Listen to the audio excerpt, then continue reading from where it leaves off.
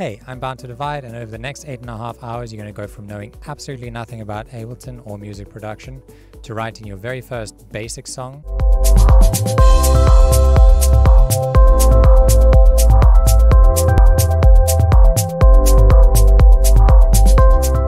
going to a more intermediate song,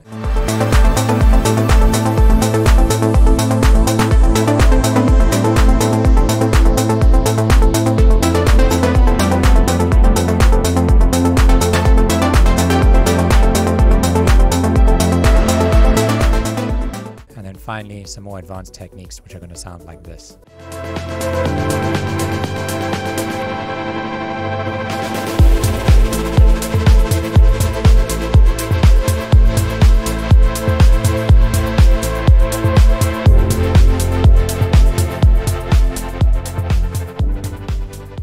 And if you don't know anything about me, my name is Julian Van Straten. I'm a professional music producer, sound designer, and YouTube educator. You can hear my music on Spotify, where I'm signed to multiple respectable record labels. You can catch me at one of my next shows, or just on my YouTube channel, where I'm teaching more tutorials just like this. This course is designed to take you from knowing absolutely nothing to teaching you the absolute basics about music theory so that you can start writing your own chords and melodies, to teaching you basic sound design techniques, how to take a loop and turn it into a full arrangement. And the best of all is we're going to be writing 3 full songs together, and you'll be able to follow me every step of the way. So enough about intros, let's get started. Okay, welcome to Ableton Live 11. Before we get started, I just want you to go into your options here and then go to preferences. If you're on Mac, I think it's still options and preferences, but it might just, menu might just look different. And we're just going to set your color, your theme to dark. If you like dark modes on stuff, I do. It's just easier on the eyes. If you want your display to be zoomed in like mine, that's fine too. Doesn't really matter. Some people like it zoomed out, so here you can do that over here. And then I like to have my default track color set to this blue color and turning off auto assign track colors. I just find it looks cleaner, and if I want to change the color of something and color code it, then I can always just do that manually. Okay, then we go into audio. Make sure that you select your audio output device here. Mine's set to speakers, and it says RME Babyface Pro. That's the name of my audio interface or sound card. If you don't have a sound card, then it might just say something like main output. Yeah, just basically go through and select the speakers that you're using. All right, and then we need to go into record, warp, and launch. And here I have my default bit depth set to 24. You can basically copy all these settings. I think they're the default settings. Here is the most important part though, is the warping and fading. Here I have loop warp short sample set to auto, and auto warp long sample set to off. I just find it annoying when long samples automatically warp every time you drag them in. I find myself constantly trying to unwarp them, so I just set that to off. Default warp mode set to complex, and create fades on clip edges, set that to off. It should be on. It's just annoying every time you drag in a kick drum, and it adds a little fade to the front of the sample. It's going to make the kick sound really soft and muted, so make sure that's set to off. And then I think that's pretty much everything that we need to go through over here. Yeah. Okay. Let's get started. So, when you first open up Ableton, you're going to be presented with this window over here. And this is called your session view. My style of working is always in the arrangement view. I barely ever use the session view. Some people like to start songs and jam and come up with ideas with this view. But if you click on this button over here, you'll see the arrangement view, and this is primarily for taking ideas and turning them into full arrangements. And I just work in this view from the beginning. So you can just click on that button, or you can hit tab on your keyboard. That'll switch you over to this view, and now you should be seeing exactly what I'm seeing. Okay. So how this is going to work is we're going to basically be writing a song from start to finish, and this is how you're going to learn everything. Personally, I don't learn very well if somebody just spews out a bunch of information to me and then I have to go and kind of remember it, like this button does this button does that. I learn by doing, so that's exactly what we're going to do. So let's get started. Alright, so the first thing we're going to do is we're going to click on this top channel here. You should see a setup of channels. These are where you're going to basically make sounds in. And the first two channels are called MIDI channels, and these are called audio channels. You see it says MIDI and this is audio. And the difference between MIDI and audio is MIDI is basically where you can play your keyboard and sequence sounds out using your MIDI controller, or you can also use a piano roll. Audio is where you'll be dragging in samples like your kick drums and hi-hats and stuff, maybe some vocal sounds, and that's just going to play that audio back. Don't worry about this too much. If you haven't understood it, you'll understand as soon as we use it. Okay, so let's just get started with our MIDI channel. So here we're going to just highlight a section on your arrangement view here. We're just going to highlight these bars. So you'll see each one of these blocks. These are called bars, and they have numbers associated with them. Here we're at bar 17. So I'm highlighting from bar 17 to bar 21. And we're going to right click and insert an empty MIDI clip. And I really recommend using shortcuts for this from the beginning. I'll tell you what the shortcuts are, but here you can see them. If you ever struggle to follow along, you can just highlight a section, right click, and then you can just read the shortcut next to it. So here it's Control-Shift-M. So let's just delete this one and highlight it again. And we're going to hit Control-Shift and M. We're going to add that MIDI clip in there. And now if I double click on it, you should see what is called a piano roll.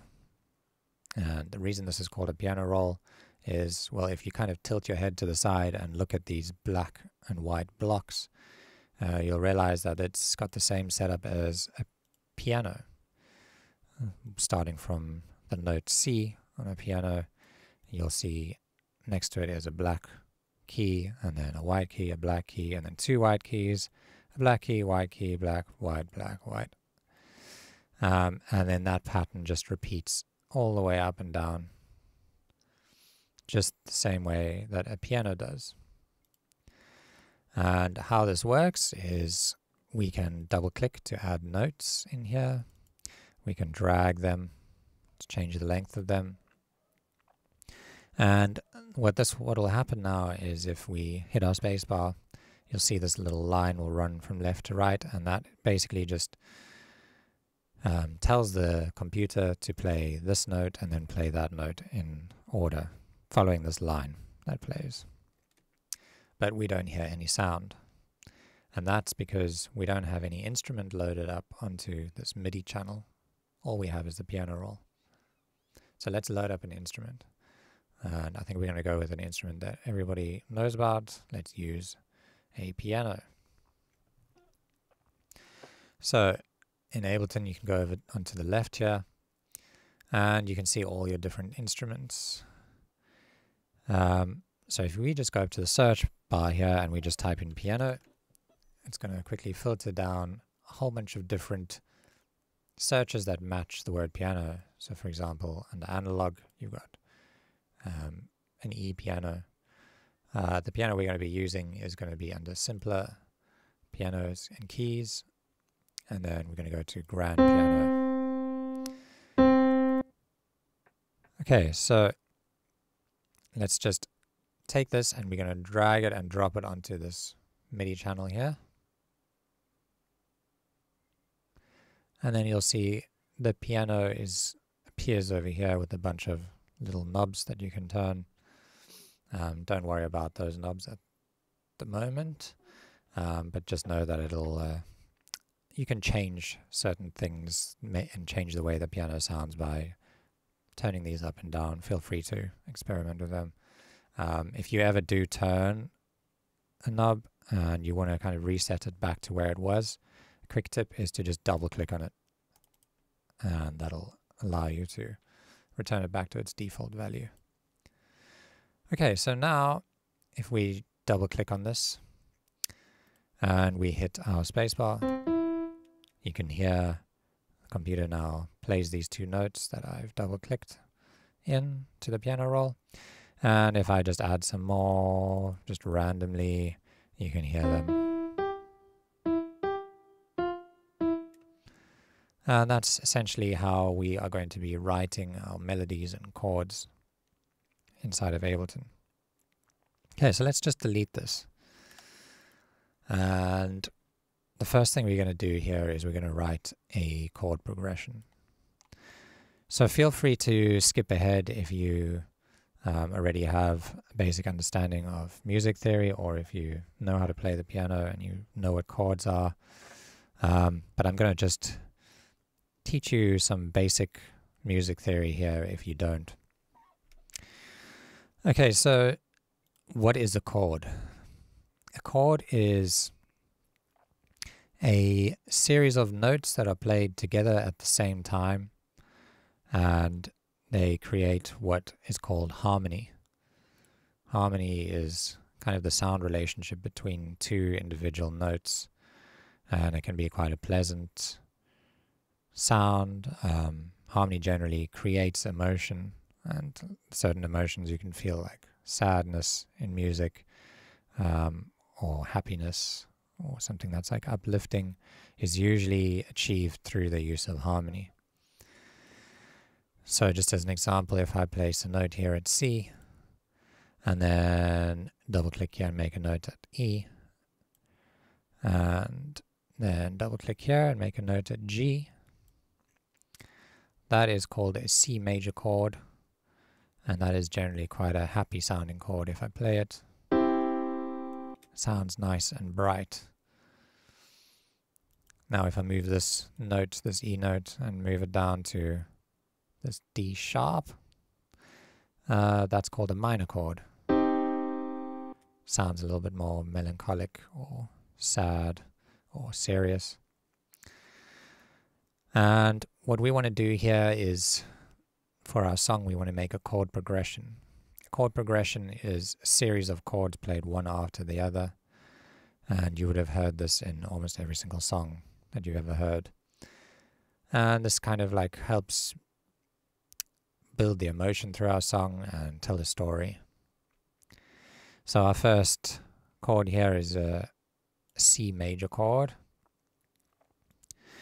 And what we're going to be doing for our first lesson here is we're going to be writing in C major. Okay, so what is the key of C major? The key of C major is all the notes that when played in a series or played together will sound good together. If you play a note that is not in key, typically it sounds off, sounds horrible, kind of like if you hear somebody learning an instrument for the first time and they're just kind of mashing the wrong keys. It all sounds weird and out of tune. That's typically what is referred to as going out of key. So here, if we want to stay in the key of C major, we need to stick to all the keys that are in C major. So Ableton has this handy little feature, and this is called scale.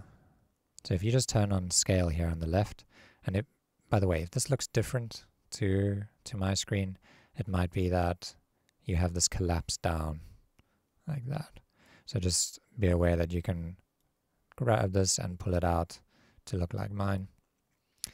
And then you have all these different views here. You should be seeing this. So if we turn on scale here, we have C major selected, and suddenly all these notes get highlighted in blue here.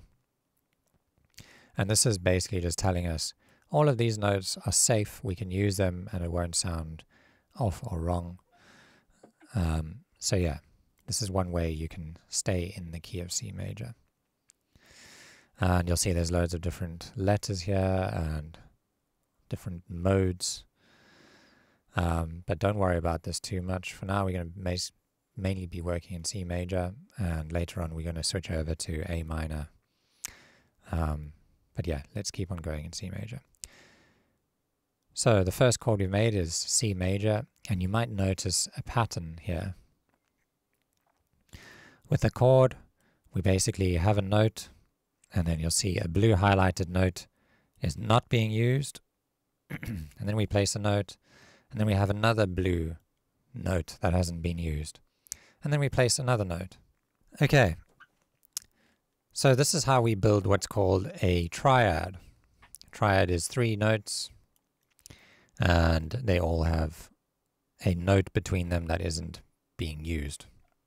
So that's C major. We're going to place another chord over to the right, and instead of double clicking and drawing out the next chord, we're going to save time by highlighting all of these notes, and then we're going to use the shortcut Control D to duplicate them. Okay, so now you have 2 chords, but we want to have the second chord be different. So let's take these notes and move them around. I'm going to take this chord here and I'm going to move it down to the A, and then let's take this one and move it down to the C, and this one move it down to the E.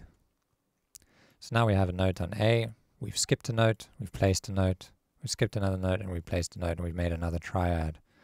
This is called our A minor chord.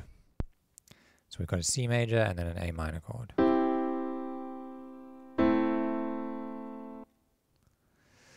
Okay, so now we need another chord. Let's highlight this. We're going to duplicate again, Control D. And now we're going to make another chord. It went dun, dun. In my head, it kind of sounds like it needs to go dun. So the next chord, let's try and figure out what that should be. So I'm going to highlight all of these and just drag them up because it sounded like in my head maybe it should go up. Let's try this D minor chord. So you'll see here we have a note on D, we've skipped a note, we placed a note, we skipped a note, we placed another note. Let's see how that sounds.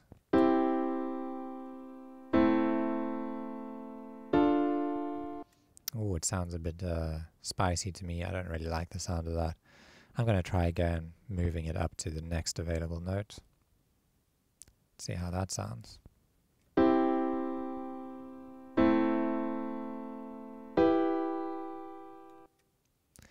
That one sounds a bit better. Now feel free to experiment here and see what tickles your fancy in terms of emotion. You might want to try going up another step, and just be aware that when we go up, now we have a note that's sitting not on one of these blue highlighted notes, and that note is now out of key. So we need to shift that either down or up. And remember, we're making triads now, standard triads. So we need to always have a gap of a note between each note. So we had to move it up. And we moved it down. That's also a valid chord, but that's a little bit more complex. Music theory-wise, that's called a suspended chord. I'm not going to explain what that is now, but you can listen to it and see if you like it, or you can just go back to the standard chord.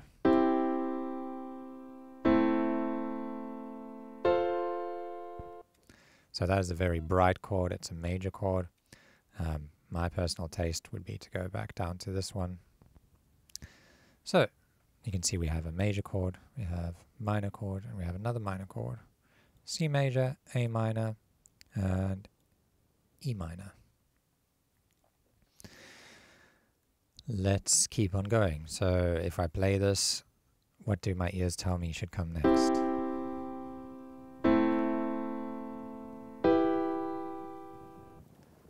Dun, dun, dun, dun. In my head it sounds like it should go back down.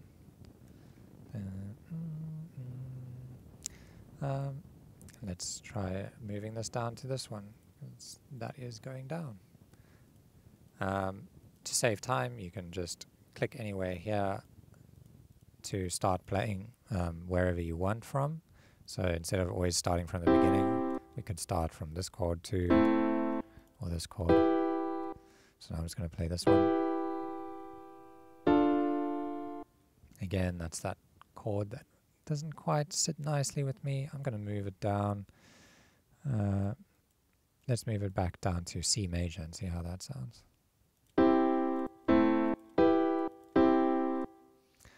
Doesn't quite sound right to me. In my head, it sounded like it went a little more down. Let's go down to this one. And so now we got to move that top note.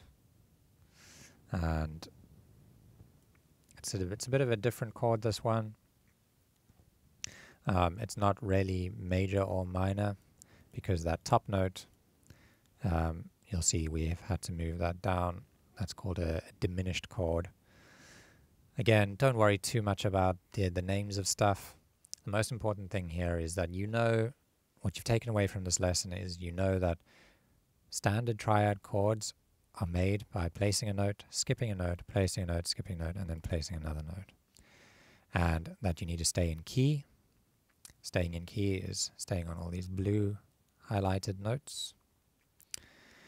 And that we're making a progression, which is just a series of chords played one after another that create a nice emotion. Okay, so let's listen to this. Oh, that's again a bit spicy. So I'm going to keep on going down and just testing them out. And this is basically the main process you're going to be going through as a producer. Is you're going to be experimenting a lot, and maybe not immediately just knowing exactly what you have to do to create a certain vibe. It's all about experimentation and just trying things out until it sounds right. So again, let's try it out. That doesn't quite sound right, so maybe we need to go down even more. Let's try that.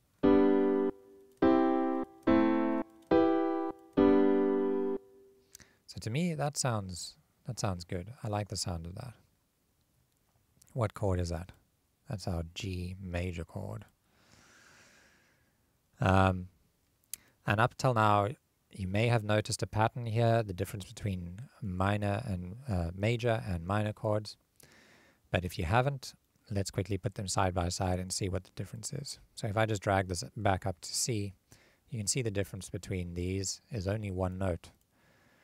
The minor chord is one step down, and an easy way to remember this is that minor chords have two notes between them. Major chords have three notes between them. So even if we just turn off the scale feature to make things less confusing, you're just counting the gaps between them. You can see the major one has 3 gaps, minor one has 2 gaps. Okay, so now let's just hit Control Z a few times until we go back to where we were.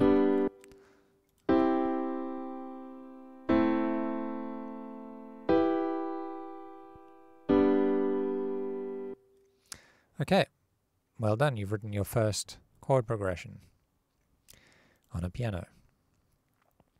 Okay, so let's try and make this chord progression sound a little nicer so that we can start turning this into a song. The first thing we're going to do is we're going to go into this piano and maybe add a little bit of reverb.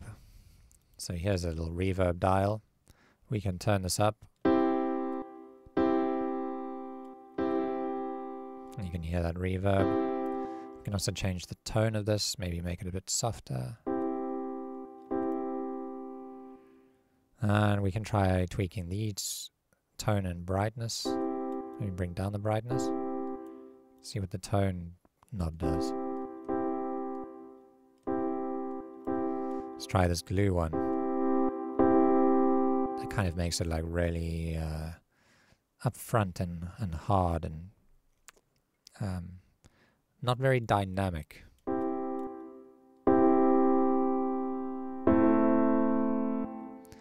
Sounds a bit unnatural, so let's bring that back down.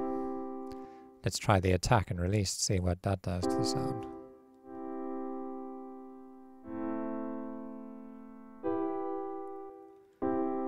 Kind of stops sounding like a piano and more like a pad sound, like it's gentle in the beginning.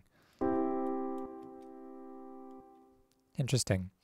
All right, let's move on from these little knobs here. I think I like the sound of this now.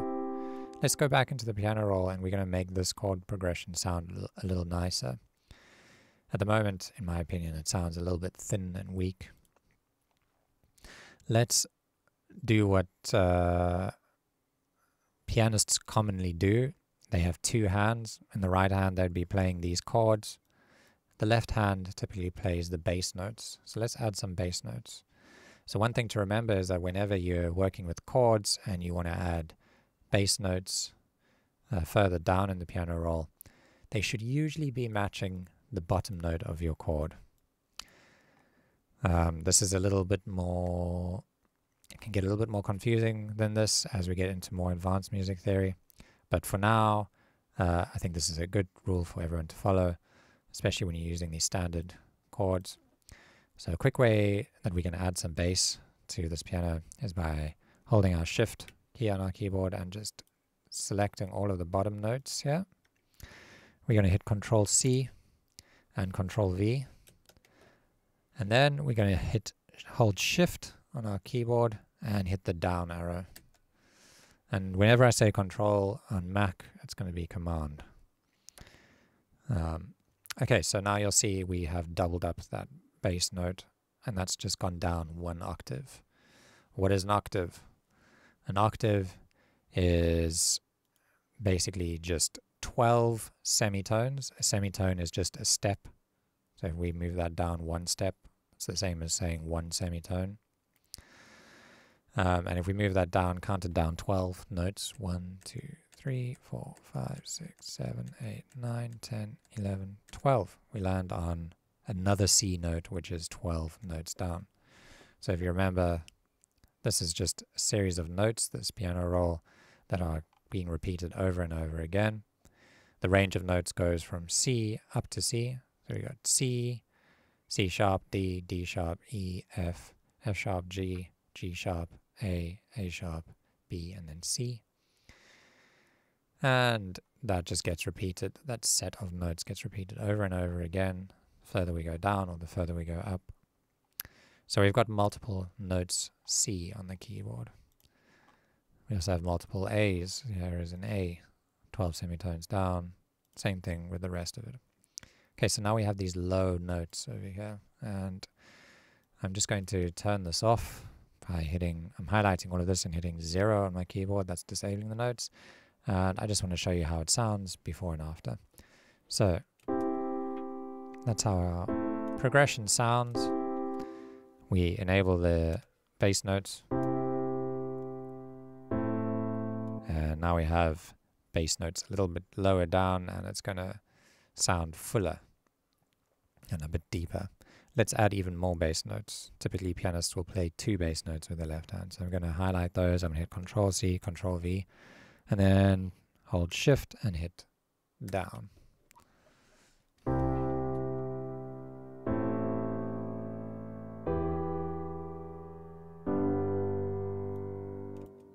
So that's sounding a bit bigger, a bit fuller. Now that we have made these adjustments and made the piano a little softer, the volume's gone down a lot. So let me show you how we can increase volume. So there is a volume control here, but not all instruments will have that. Another way you can add volume is by using the insert fader. So an insert in music production and in the music world is, if you ever saw these huge mixing consoles in studios, they have these big like soundboards with tons and tons of little rows with the knobs that you can slide up and down. Those little sliders that you see, Those are called inserts, and they're basically just volume controls, volume faders that are assigned to each channel. So you'll see there's one here on each channel. This one doesn't have one yet because there's no instrument on it. And we can turn that down or up, and that will control the volume of the channel.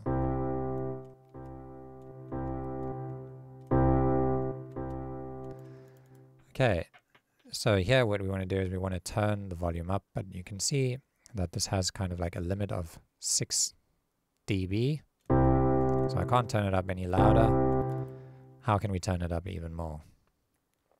There's a little effect here called utility. So if we just type in utility or just util, nothing happens over here. If we go to all results, you can see utility pops up. Utility should also be, I think in audio effects, should find utility over there. And if you don't see that, you can also, just search it if you can't find it. I just wanted to make a note that your effects and instruments might be grouped. Here you can right click and unselect group, and then you'll see all of the instruments and stuff get removed from their groups. Right click again and it gets grouped again. But yeah, let's go back to utility. We're just going to type in UT and then go to all results. This is my way of working. And utility gives us the option here for gain, and we can turn that up a lot more than the fader over here can go up. So anytime I want to turn up an instrument, typically I'll be using this utility placed after the instrument. And now we've got to be careful of the volume amount here. If you look at this green channel here, you'll see if I turn it up to, it goes into the red. Your master also goes into the red, and then we get this horrible distortion. So if you ever hear that, you've probably turned it up too much. So let's turn it down.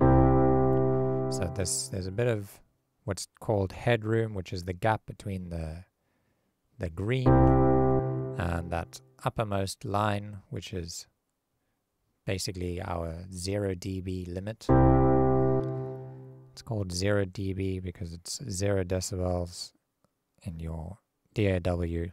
It's a little bit confusing because in the real world they measure all sound as like a positive value in decibels, but kind of in the realm of the DAW, the maximum is called 0 dB, and everything below that is a negative value. And typically when we're working, we want a bit of space between our uppermost peak and this 0 dB. Otherwise, as soon as it goes over 0 dB, we get distortion. Okay, so let's just turn it up where it's loud enough. We can hear it nice and clearly, but we still have some headroom. Okay, we're going to go back. Alright, so let's move on from the piano. The next thing we're going to do is we're going to make another MIDI channel, and we're going to make kind of like a melody to go with this piano. So I'll let you try and do that on your own. See if you can add a MIDI clip the same way we added before. Pause the video and then come back. Okay, so if you never managed to do that, what we're going to do is we're just going to highlight a section over here, and then we're going to hit Control-Shift-M, or you could have right-clicked and just inserted a MIDI clip.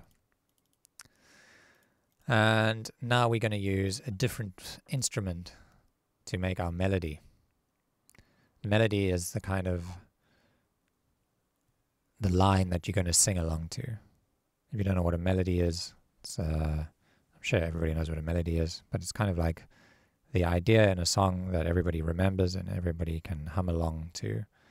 Kind of like Happy Birthday is one. Da da da da da. That's a melody. Alright, so let's go into our instruments and we're going to add something else. I think maybe we can do something a bit more electronic here. Let's use analog, and let's go to our synth lead, and let's find something that sounds cool.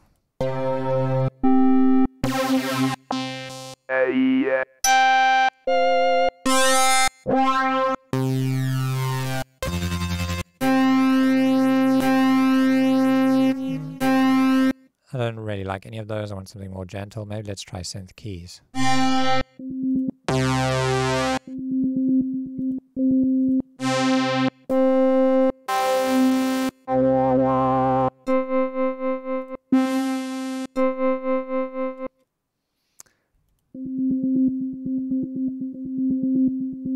I quite like that one. Let's maybe go and look at another instrument, maybe electric. How about an E-piano? Yeah, let's go with the E-piano basic here.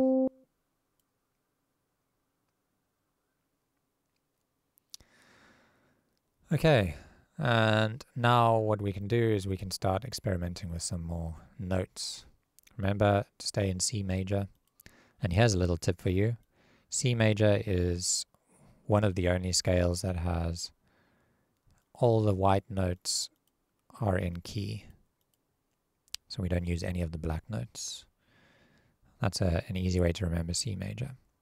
There's another key called A minor that is exactly the same as C major, but instead of starting at C, you start at A, and then it uses all of the white notes moving up from A. Okay, so let's turn off the scale feature, and we're going to just stick to all of the white notes. All right, we're going to place a note at C, and we're going to write our first melody. Now, melodies are usually better when they're simple and memorable. And writing a memorable melody comes from a lot of practice, a bit of music theory, but ultimately you want to just be practicing this a lot, and this is completely unrehearsed for me. I'm just going to be choosing notes and basically seeing where my ear takes me. So let's start at C. Okay, you can't really hear that. Let's go a little higher to C4. So I've just highlighted that and used Shift and up to move it up an octave. And let's turn down our piano a little bit, actually. Oh, there we go. Now we can hear it. All right. So what if we place a note after the C and go up?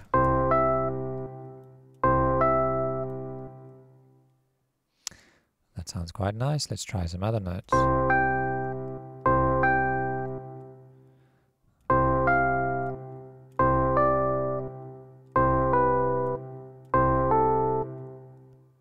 Okay, I think let's stick with that first one.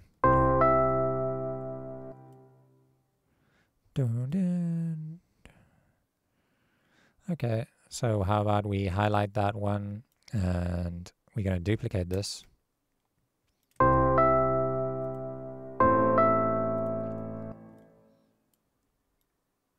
And let's copy that over again.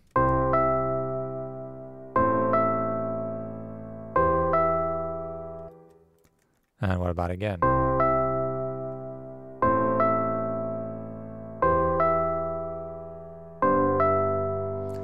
Okay, so that's a bit of a melody. It's a little bit boring. So how about we start changing some notes around?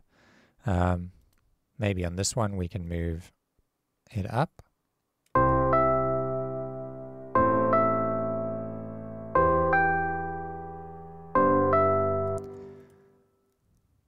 Let's move the last one down.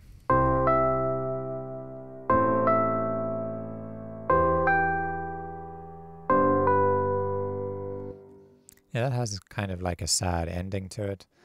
I think that sounds nice. And how we can also help feel this out is we can loop this section so that it just plays over and over again. To loop something, you simply highlight a section or just click on that MIDI clip. And you can turn on the loop race by clicking on that. or you can right click, loop selection. And now you'll see that loop brace is on. You can turn it off again by toggling it like this. But initially you will need to highlight and right click and say loop. And then if you want the shortcut for that, it's just highlight, Control L. So it's a good one to remember. So let's go back to this one. We're just going to highlight, hit Control L, and now it'll loop around. So once it gets to the end,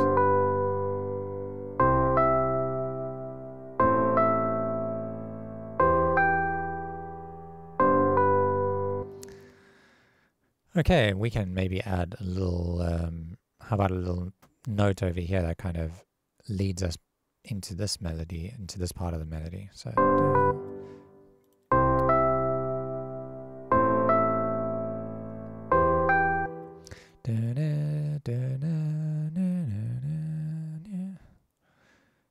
something like that. Or maybe go down.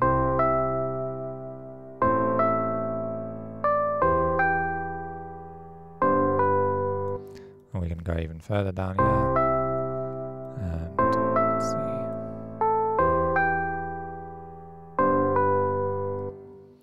Sometimes it can be nice to kind of do a little walk up, so to speak. So like we go up like this, do a few notes after each other.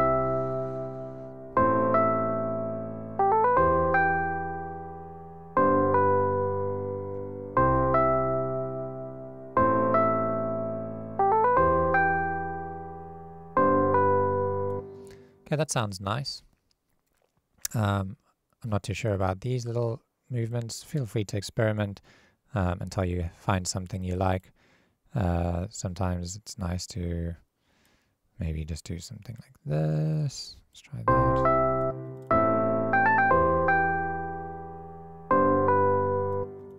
Or something a bit more simple. Just like an extra note there. Yeah, that's nice and simple.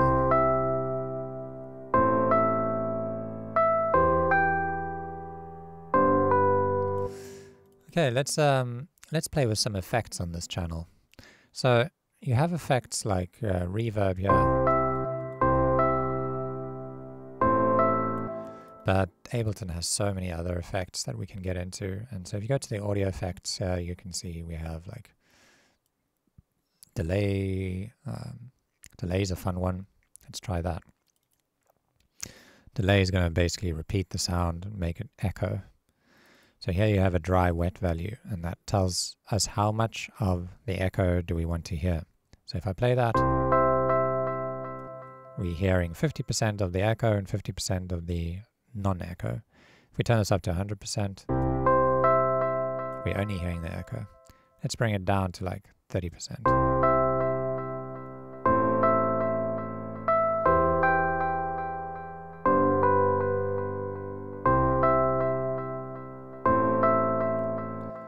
Okay, we can make this sound even nicer, I think.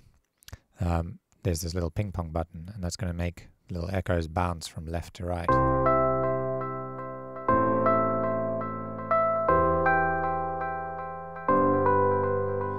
Something else we can do to make this sound nicer is maybe we can bring down the velocity of the notes, like as if the pianist was playing with lots of emotion and just pressing the keys really softly.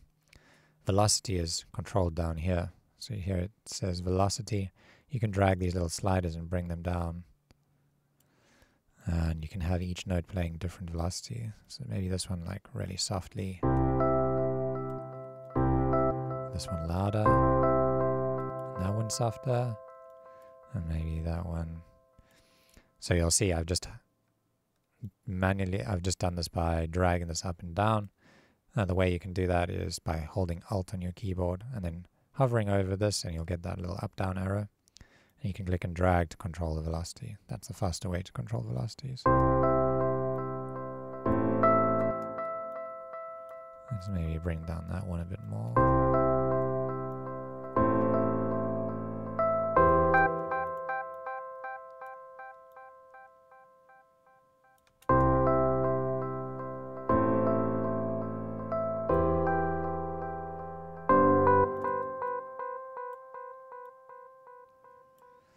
And sometimes like making notes overlap a bit more sounds nicer, like making these ones do this.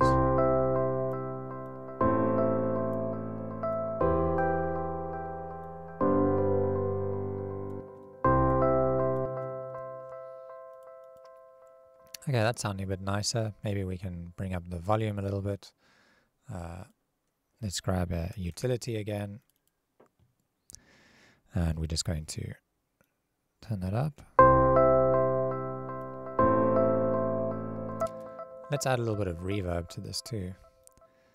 Let's go into reverb. So here under audio effects, you can just type REV, and then you'll get your standard Ableton reverb. Again, remember that dry wet is the amount of reverb that you're going to be hearing.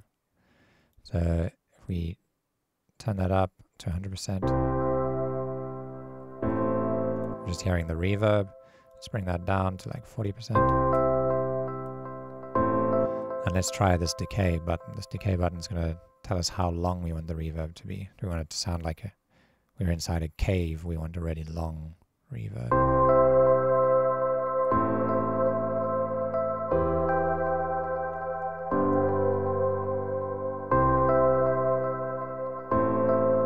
I think at about 5 seconds it sounds cool. Let's bring down the amount. The delay also has this little ball here that you can select, and you can drag it down, left, right, wherever you want. And that's basically just a filter. And if we drag that down and a bit to the left, we can get a nice filtered delay where it's not so bright and tinny.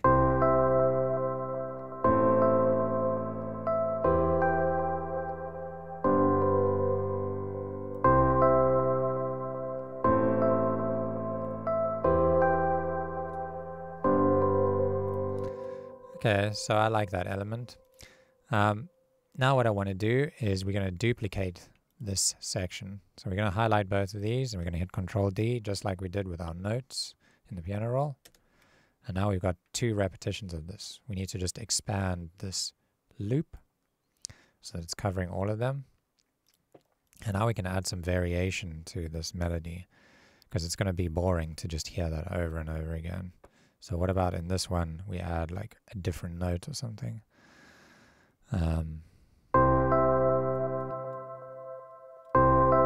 So what about on this one, we move it up to this F. Or even higher. What about like here to the A?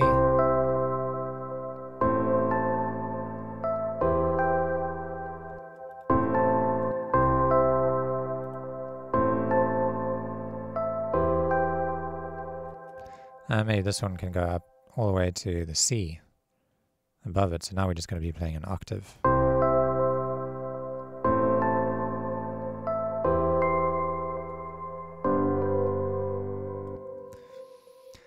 So that would be a nice kind of like ending to the melody. Or maybe we can bring this down actually.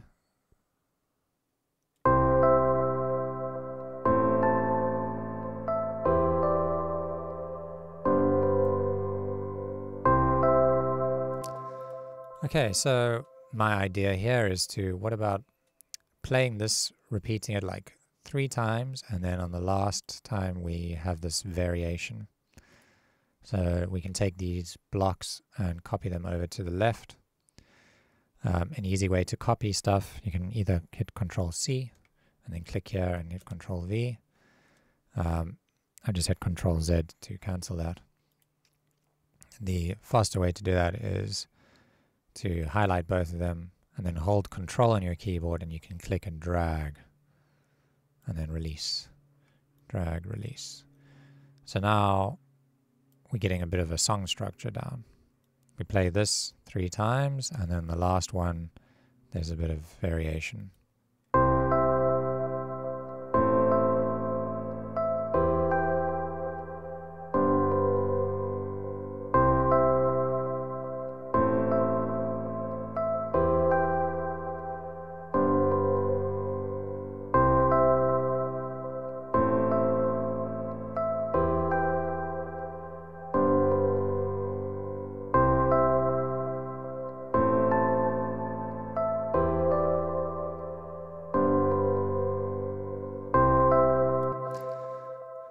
Okay, that's sounding nice.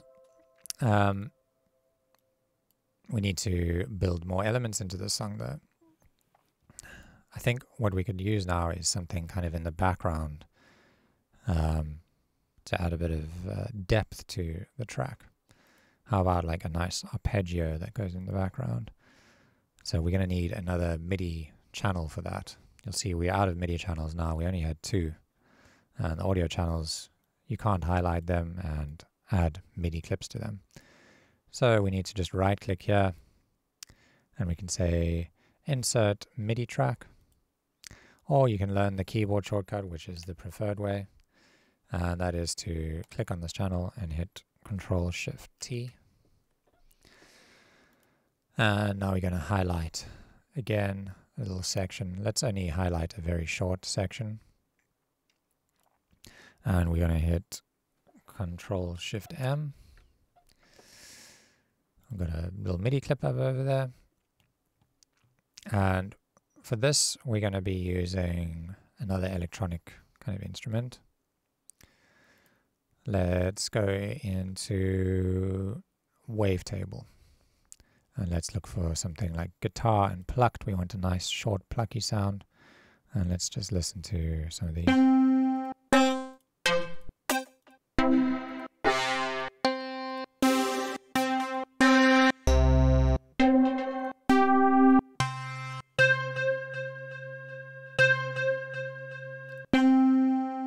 What about this one? This one literally says arpeggiate me. So we can try that one.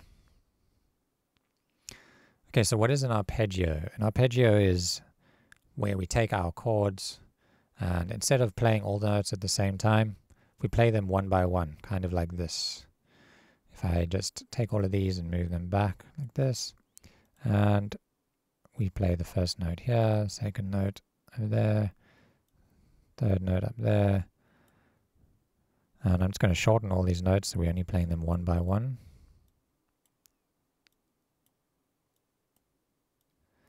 We have now taken our C major chord and arpeggiated it. We're going to play that over and over again. So I'm just going to highlight all of these and hit Control D. And now if I play that, I'm just going to solo this channel. Soloing is just playing it on its own. So that's an arpeggio, and if you do that with all of these, it can end up sounding quite nice, especially if you have like delay and reverb.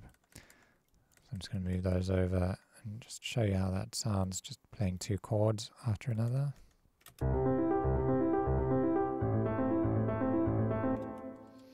Okay, so I'm just going to undo all that and just quickly explaining what an arpeggio is.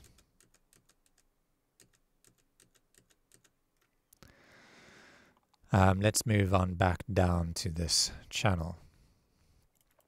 Okay, so we can make an arpeggio by using our chords that exist. So we can copy this and paste it down here. And then we'll just double click on arpeggiate me. And now if we just solo this channel so we can hear it on its own and play it, we're just hearing the chords. We can arpeggiate them the same way I just did, or we can use something called an arpeggiator. So we just search arp. And I go to all results. You'll see arpeggiator over here, which should also be under your MIDI effects arpeggiator. And now this little thing pops up, and it has a whole bunch of different controls. This is the timing of it. So if I play this now, it's playing 8th notes. An 8th note, if we just go here into our piano roll and right click, we select 1/8. The 8th note is this size of this little block. These are 8th notes. 16th notes are a bit faster, and you get quarter notes, half notes, and so on. So here, if we change this from 1/8 to 16th,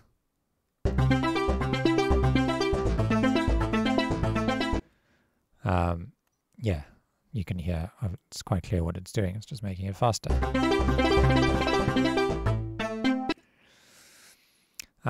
I don't really like the sound of this, so maybe we can make some tweaks to it. One of the things we can do here real quick, I'm kind of just going to gloss over this. Just click on envelope 2 and go down to the decay and shorten that. I'm going to bring it down.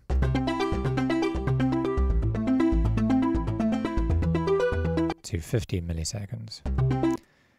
I'm not going to get too in depth of this now and explaining what it is, because this is more like advanced sound design kind of techniques. Not really advanced sound design, basic sound design, but we're not going to get into sound design just yet. Just do this so that it sounds the same as my sound. Okay, we have this gate, which basically allows the notes to be held for a bit longer.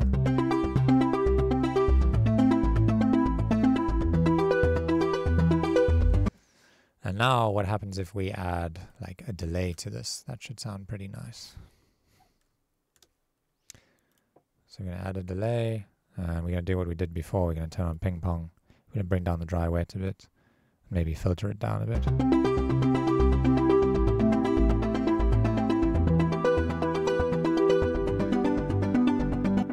Let's hear how that sounds. Maybe turn it down a bit. Okay, it sounds a little bit confusing to me, to be honest, because now we can't really hear this melody very clearly. So what can we do with this? We can turn it down a lot so that the melody is the loudest thing and the most clearest. Another thing we can do is we can filter it down. So here we can use a filter. If I just search for auto filter, and put this at the end and just turn down the frequency, it's now going to filter the sound down.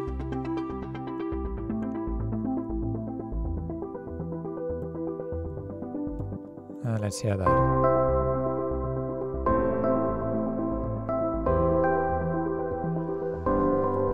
Okay, that sounds a bit better. I think what we can maybe do is push the sound a bit higher up on the keyboard, because it's kind of deep and low down. So I'm just going to highlight all the notes, hit Control A, and then hit Control Shift and up.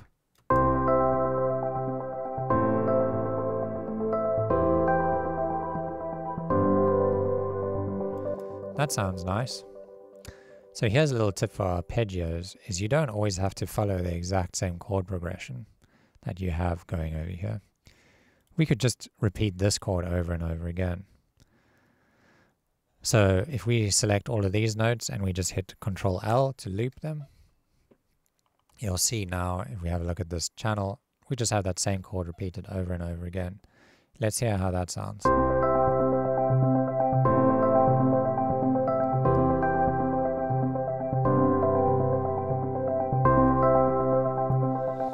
Sounds a little bit off to me, and that's because of these low bass notes. They're a bit too low down and they're getting confused with the piano notes. So one thing to remember is that the further down sounds get, the more they're going to clash with each other. And so typically you want to keep the low end of your track relatively harmonically simple. If you're playing the note C in your left hand, or further down bass notes, then you kind of want to keep all your bassy notes on other instruments also playing C. So if we just delete these from the arpeggio and we only play these higher up ones,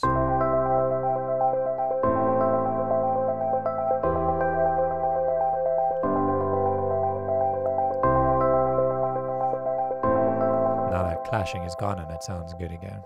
I think I just want to keep these a bit quieter. Just going to keep turning it down a bit. Just want it to barely be there, just so we can just kind of feel it. If I turn it off, it feels like something's missing, but if I turn it on, it doesn't distract us from the main melody.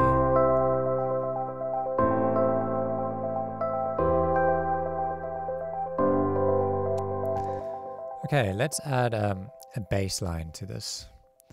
So underneath the piano, I want to add another MIDI channel.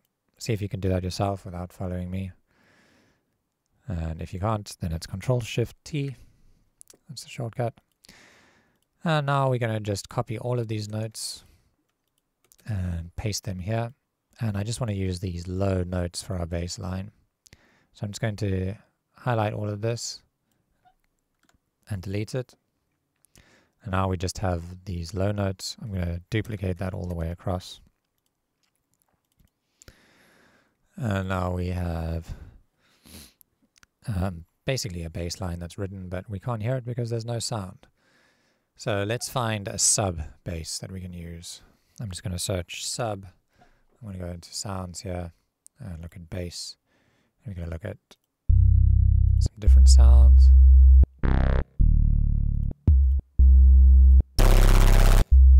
I think I just want this basic sub sign. I'm going to double click on that. And let's just listen to it in solo.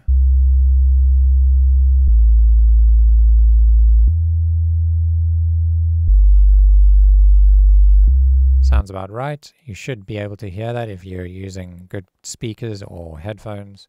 Make sure you're using headphones if you don't have good speakers. Okay, so let's hear how that sounds with everything else. Oh, it's nice and deep.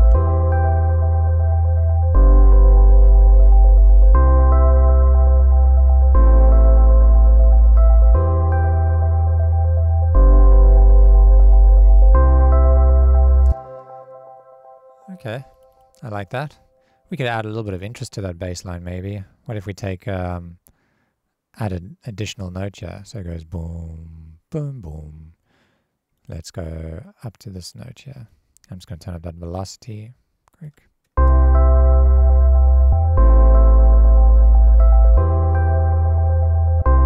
Sounds kind of cool. Maybe we can do like an octave jump up there.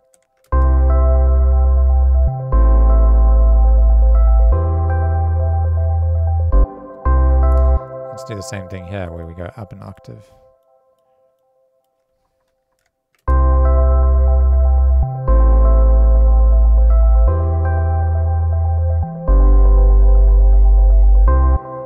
I like that. I think we can move this one back a little bit.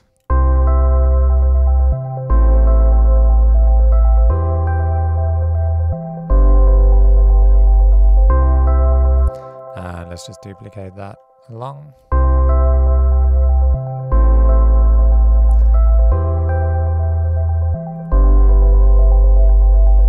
Maybe we can add some variation on this one and kind of walk the bass line up a little bit.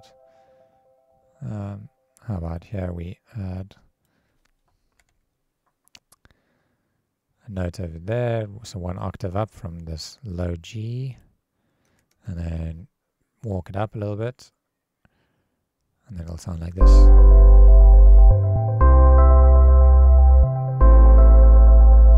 Now I'm going to copy this to the end over here again. So let's listen to that bass line in relation to everything else. And remember, if something sounds too loud, just turn it down.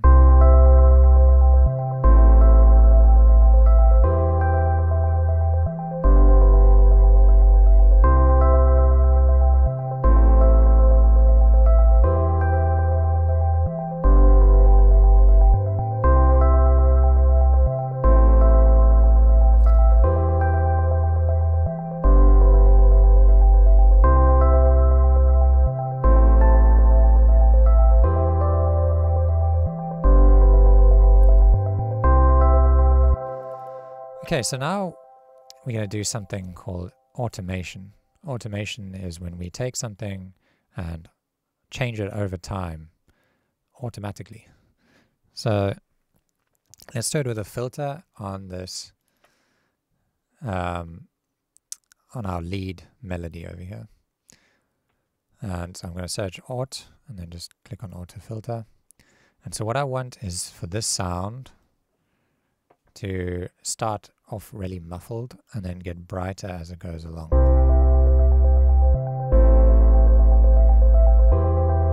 Can you hear how it's slowly opening up? Well, what if we want that to happen without us having to sit here and do that over and over again with our mouse? To do that, we can just click on this little button here. And now you'll see all these little red lines appear. These are called automation lines, or automation lanes. And as I click and drag this, you'll see that moves up and down. So now I can click on this and create points on it. I can also double click on those points to delete them. I can drag those up and down. And now what will happen is Ableton will basically follow that red line using that knob. So we'll see if I just solo that. It's now moving up all on its own. I'm not having to touch anything. And we can add like drastic movements to it.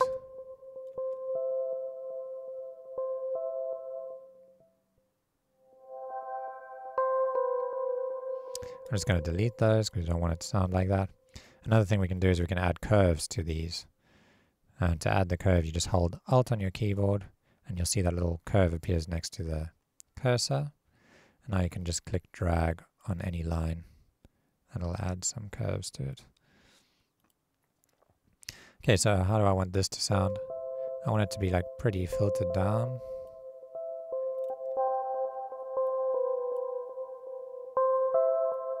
And then open up as time goes on.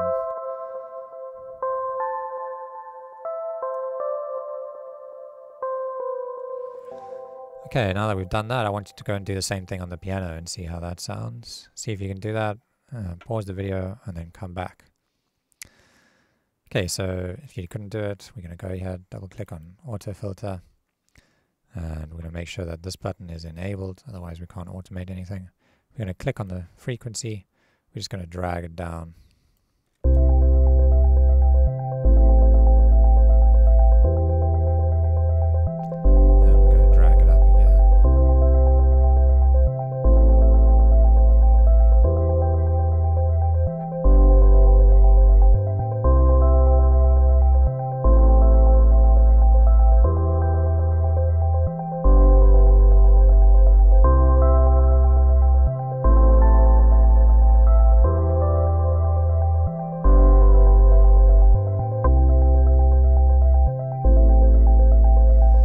Okay, so now you've learned about automations. The cool thing about automations is you can assign pretty much any knob that you see in Ableton to automation. So for example, if we come onto the grand piano here, we could make this piano get harder and harder as time goes on.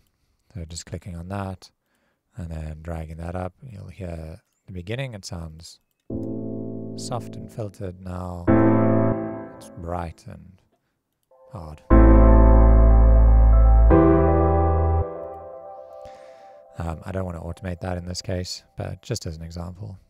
So you can automate many things. Yeah, we've got like balance, panning left and right. We can go left and right.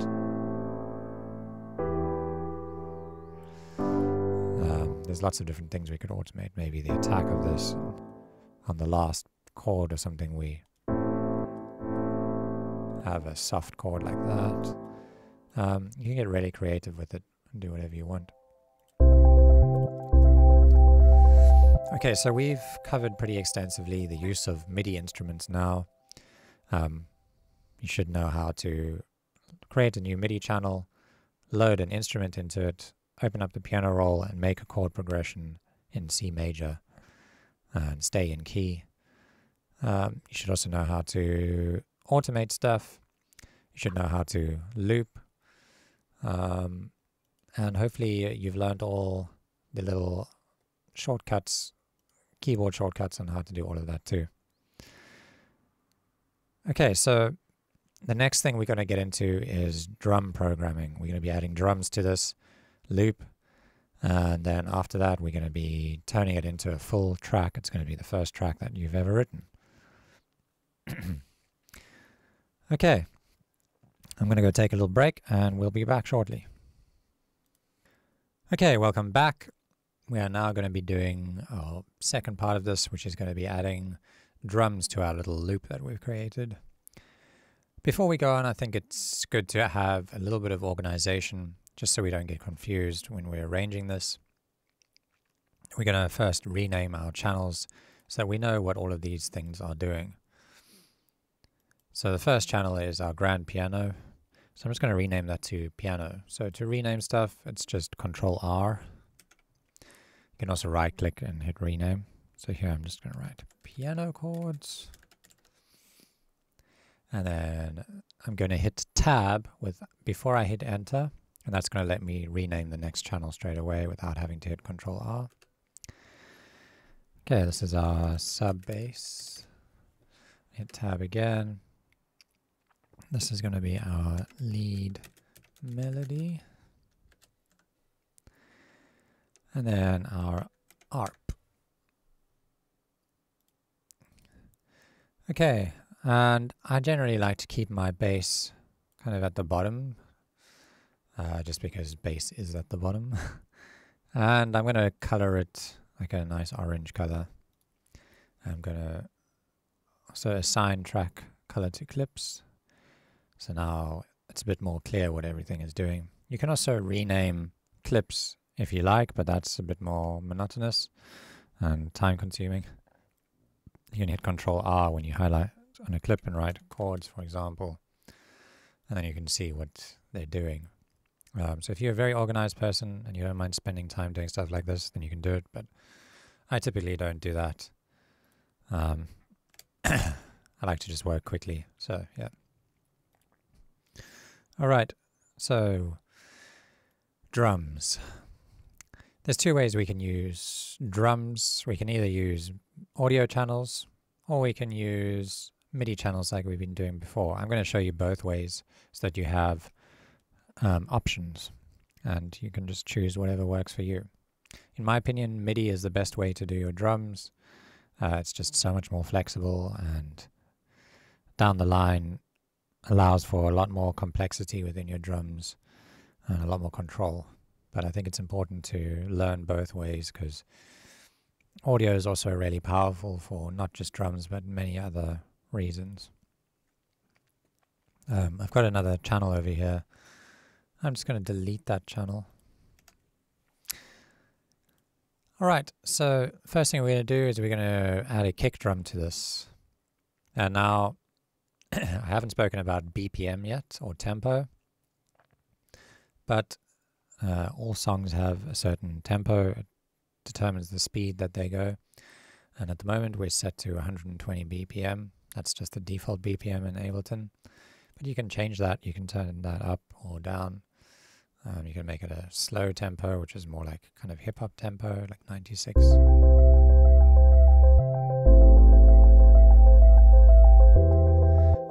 You can go back up to 120 where we were, or like 124 is like more like housey.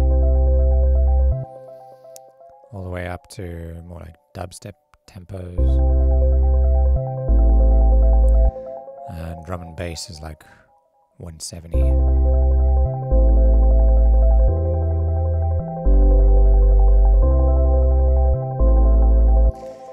Okay, so we're just going to go back down. I think we're going to set it to, let's go for like 122.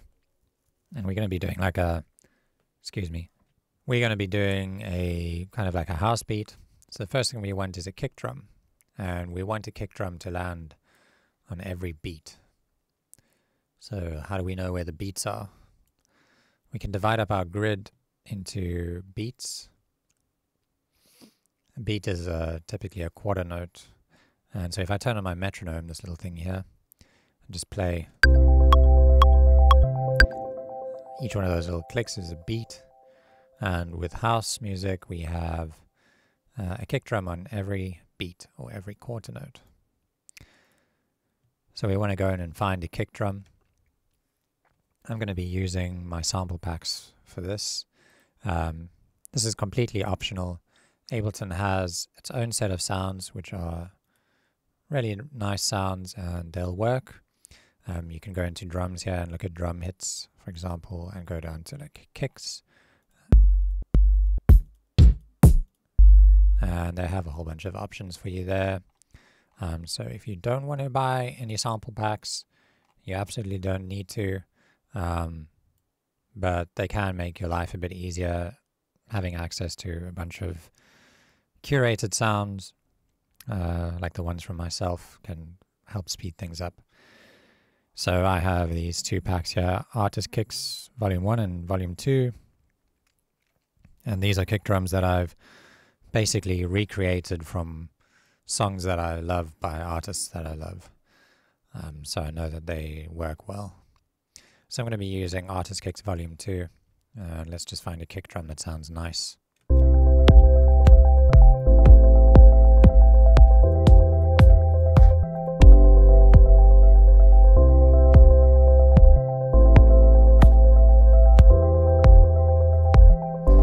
going to go with this one.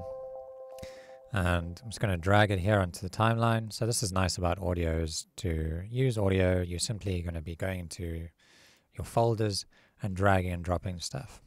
So I haven't really gone into this yet. This is your like your user library, and it's just a quick way to access files on your hard drive. So if you have a sample pack and you've downloaded it, you can literally just go into any folder. Here I've just opened up a bunch of random folders here on my hard drive, and this is just like some of my music stuff. And for example, if I have a whole bunch of sounds downloaded, I can just drag that into here, and then I'll have access to everything that's inside it, and I can hear it there, and I can drag it onto my timeline, for example. So let's just delete that.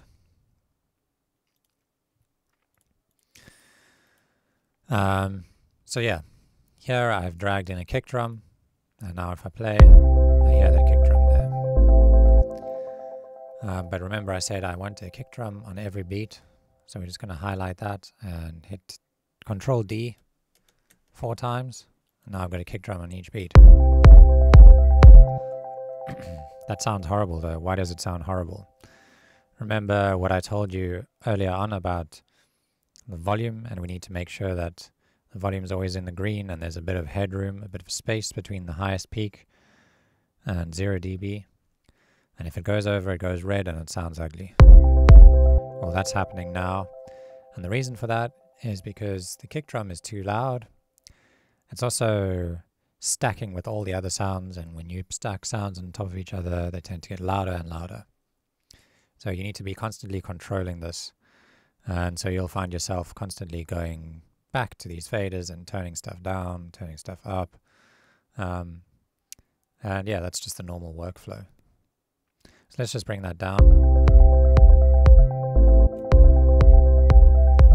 So how loud to set your kick drum? There's no magical numbers. But typically when you're working, you kind of want to have the number that gets thrown around about 6 dB of headroom, 6 dBs of space between 0 and your loudest peak over here. Here you can see we're doing -7. That's fine. Doesn't even matter if you're doing -1, as long as there's a bit of space there, but 6 dB gives you a bit of room to make mistakes. And your kick drum is usually the loudest element in your track, so if you have that as your loudest element, and everything else is kind of mixed around that, you should be good. So I don't want to peg you to certain numbers and make you sit there and stress about it not being at -6. It doesn't matter. It's not going to sound any better if it's at -6 versus -8 or -3. Point is, we just want headroom. We don't want a clip. Okay. So that's one way to add a kick drum. And we can sit here and keep on duplicating this across. But I don't really like working like that. So I'm going to show you another way to do that, and that is using a MIDI channel. Here we're going to make a new MIDI channel, Control-Shift-T. And then we're going to do the same thing. We're going to find our kick drum. And instead of dragging it onto the playlist here, because if I do this, drag it here, it's going to convert that channel back into an audio channel. We're going to just drag it onto here, drop an instrumental sample here. And now it's loaded into something called a simpler. Simpler is like a simple sampler for Ableton. Samplers are things that, it's basically like a bit of software that you load a sound into, and it will allow you to manipulate that sound, play it back, change it in many different ways. There's kind of loads of options here. It all looks very confusing. But yeah, you're going to become very well acquainted with this, and I suggest learning it in detail because it's very powerful and you're going to be using it a ton. Alright, so now we're going to play some MIDI clip. I just double clicked here on this block. You can also highlight and do Ctrl-Shift-M, or you can right click and insert empty MIDI clip. Okay, so we only need one MIDI clip and we only need one note. Here we're going to place a note at C3. The reason we use C3 is that is the middle C note on your keyboard. It's like the default key on your keyboard. And if we play that using a simpler or a sampler, it plays the kickback at its kind of default pitch. If I had to place this higher up on a different note, it plays it higher up, plays it at a higher pitch, not its original pitch. You'll see if I play it really high, it's really high up. If I go down, you can barely even hear it. So let's go back up to C3. Now, with this loop enabled here, we can literally just drag this along, and the kick is going to be duplicated across the whole timeline here.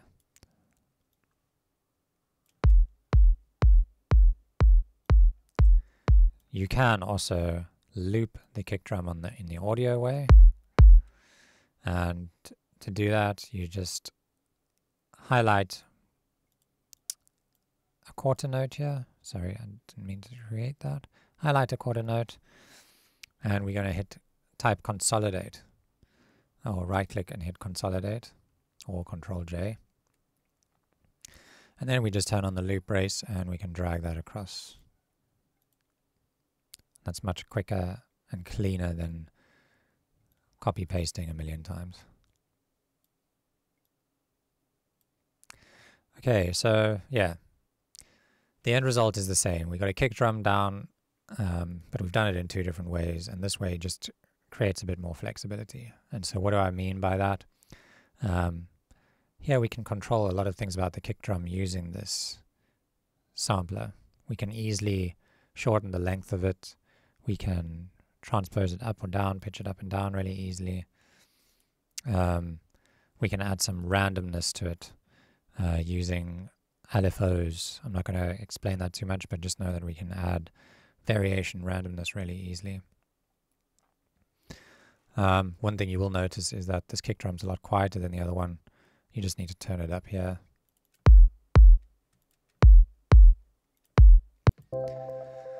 Okay, so I'm going to stick to MIDI for this, but we will go back to audio and use audio for other drum sounds. For now, I'm just going to delete that kick to make it less confusing. Okay, cool, we've got a kick drum down. Yay. Okay, next up, let's get a hi-hat down. Okay, so we're just going to go into our hi-hats here. I'm using this pack, Gentle Hats. And we're going to just go for like a shaker kind of hat sound.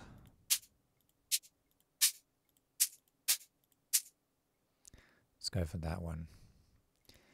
And let's drag the hi-hat down here.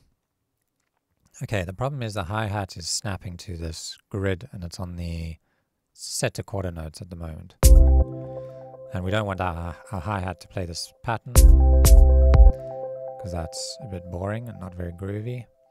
Where I want my hi-hat is to land between the kick drums, halfway between the kick drums.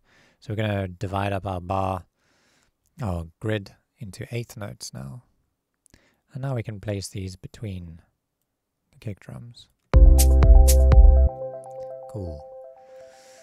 So we can duplicate that across, or you can use MIDI like I've done here. Again, MIDI is the preferred way to do it. But it's good to get used to working in audio because we will use it a lot for other things. So yeah, what I'm going to do is I'm going to actually just consolidate all of this. I'm going to hit Ctrl-J. And now we've got to turn on loop and then we can drag this out.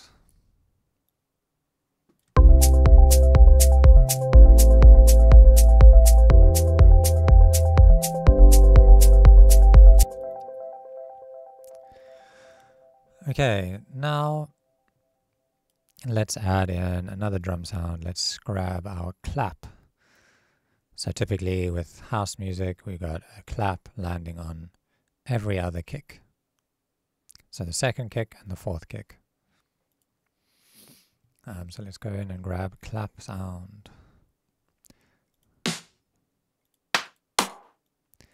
Let's grab that one. We're going to put it on the second kick and also on the fourth one. And we're going to turn that down a bit.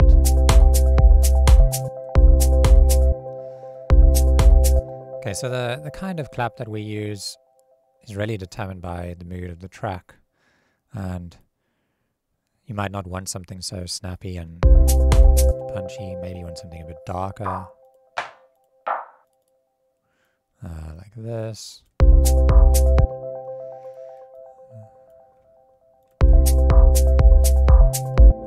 And I think that fits this track a bit more. It's a really like chilled out track. So let's go with that.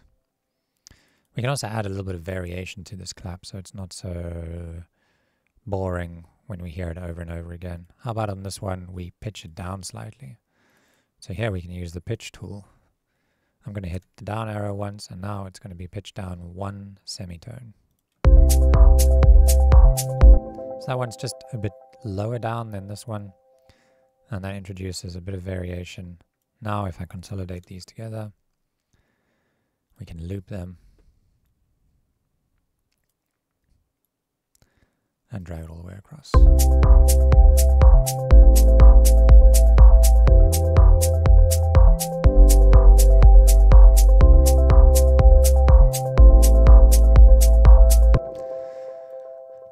I'm going to show you another little trick we can do working in audio, and then you'll see why audio is so powerful. Audio is a great way for us to manipulate audio sounds, and we can very quickly do things like reversing samples. So if I just take our clap and drag it onto another channel below it, we can do things like reversing by just clicking on the sample and hitting R on our keyboard. Now it plays it backwards. And we can do something like this, where we have it, maybe we put it on the fourth clap. And let's divide up this grid even more granularly. So into 16ths we can divide it, or we can just turn on narrow, and then that scales with the amount that we zoomed in. So if you don't know how to zoom in and out, the way I do it is just by clicking and dragging up and down here. There's other keyboard shortcuts and stuff you can use, but this is how I've always done it. I'm just so used to it. I'm probably never going to stop doing it that way. So yeah, I'm going to zoom in really close, and what I want is this clap to like fade into this one. But I'm going to cut out some of the sample. So we're going to make it a bit shorter. I'm also going to click this button again, so we're not in automation mode anymore. I'm going to add a little fade out. The reason I add that fade is without fades, you tend to get clicking sounds at the end of samples. It's not clicking now, but sometimes you will hear them, especially if you have like musical instruments and stuff.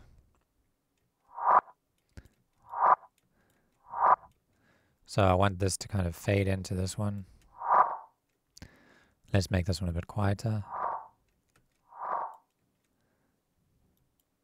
And now if we play this, you'll see what effect this has on the drums.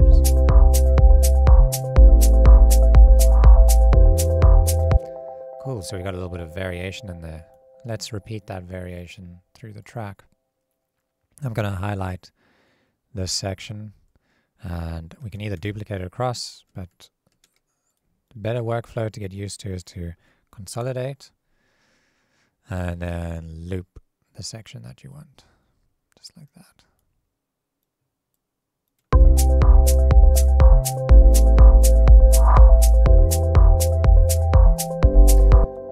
Let's just Turn that down again.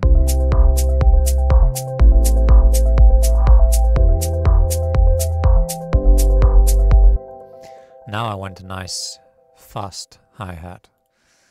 One that's going and that's going to be on the 16th. So let's put it below our shaker. Let's go back to our hats, and we're going to choose another like shaker sound.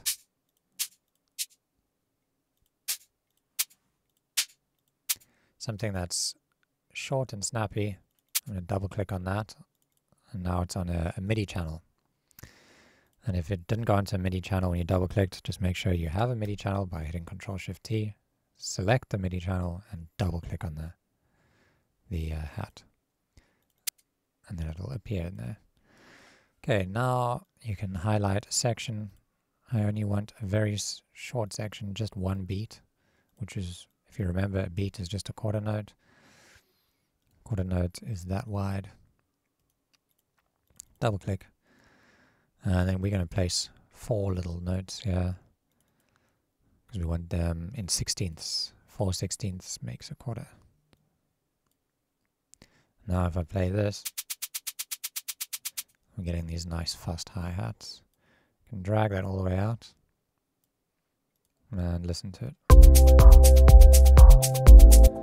I think it's too loud, doesn't sound very nice when it's that loud.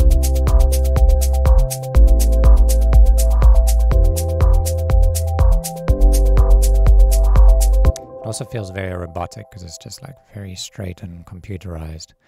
We can add a little bit of bounce to it, a bit of groove by using our velocities. So let's take the first 2 notes and hold Alt and just turn down the velocity.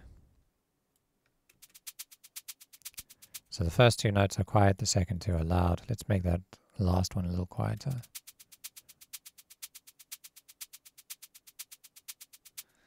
And listen to that. Okay, so here comes a bit of the power of our simpler. I want this to not just land in one spot on the stereo field. I kind of want it to be panning around left and right. So if you grab this and pan it left and right, you'll hear what I mean. It's moving from the left to the right speaker, but we can do that automatically using here under controls. We can go to random panning and just turn that up to like 17% or something. And now it's moving around a lot. You can turn it to 100% if you want to hear the effect exaggerated. That's just too busy, so let's bring it back down to like here, 20% maybe.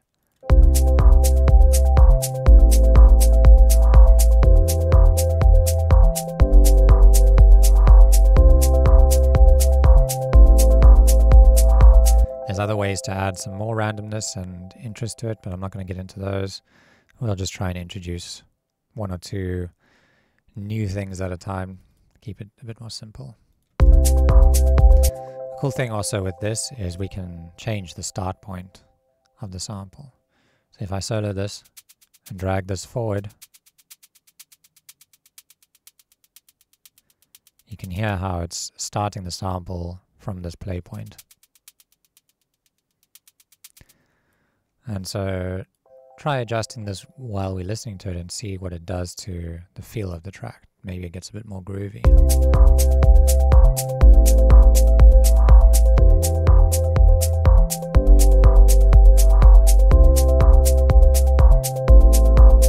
I quite like it there.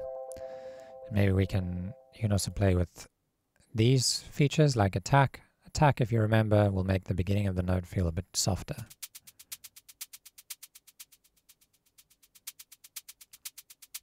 Maybe over there is nice.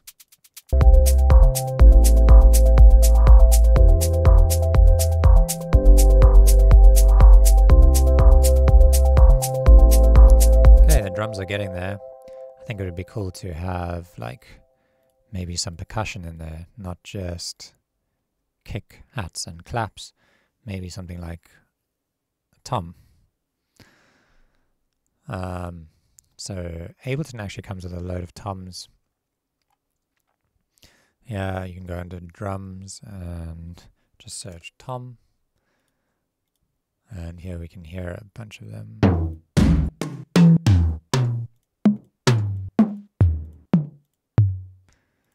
think we can just go with this 808 tom.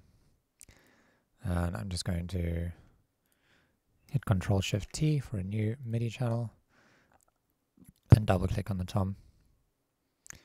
And now maybe we can make a cool pattern. So toms are great to kind of like play off of the kick. So sometimes it's nice to solo the kick drum and the tom and just try and figure out a pattern for them to work together. Now remember, we're going to be using C3 because that's the default note. Let's place a tom on, if we divide this up into 16ths, on the 4th 16th, and then on the middle between these, between point 1, point 2, and 1.3. And this is going to create kind of like an Afro rhythm, or like Mumbaton, if you know that genre. It's kind of do do do do do do do do kind of rhythm.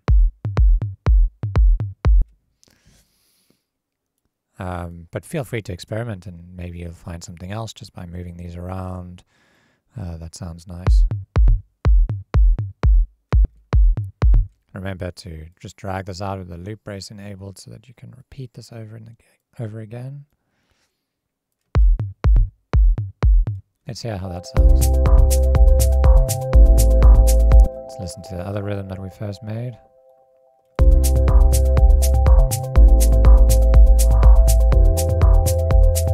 I'm just going to go with that one. It's a simple standard rhythm. Sounds good.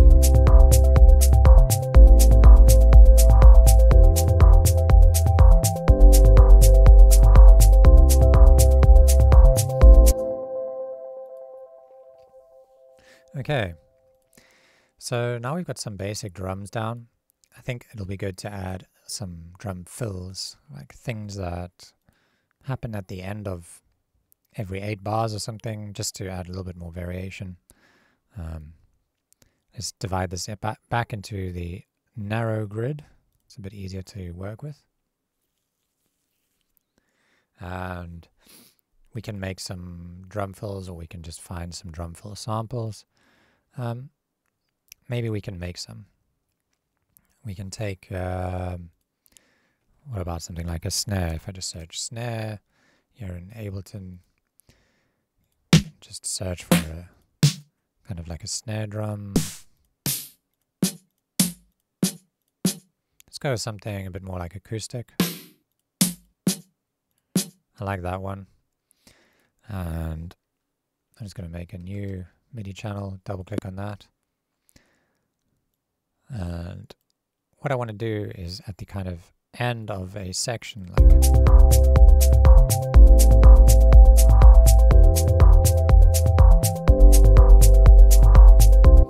how long is that? We can measure how long things are just by highlighting a section and looking at this bar over here where it says a new update is available.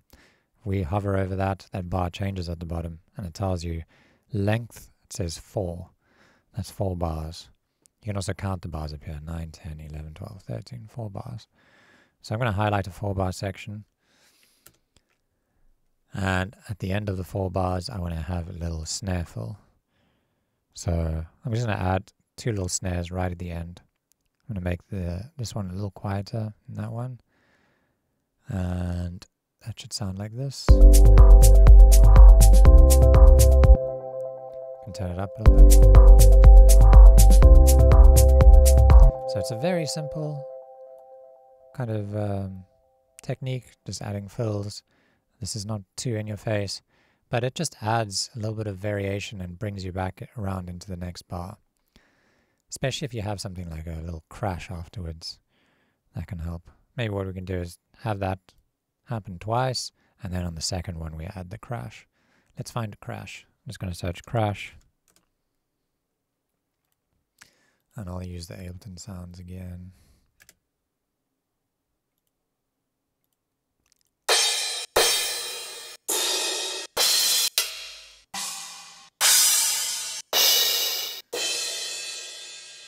Quite like that one. And I'm just going to drag it down here. I'm going to use audio.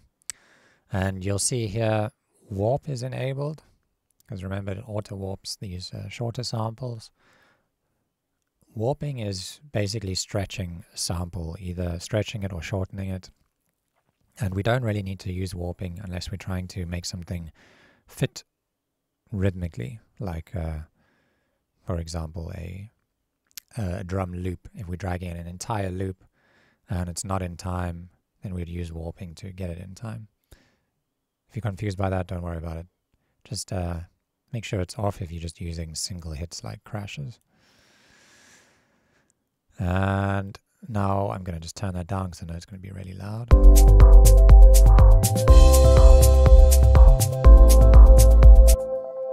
There we go. And maybe we can add a bit more variation, like maybe we can add another snare there. Let's see how this sounds.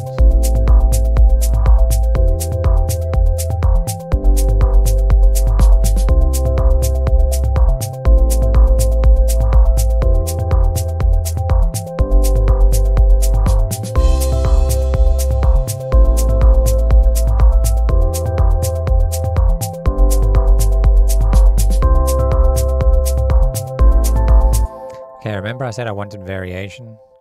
Now because this is looped and I added this, that's going to add them every time. So we actually need to extend the length of this loop. We want it to be twice as long. So here we can go to length and change that from 4 up to 8. And now we can duplicate this across. And now our loop is this whole section. And if we add the variation on the last one, it only adds it to the last one on this one and that one, and not on every single block here.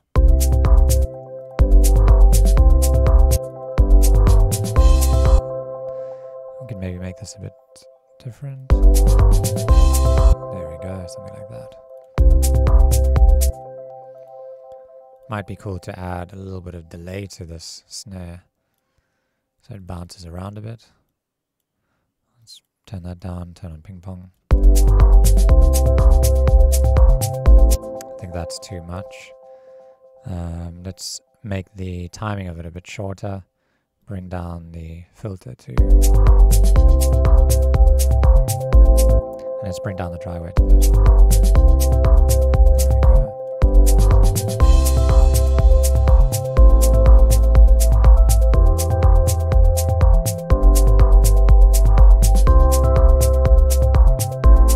Okay, we've got a pretty simple drum loop down, but it's got most of the sort of sounds that we would need, and it's feeling pretty complete.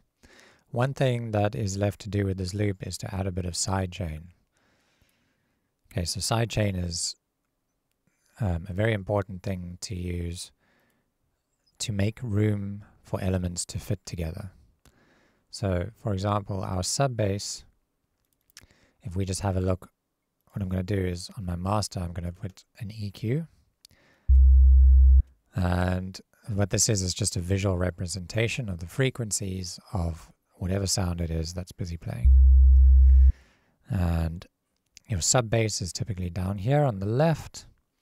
And as sounds get brighter, like for example our shaker, those are being played high up. Now if you have a sub bass and something like a kick drum playing together, they tend to stack up on top of each other and get really loud. It also makes it difficult for the ear to distinguish between them because they're playing in very similar frequency ranges. If you think about, for example, two people having a conversation, if two people are talking with the same exact tone at exactly the same time, you're not going to be able to distinguish between them. But if you have like a baby talking and an adult with a really deep voice, you can very easily hear that there's two different people talking. Same thing in music. So where we have our kick drum and our bass drum and our sub bass playing together, we want to make a bit of room for that kick drum to come through. How do we do that? We use something called sidechain.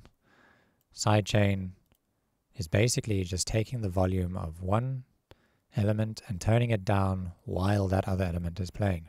And to illustrate this, I can show you using just plain old volume. So if I take my volume here and automate that. And basically just turn down my sub bass each time the kick drum plays. The kick drum is landing over there and over there and over there.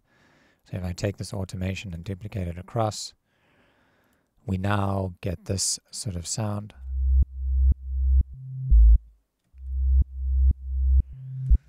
And that's what side chaining stuff to your kick drum is going to sound like. But I don't want to sit here and manually do this every time the kick drum plays. That's tedious and just not a very effective way of doing it. Or, yeah, it'll just take a lot of time. I mean, you can make it work. Some people do it like that, but a much better way to do it is to just use a compressor. So I'm just going to double click on this Ableton compressor. And here we're going to open this up, this button. We're going to turn on Sidechain. And then we're going to tell the Sidechain what channel we are sidechaining to. We're sidechaining it to the kick drum, so it takes the input of the kick drum. We're going to choose our kick. And now when I play these two together, you'll see, even though we have the sub bass channel selected, it's seeing the kick drum come through because I have the sidechain selected. And as I bring down this threshold here, below that signal, it's going to turn down the volume just as I did manually. And if I exaggerate it, we get that pumping feeling that we had before when I manually did it. But that's just too much. It's overboard. So we can fine-tune this sidechain using these dials. And I'm just going to give you some numbers here that you can use just to keep things simple, at least in the beginning, and then you can always experiment later on. So I tend to set this frequency to this high pass shape. So if it's selected on any one of these other ones, you need to select it to this curve, and then turn the frequency up to around 1000 hertz, so 1 kilohertz. And what that's going to do is make our little point really sharp. And then we can use this release over here to make this longer or shorter, and that's going to give us more of that pumping feeling or less of it.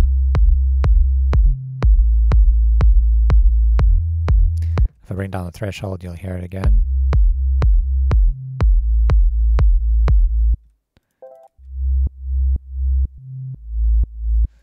And just to illustrate it further, if I had to just render this out to audio, don't worry about what I'm doing right now. I'm just showing you what it looks like in audio. You can see that's what the signal looks like with sidechain, but without sidechain, it's going to look like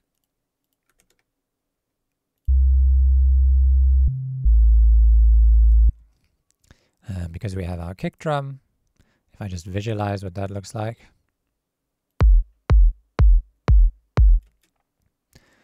we now have basically a scenario where our kick plays and then our sub bass plays. Our kick plays and then our sub bass plays. And this is a lot cleaner. It allows for both of these to have their own space. They're not stacking on top of each other and, you know, creating a scenario where we have the volume going up too much. It makes it easier to mix this track and make it louder and sound better. So yeah, that's sidechain for you. And you can apply that to as many elements as you want, but you should just be careful and use it sparingly, because otherwise you start getting this really like pumping zip, zip, zip feeling on every element, and it starts to sound a bit unnatural and can be a bit cheesy, I think. So yeah, let me just delete all of this.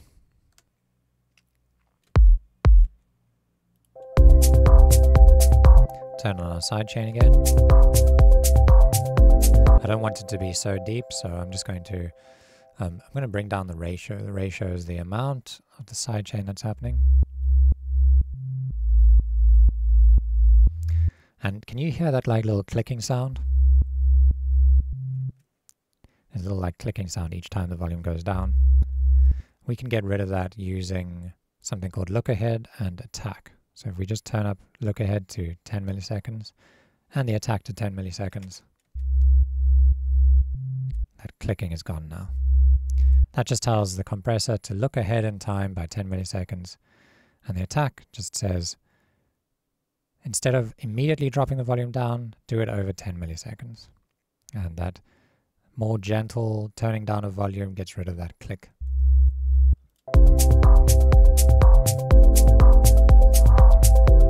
So now you can listen with the compressor. We can copy it and paste it to every other element and see how it sounds with sidechain on everything.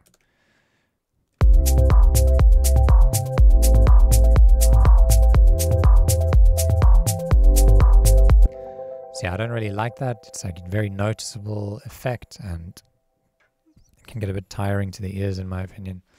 So I'm not going to use it on all the other elements. I don't think it needs it.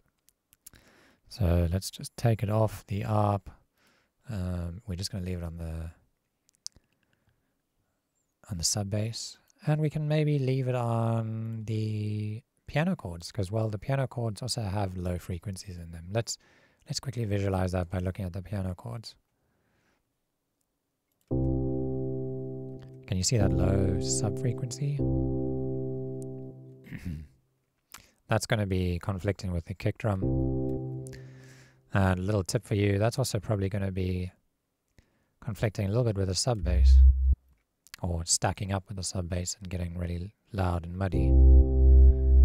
So we might want to go into the piano and just get rid of those low frequencies. We can do that using our EQ. So on the piano we can set this first point to this high pass filter and just drag that up. And as you drag that up, you'll see those frequencies get quieter and you can hear the effect of it.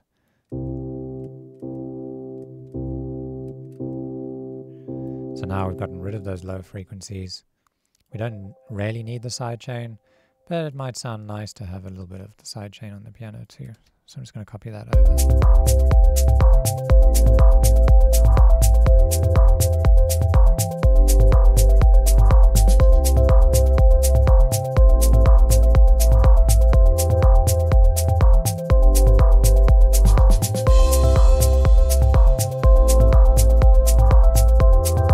In my opinion, that crash should actually be coming a bit later. It feels a bit too soon. So let's put it over here, and then we'll take this entire loop and duplicate it one more time. Okay, so we're actually kind of busy arranging this track just by duplicating this over and moving forward with it. And let's see how long it is. The duration, if we look at the bottom, it's 32 bars. The length is 32 bars, the duration is 1 minute. 1 minute's a pretty standard length to have, like a drop section in a standard house track. So that might be long enough before we start making like our little breakdown section. But one thing to remember is now that we've copied this over, all of our automation has also been copied. So we had automation. If we just click on this, you can see that red line goes up and then fades back down. We might not want that to happen. So let's just delete those points and we can just keep on opening it up as it goes along.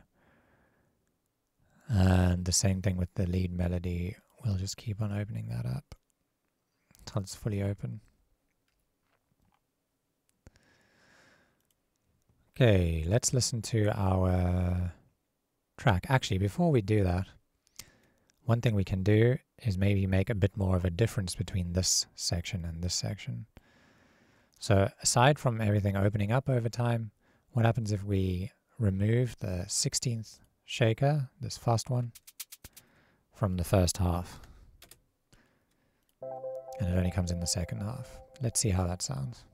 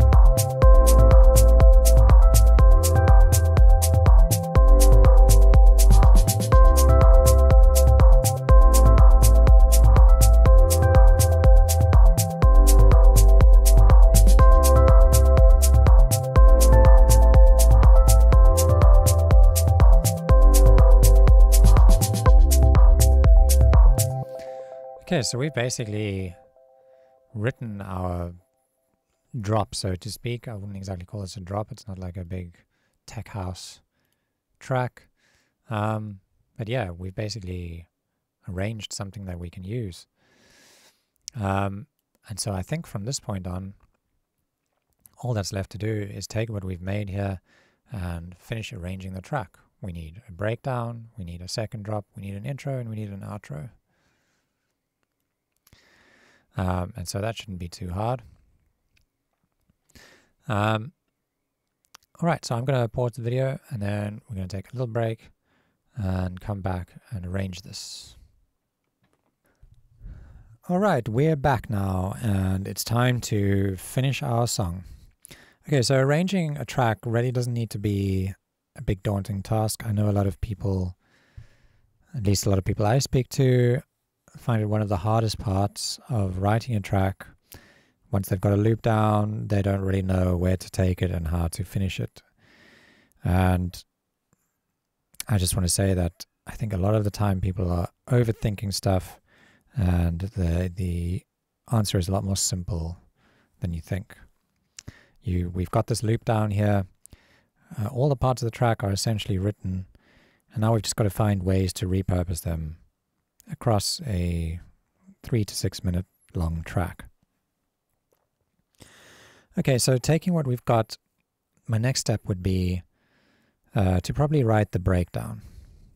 And that's just because we've got essentially our first drop section written, and it's just a lot easier to hear what should happen next if we move into the breakdown from here. So I'm just going to play from here to here, and then basically start removing elements for the breakdown. Then we'll introduce something new that the listener hasn't heard before and go into the second drop with that new element and add a bit more energy. And then we write an outro and an intro. All right, let's go.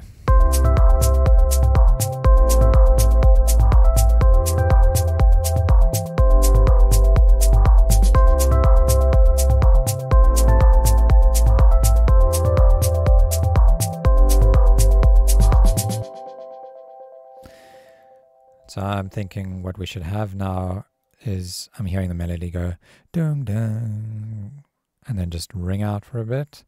So let's copy that over. One new button I want to introduce you to is this little padlock here. And what this padlock does is it locks the automation. So you'll see if I duplicate this over, it just copies everything, including this automation line. But I don't want that. I'm going to hit Control Z, I'm going to lock that. And then when I duplicate, it leaves the automation and I can manually control the automation. Okay.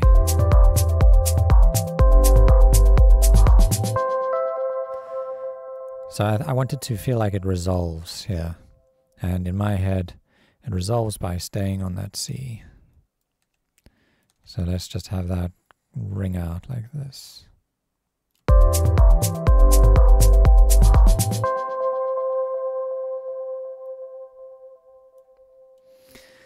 And on top of that, maybe we can duplicate this piano chord and have that also ring out, just playing the first chord.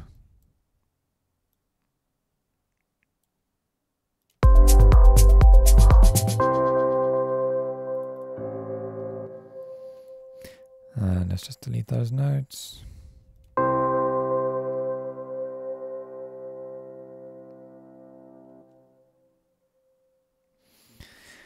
And what else could happen here? Maybe we could have some of the drums coming through, maybe like our shakers. Let's listen to this.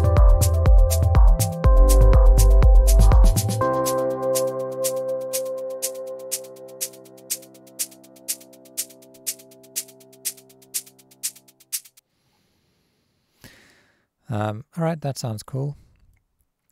I think it's time to start introducing a new element. Maybe what we can do is make like a pad or something for the breakdown. So pads are those soft reverberant kind of sounds that feel very like ambient and atmospheric. Let's do that. So I'm going to copy this MIDI from our piano chords. The one up here, I'm going to just Control C and then copy it down here. And let's go into sounds and choose a pad sound.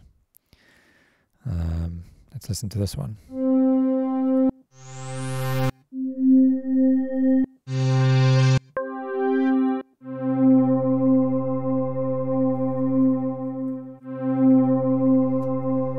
Lots of nice pads here.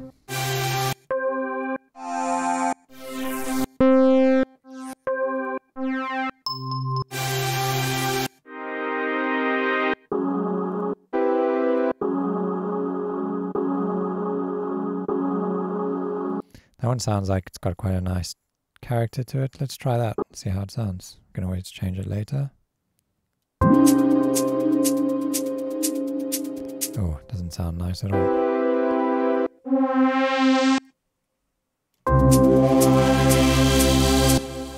No, maybe let's go back up to this one.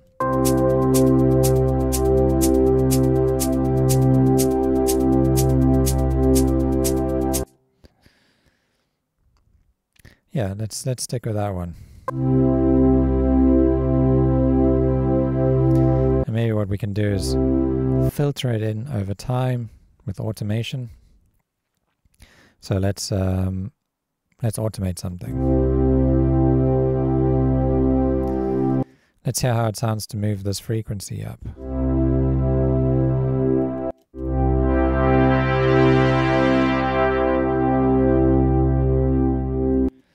Let's automate this frequency. This is our same as that auto filter, but it's with inside the synth that we're looking at here. So I'm going to just grab that and automate it, open it up.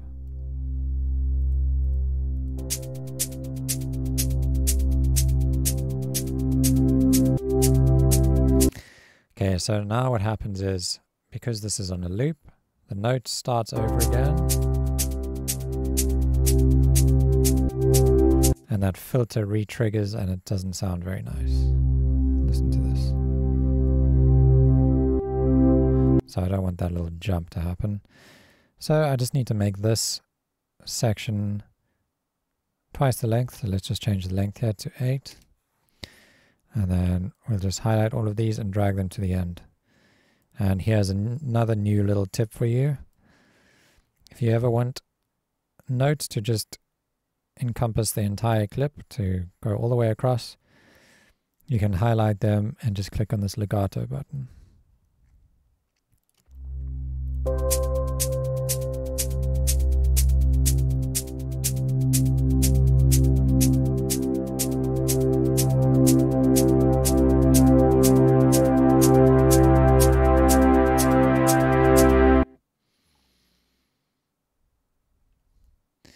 And now maybe we can play the full chord progression just on these pads. See how that sounds. Turn it down a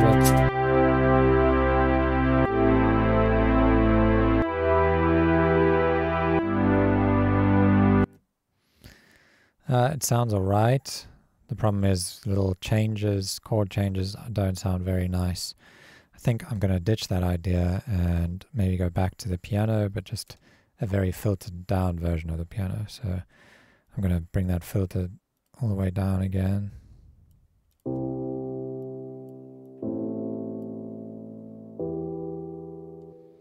And we'll bring that sub bass back in, but maybe without the little chord jumps, little note jumps. So we can just highlight those again and hit legato. There we go.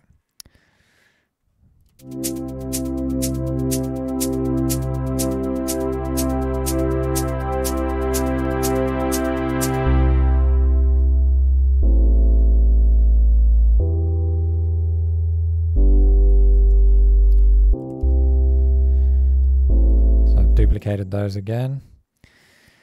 And now we need to kind of think about how long we want this breakdown to be. We've got a 1 minute drop here. I'm thinking the breakdown could probably be a minute. Let's see. How long is this? It's 47 seconds, which is probably actually okay. And then we'll drop back into the drums. So let's just keep on duplicating these up until the end. And what I'm thinking is,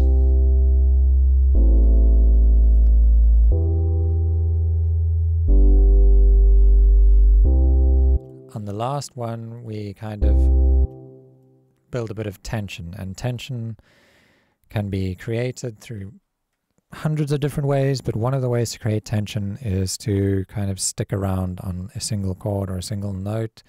That creates tension because the listener's kind of waiting for something to change, and it's like, ooh, what's going to happen, what's going to happen? So if we just change this and select that, make one note through that whole clip, and then on this one again, delete the last few chords, and make that legato again. Oh, why is it not working? It's because we've got other chords here, other notes. Make that legato.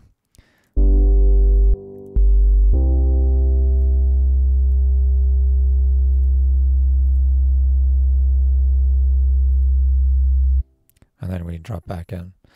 Okay, but this is a bit boring. We're just listening to the same old chord progression, but it's even more simple because we don't have those changing bass notes, those little bass jumps again. So we need to find a way to make this a bit more exciting. What about repurposing this lead melody and layering it up, maybe adding some changes to it? Let's create a new MIDI channel underneath that. And I'm going to just copy this whole lead. And we'll play it maybe on a different synth sound. Let's go through here and find, let's look at maybe like piano and keys or synth keys or something. Let's just try a few different sounds.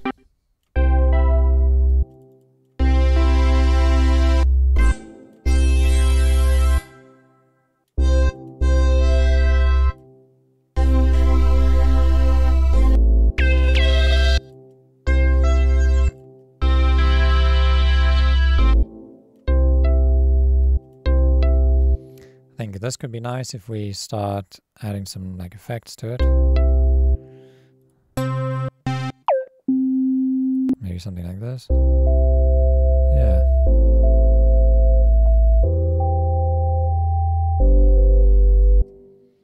What about if we take this and reuse it here and kind of make a counter melody, something that plays like a, not really a counter melody, but like a call and response kind of melody. So I can hear this one going. Maybe we have one going ding ding, and then have another one doing a kind of response to it. Ding ding ding ding ding ding ding. So very simple, but just playing a bit later, like over here. Ding, ding.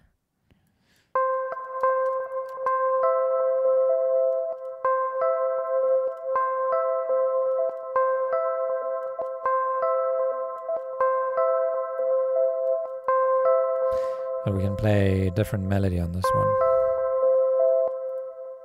Let's go up here, maybe. Ding, ding.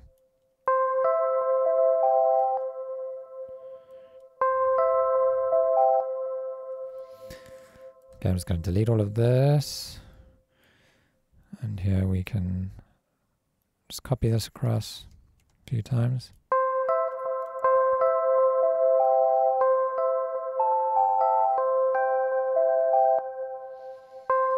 Maybe play that twice.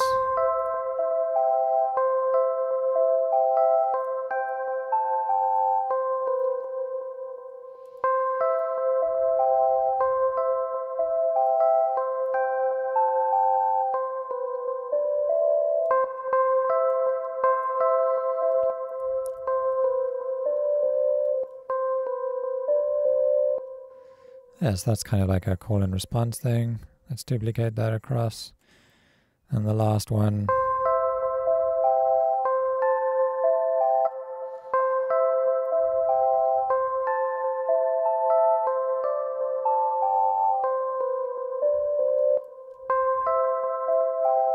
Maybe this one we can play an octave higher.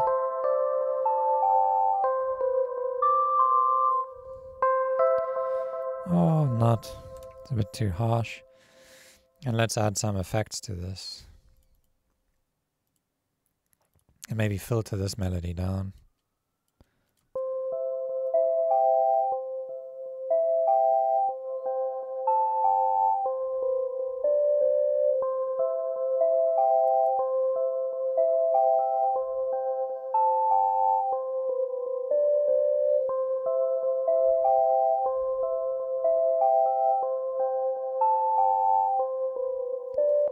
Okay, let's add a bit of maybe delay to this to make it bounce all over the show.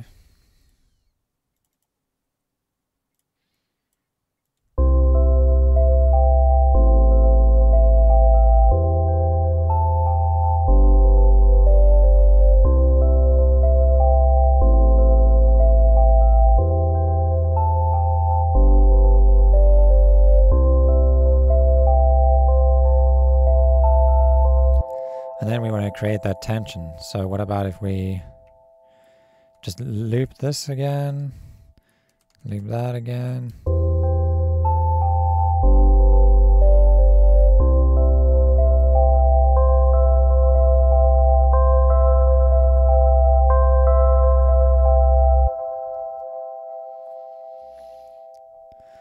And then I can kind of hear the kick drum coming in and all of this stuff playing together.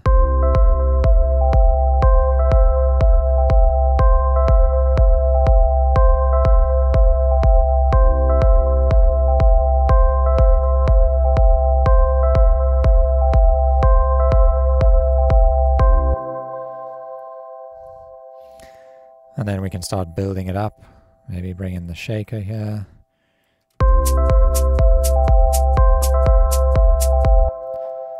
And maybe this one too.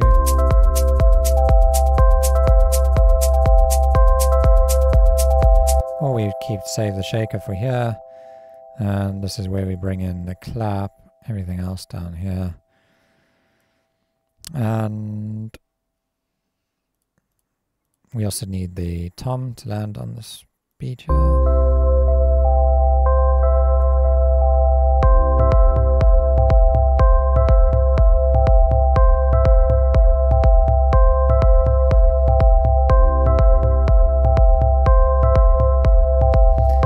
What else do we need?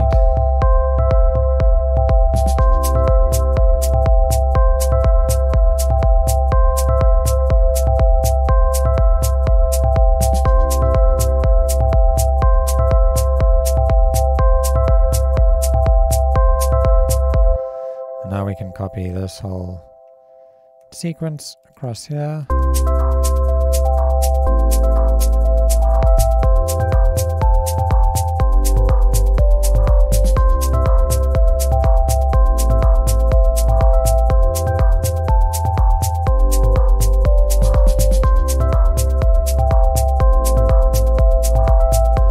we're just copying all of this, and here at the end we don't want that tension anymore.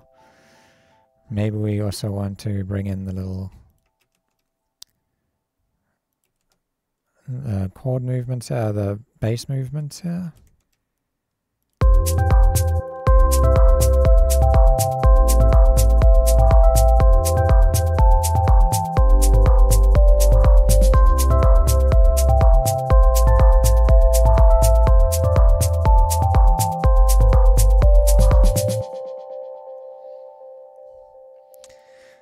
Okay, so we can start making this a bit more interesting.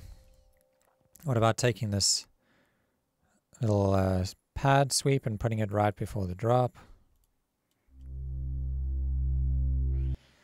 I want to do it exactly the same way it's been done here with that sweep opening up. So I want to actually copy the automation over this time. So now I'm going to turn that padlock off. Copy that and paste it here.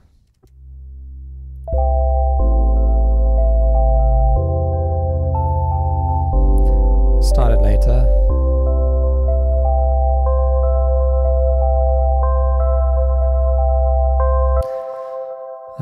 We just need to make sure that these notes, if we have a look, I kind of dragged this from this direction to here. So now the notes are being cut off. We need to highlight them all and just make sure they're starting from the beginning here.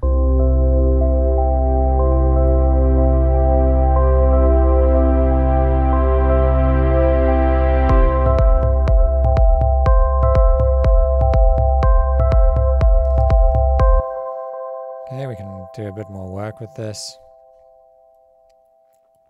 Maybe right before the drop we can have something sparkly happening, like a little flourish. So I've just made a new MIDI channel. So I'll just do that again. Control-Shift-T. And we're going to double click here to make a new MIDI note. And what I'm going to do is I'm just going to open up Operator, which is an instrument. And I'm going to basically just walk up the C major scale starting from C.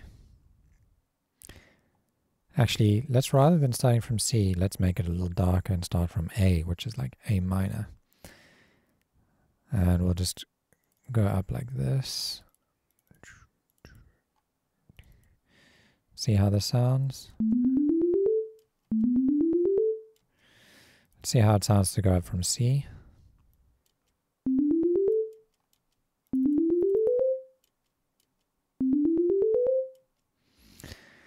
It's probably a bit more appropriate for this track. Could maybe skip that C and go up to the D. Let's see.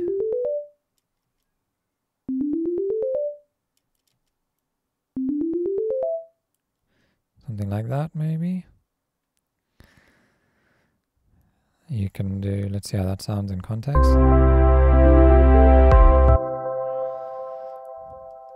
Let's try and make it like twice as fast. So we can shorten this in half very easily. We just highlight it all and hit divide by 2. And now that sounds like this. And maybe we duplicate this one and go up an octave.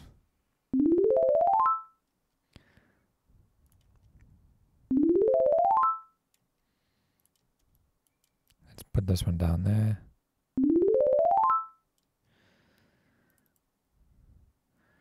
And now I want to make it a little bit brighter. So here's a little bit of a sound design. We're just going to turn up the level of this, which is going to make it be a little brighter.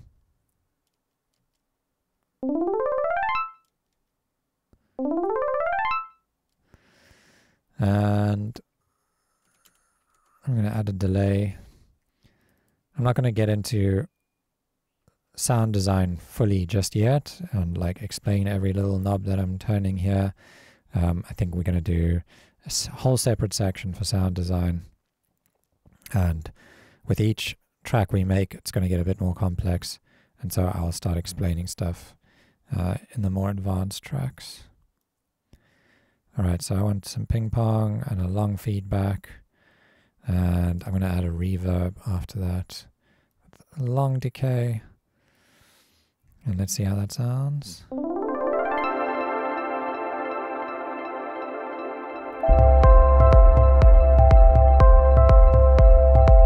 Sounds very bright. Let's see how this sounds.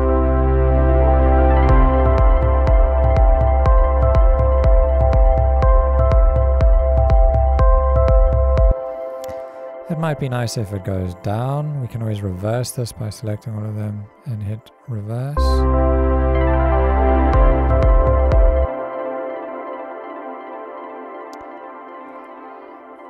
Hang on, let me just pause it. Hang on. Okay. So, sorry, I just had to pause that. I was interrupted. Where were we? Don't really like the sound of that. Let's just keep on trying some different notes for this. Maybe something a bit more simple, maybe something higher up. Let's go with like a...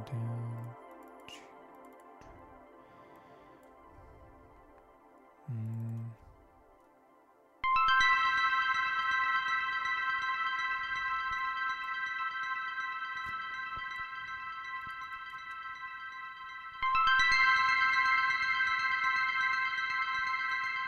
nice and bright.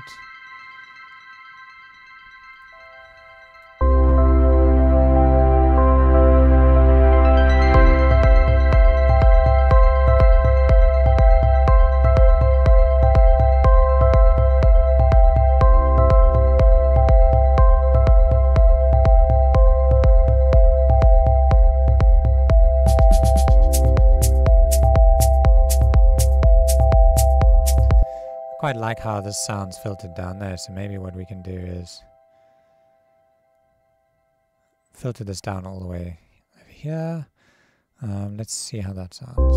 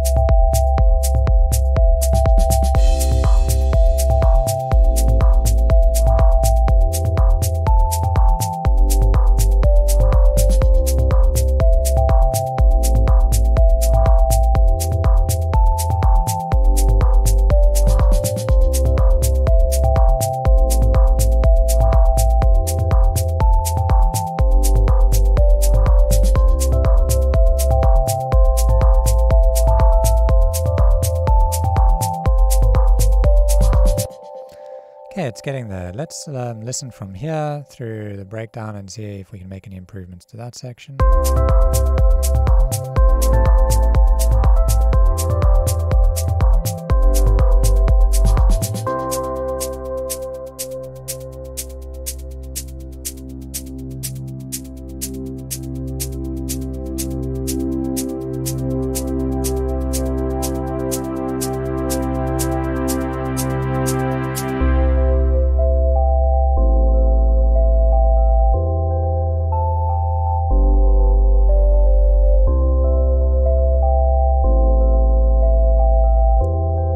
Bringing the ARP in,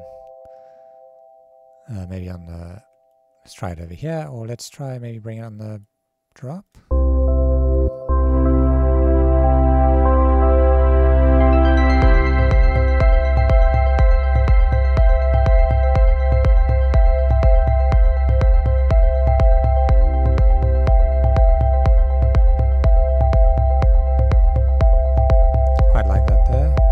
One thing we can do to improve the drop is to create a bit of contrast in the low end by removing the sub bass right before we drop in and then bringing it back in. That'll add a lot more power to it.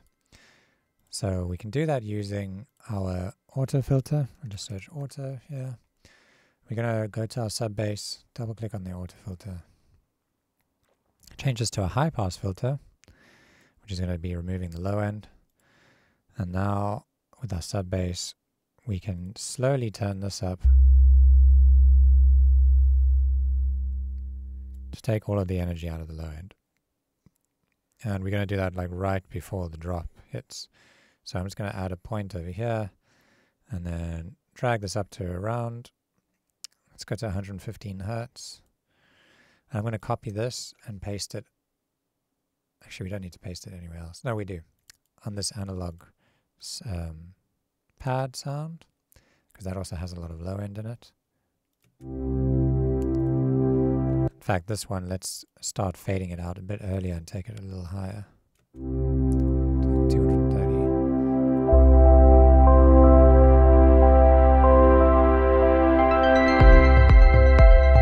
Now I can feel that warmth of the low end when it comes back in. I think I'm going to fade this out a bit earlier. And I'm going to bend this curve to a bit of like a concave shape. And now it's going to fade out that sub bass a bit earlier.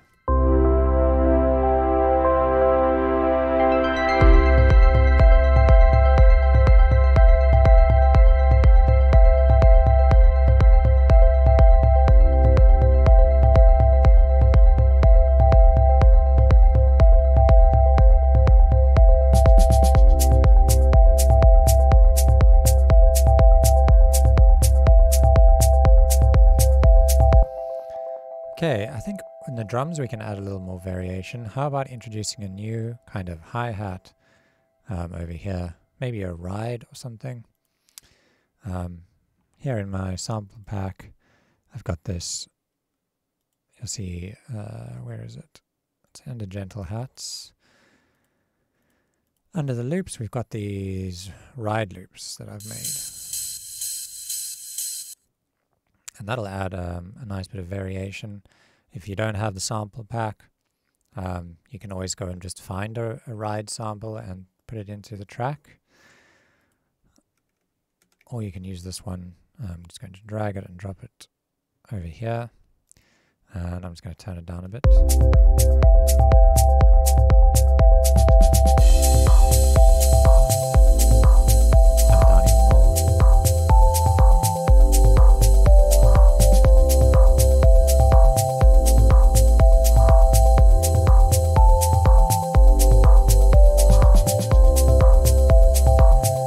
And I think I also want to add a 909 hi-hat in the second section. Let's add, if I just search 909 open, and we go to drum sounds, we go to hi-hat, got this nice open hi-hat, and I'm going to delete that MIDI channel. I'm going to go into my main shaker sound, and we're going to basically layer it underneath there. So let's make a new channel, new MIDI channel. Highlight here. Oops, let's just delete that. Highlight here. Control-Shift-M. And we're going to place a note here on C3. And then just copy that across. Let's double-click on this so it loads into that channel. And now we hear this. So the note kind of cuts off. It feels a bit abrupt. We can open up the release here to fix that. And also this hat is very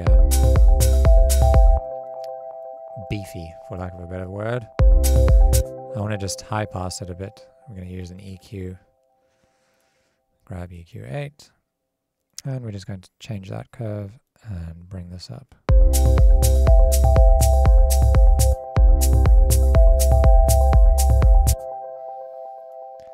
Okay, and let's bring this across. And now we listen to the drop.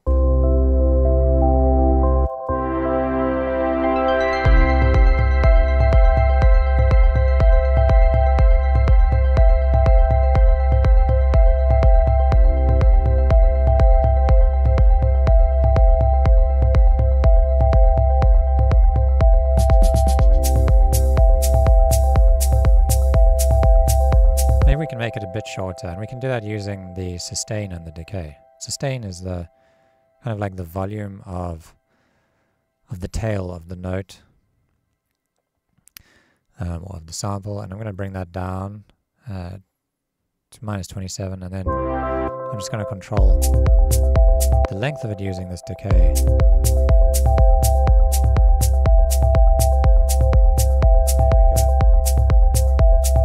So now the drums sound a little different over here, over here, and over here. They're kind of progressing, and this is what we want. We don't want to feel like we are returning to the exact same loop later on in the song. So if I play here, and I play here, it should sound different. Play here and here, should sound different. Here and here should sound different, and it does. They all... It feels like the track is moving along. The breakdown, I still feel like we could make it a bit more interesting.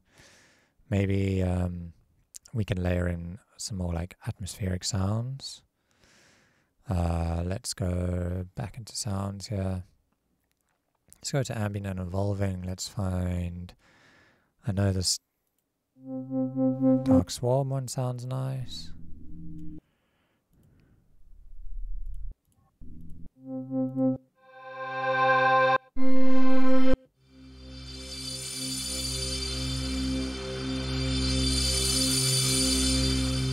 That's an interesting one.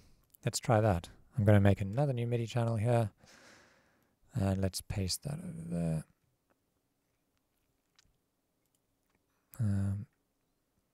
Let's just put down, I'm going to put down one long MIDI note in C here.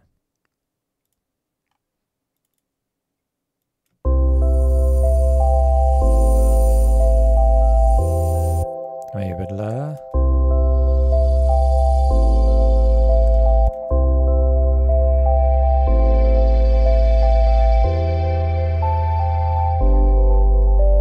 So let's take a few of these notes and we're just going to place them like on different notes. And then we're going to add like a bunch of delay and reverb to them, and that's going to sound really pretty. Actually it has a bit of dissonance to it. I'm going to try this one, Dark Swarm.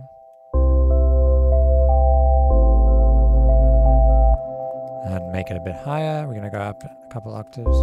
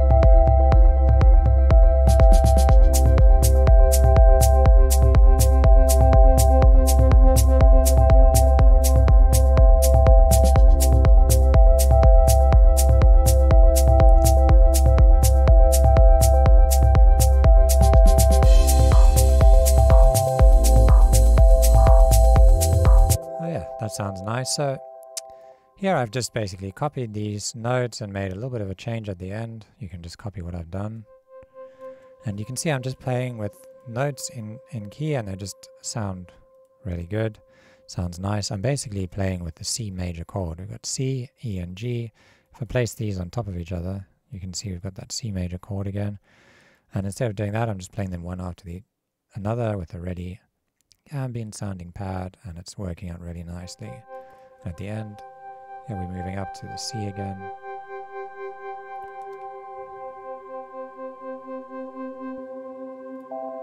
So I think that adds a lot of what we were missing here, a bit more atmospheric energy. Okay, and now we can quickly write an intro and an outro.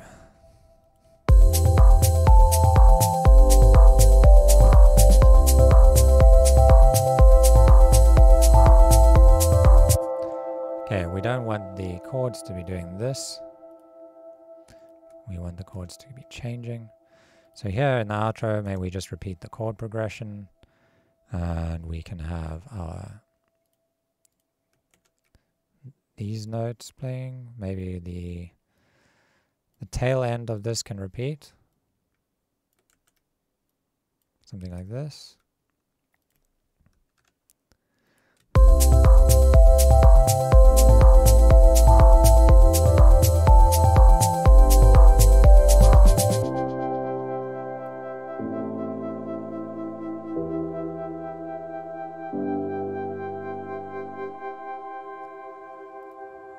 There you go, that's a nice pretty outro. So yeah, didn't need to be too complicated. Now for the intro, I'm thinking we get almost straight into this section straight away, but we can introduce something like for 8 bars. I'd say let's start bringing everything in except for the drums from the beginning. So I'm going to lock all that automation, and I'm just going to copy all of this, including the ARP, paste it here and let's listen to how it sounds.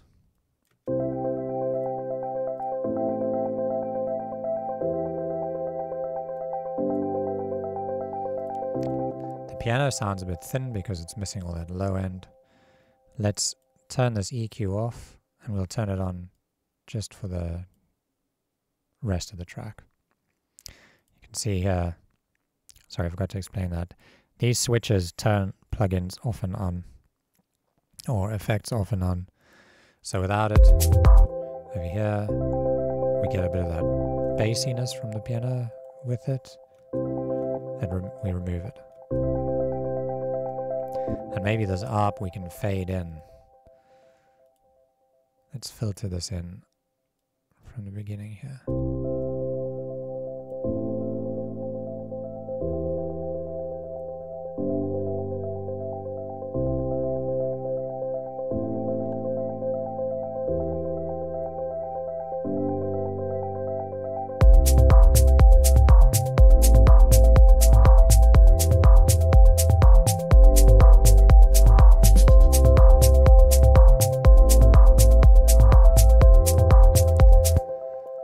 Okay, so this is a very, very simple track. This is your first track ever. We're not going to be doing any fancy mastering or anything. In fact, we can do some very simple mastering quickly before we call it finished. But for the most part, it's done. I think you've learned a lot. If this is your first track, I would make sure to go through and name everything, get it all probably named and labeled up just to make it less confusing for yourself. But I think, yeah, you've learned quite a lot in this first track. There's a lot to take in. So my advice before you continue on to the next track, follow along with me, is to go out and make 3 or 4 different tracks using all these techniques that you've just learned. It doesn't matter how bad they sound. Just experiment with different chord progressions. You can always go onto Google and just search for different chord progressions, or you can do it by ear like I did here. But you really need to like kind of drill everything into your brain about what we've just learned. So a lot of repeating the same things over and over again, making new MIDI channels, writing progressions and melodies, adding instruments, using automations. Yeah, basically everything we covered. So in terms of mastering doesn't need to be complicated. It is a very complex field and people spend their lives becoming really good mastering engineers, but for somebody who's just learning Ableton and is very brand new, all you need to know is that all we're going to be putting onto our master channel is something called a limiter, and that's just going to make the track as loud as it can be without it distorting and sounding ugly, like when it goes into the red. So here we're just going to search for limiter. I'm going to double click on that. And we're going to go to the busiest part of the track, this part. We're going to play it and we're going to turn up this gain until we see this little gain reduction meter bumping down a little bit.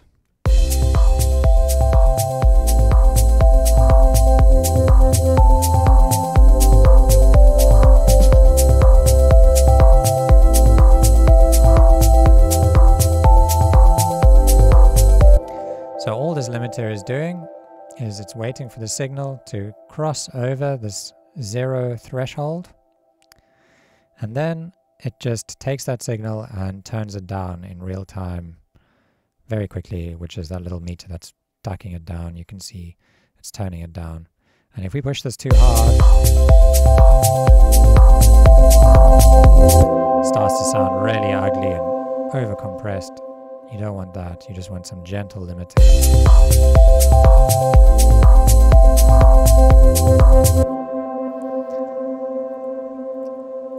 Okay, and if you're worried about mixing, you hear about people saying, oh, you need to make sure your track is mixed well. Well, we've been doing mixing all the way through our composition, every step of the way. Every time we put a filter on or EQ it or change the volume of something to make it fit the track, that is mixing. And this is typically how I work and probably most electronic musicians work. We don't just throw everything in at random volumes and then at the end try and mix it all. We're kind of mixing as we're going along. And don't worry if your track doesn't sound like mine, if it doesn't sound as balanced.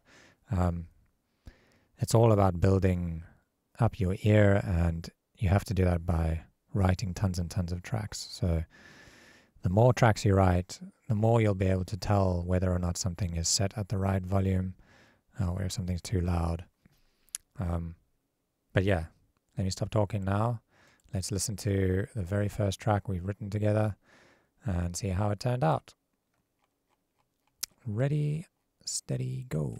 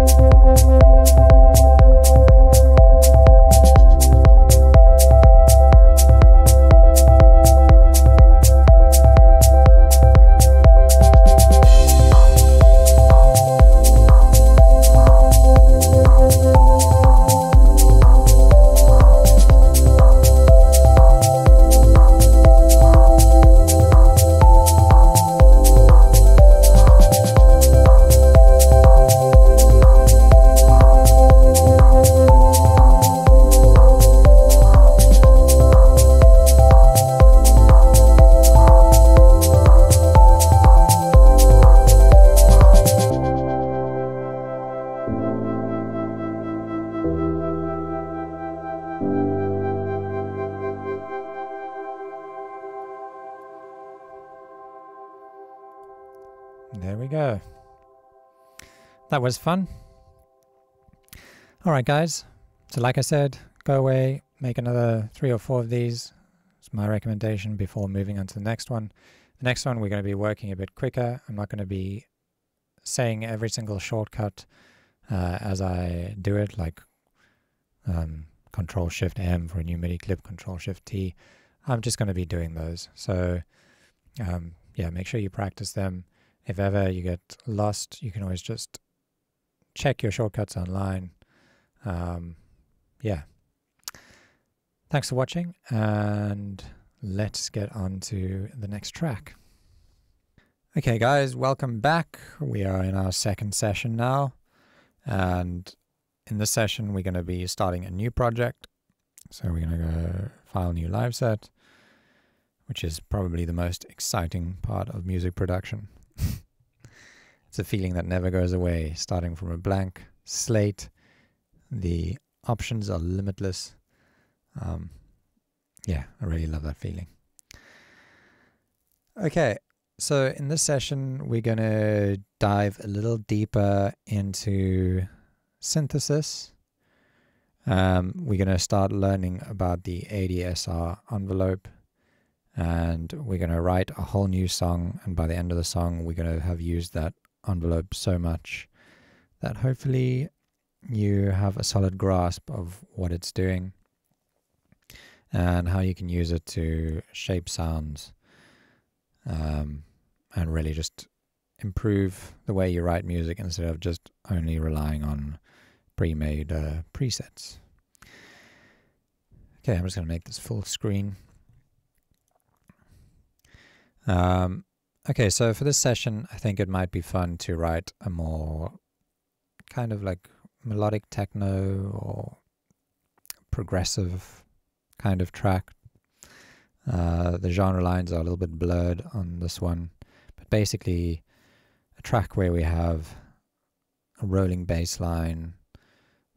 It's a little darker, and yeah, kind of like leaning towards, you know, the more like Afterlife style stuff. Afterlife is a label if you haven't heard of it.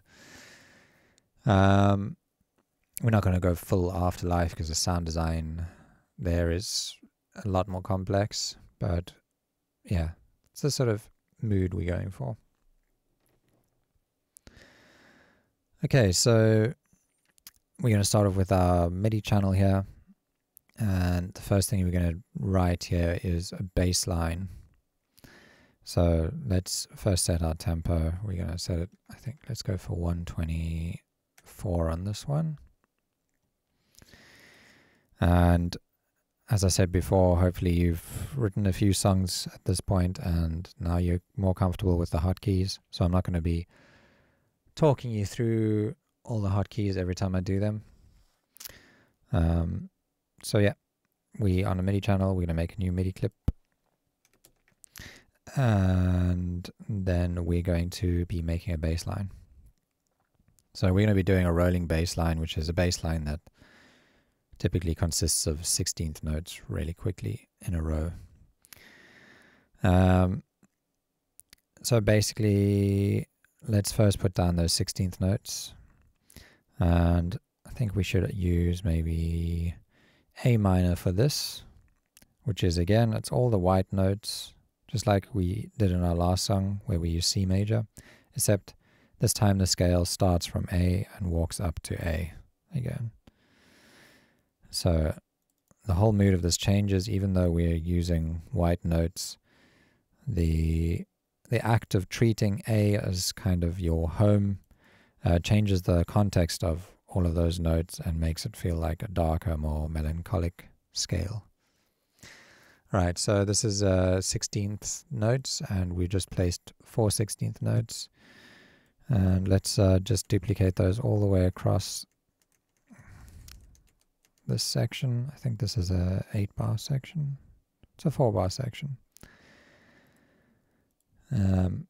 Right, and then we're going to want to make a sound for this.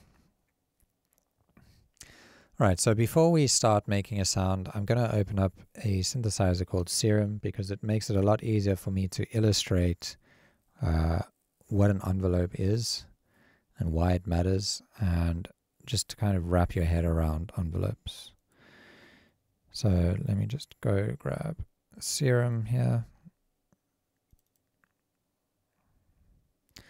Okay, so we're having a look at a synthesizer now.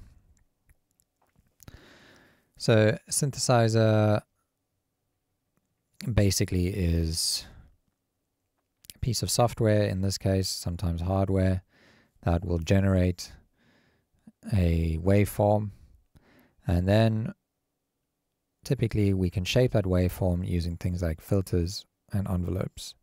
And you've already heard what a filter sounds like. We've been using auto filter a lot, but just in case you still aren't sure about that, I'll turn on this low pass filter and show you how it sounds, but let's just hear what this sounds like if I just play it.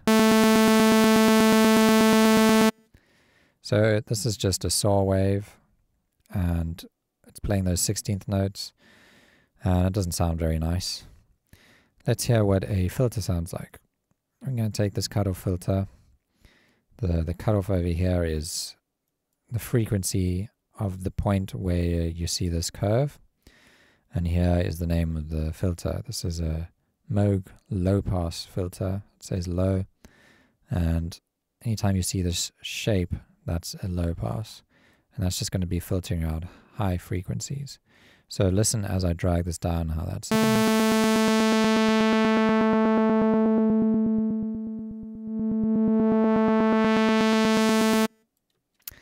okay, so that's what a filter sounds like. Now I'm going to start introducing a envelope. So here you see it says ENV1, that's our envelope 1, and we can use this to change the shape of the sound. So at the moment it's a very sustained sound. If I just hold down a note to my keyboard with this armed, it just plays one single long note. But we can change the shape of that sound using this envelope. An envelope is basically, think of it like a volume shape. So we have a few stages on an envelope. We have the attack.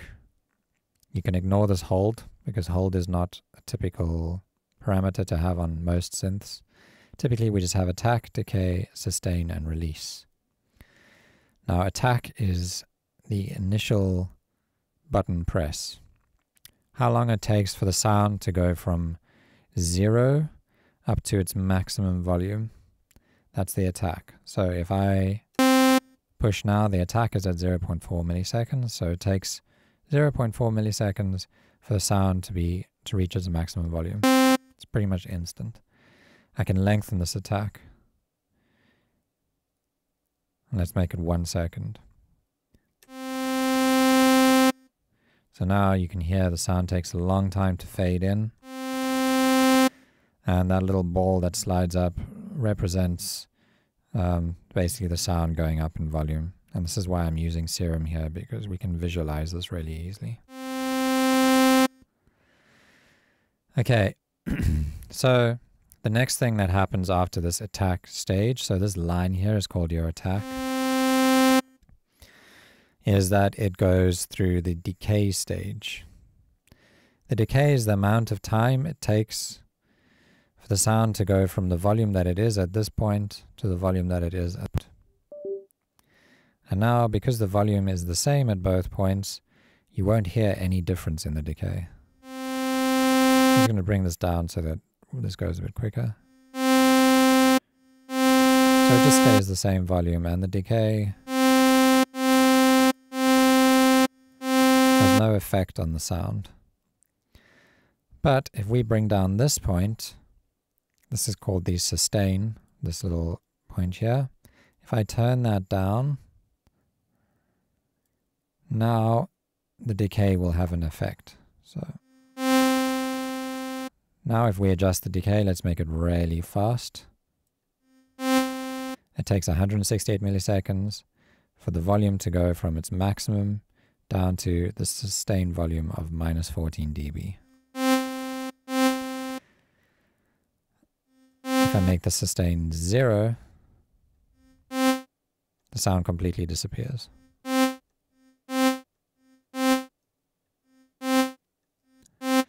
And if I make the decay really long, it takes a long time for that sound to completely disappear.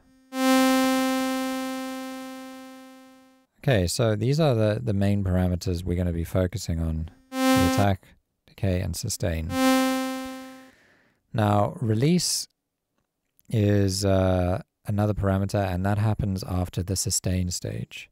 Release happens whenever you release your finger from playing a note, or in the case of looking at MIDI here, whenever a note ends. So if we're just dealing with one single note here, if if I play that note, as soon as it ends, the sound cuts off immediately. But if I add some release to it, let's add a 1 second release.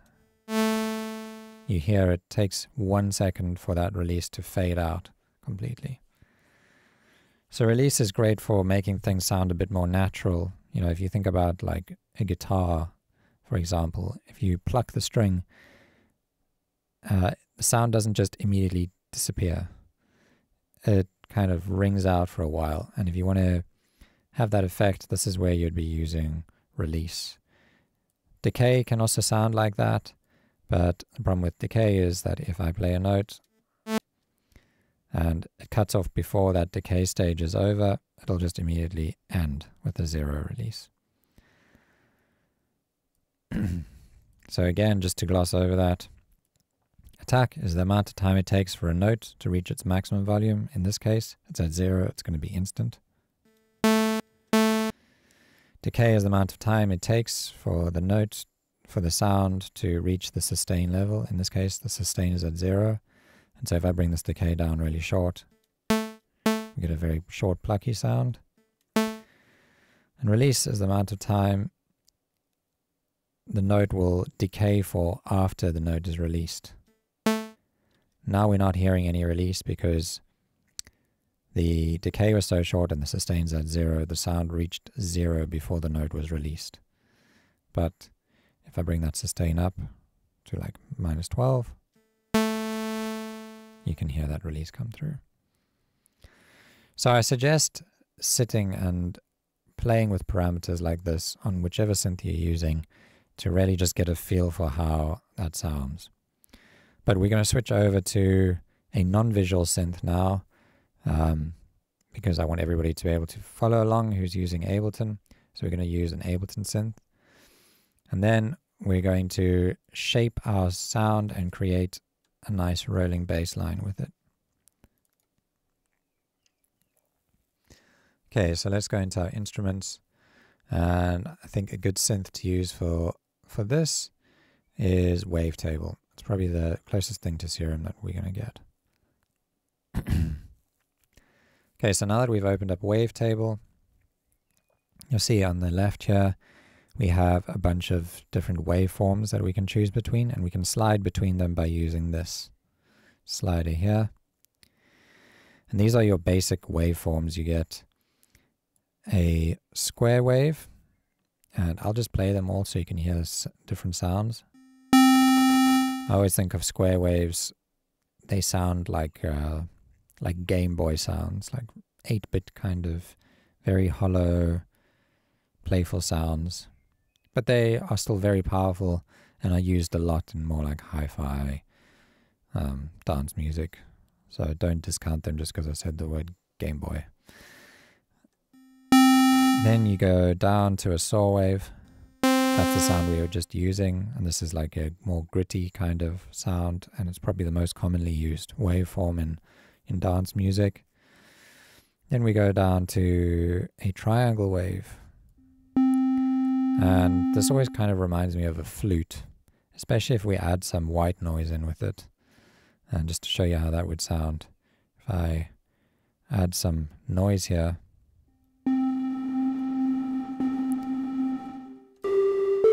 it starts to sound quite flute-like. You can ignore that for now though. And then we get a sine wave, which is just a pure tone. It's also a good idea to visually see what these look like. So a sine wave just consists of a single harmonic. That's why it sounds so clean and simple, often quite pleasant. The triangle just has a few more harmonics on it. So these additional little spiky boys over here, those are the harmonics. And then as we go up to our saw wave, we see a lot more harmonics. It's a very harmonically rich waveform. And because it's so rich in harmonics, it's probably the most useful waveform for shaping and filtering, because whenever you're filtering something with so many harmonics, you can It's kind of like starting with a huge block of clay. You just have so much you can carve away and shape and get so custom with it. Saw waves are really great for sound design. Then notice as I shift up to the square wave, every other harmonic's going to disappear. And we get back to the square wave, the more hollow sound. Okay, so for this session, we're going to shift back down to the saw wave. And we're going to stick to just the saw wave for this session. And now we've got our filter like I showed you inside Serum. And sweep that down. And here we have our amp envelope, which is controlling the volume of the synth. There's our attack, our decay, our sustain, and our release. Alright, so for this sound, we want a nice, short, plucky sound. So we want an instant attack almost. 1 millisecond is fine. But we want a lower sustain. Let's bring it all the way down to, let's bring it actually down to about minus 20 dB. Now it's getting more plucky.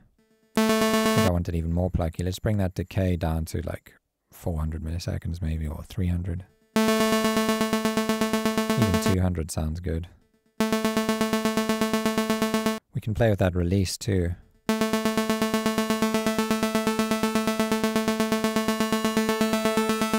Now you can hear the note, the sound quality changes as I bring up the release. And that's because the sounds are running over each other and kind of what we're hearing is something called phasing. Don't worry too much about that right now. I don't think it's a good time to explain phasing. We'll go over that later on.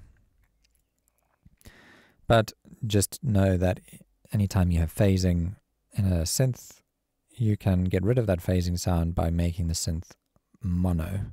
Mono means you can only play one note at a time. And we can click on this button here to switch it to mono. And then increasing the release, we don't hear any difference until we get to that last note. We'll hear that release ring out. There we go.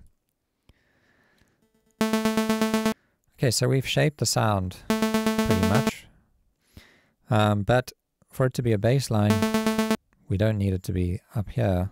We need it to be down in the sub-frequencies. So let's pitch that down an octave. Here we can control our octaves by using this transpose.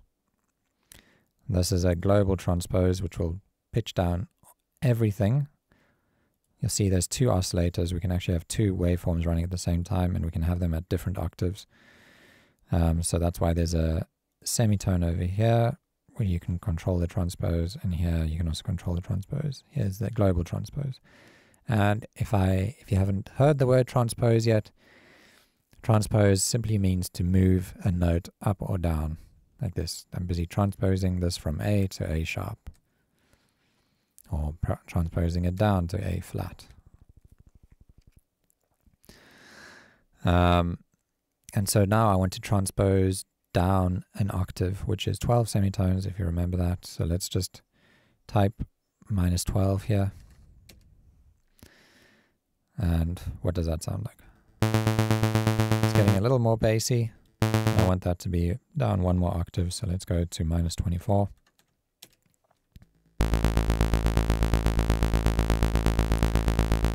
Okay, now that's getting nice and bassy. Let's filter this down a bit.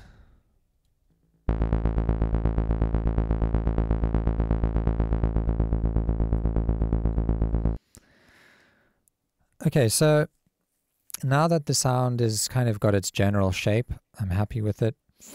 I think it's another good time now to introduce using an envelope as a modulation source. So up until now, we've been using this envelope simply to shape the volume of the sound. So the volume of the sound is changing over time.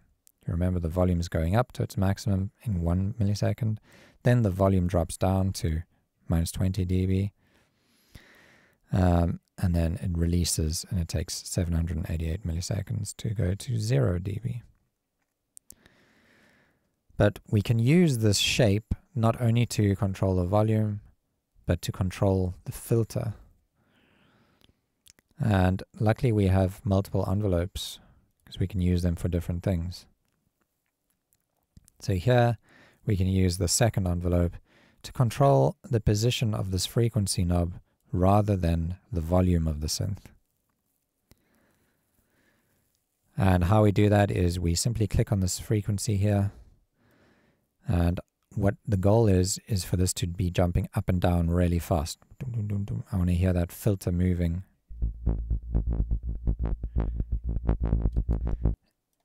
At the rate of those 16th notes really fast, and it needs to happen automatically at the exact parameters that I set on this envelope. So here we can go into this matrix, and that will let us map the filter to envelope 2. And how we do that is we simply make sure you've clicked on this, otherwise that lane might not appear. It might not say filter 1 frequency. And we just simply map filter to envelope 2 by dragging this up. And that amount will dictate how much this filter is going to open up according to the envelope. So let's just turn it up to its maximum 100. And let's bring the frequency all the way down to 0. And now this filter is going to jump up to its maximum, which is 100%. And then it's going to move down to 50%, which is going to be halfway. And it's happening so fast that we struggle to see it happening. But as I reduce the amount here,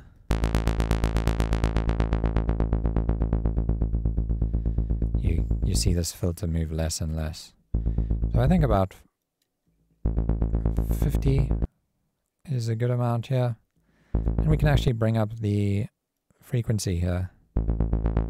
Just hear how that sounds.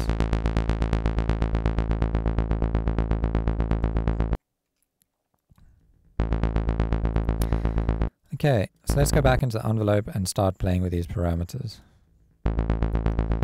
So we can bring down the sustain, we can shorten the decay, we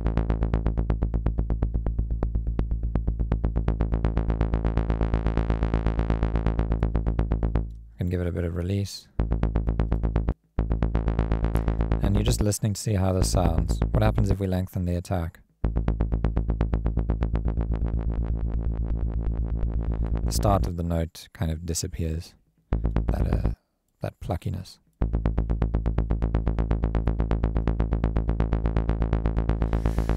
Okay, so whenever you're designing sounds, this is primarily where I spend my time, is just playing with these envelopes and trying to get the sound exactly the way I want it. And just really just listening and following my ear. So maybe increasing the decay on the amp envelope would help. Now it's a bit longer, and we can filter it down, shorten the length of the decay on the filter envelope. Well, now I can start feeling the sub a bit more. That sounds like a nice kind of bass line.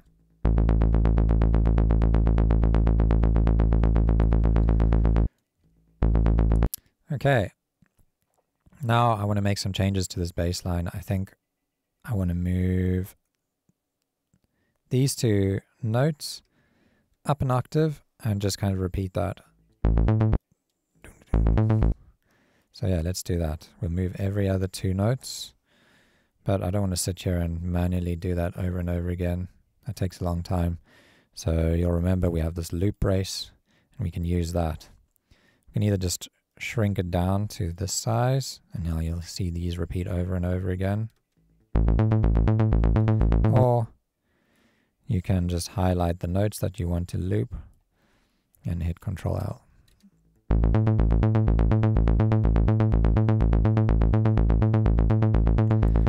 Okay, so now this bass line is sounding pretty good.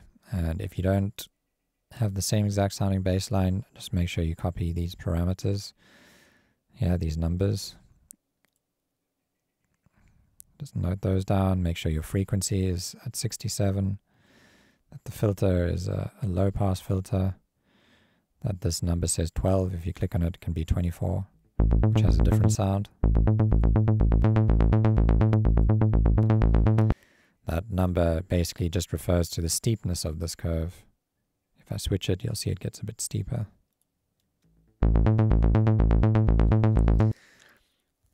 Okay, so yeah, hopefully you have kind of got an understanding of the envelope, but if you don't worry, we're going to design a few more sounds and we're going to keep using that envelope over and over again, and we're going to just stick to Wavetable here. So the next sound I want to make is going to be like a drone sound, kind of like a pad sound. So let's open up Wavetable, and we're going to make another MIDI clip, Control-Shift-M. And here I just want a note that sticks on A. So make one long note here, and just listen to what that sounds like. I'm going to solo this. Now we're going to choose a saw wave again.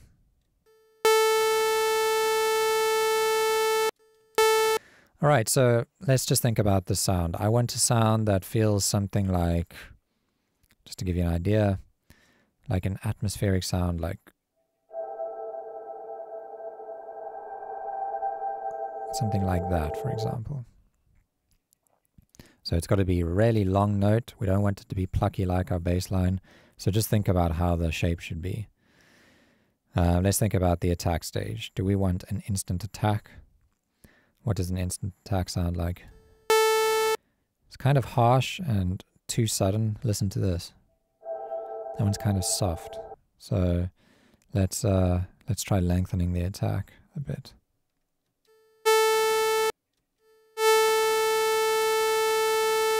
That sounds a bit better. So 125 milliseconds attack. But now what I'm hearing is the note starts off, it gets really loud, and then suddenly goes a little quieter. Maybe we don't want that. I think it needs to be pretty consistent. Stay like sort of the same loudness all the way through. So the reason for that is you can see the volume goes down to -6 dB after it reaches its maximum. So let's bring that sustain all the way up.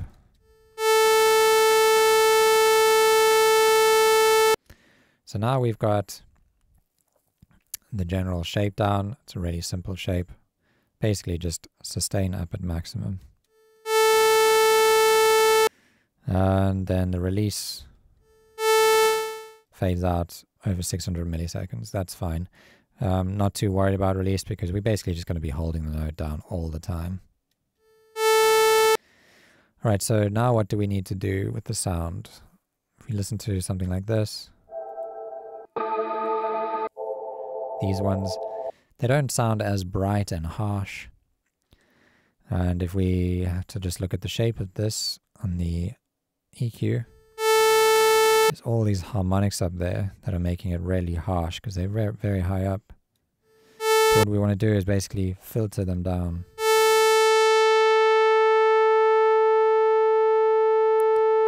So we're just left with a few harmonics. So we can use our synths filter for that. Let's maybe switch it to a steeper curve to 24 and then just turn down this frequency.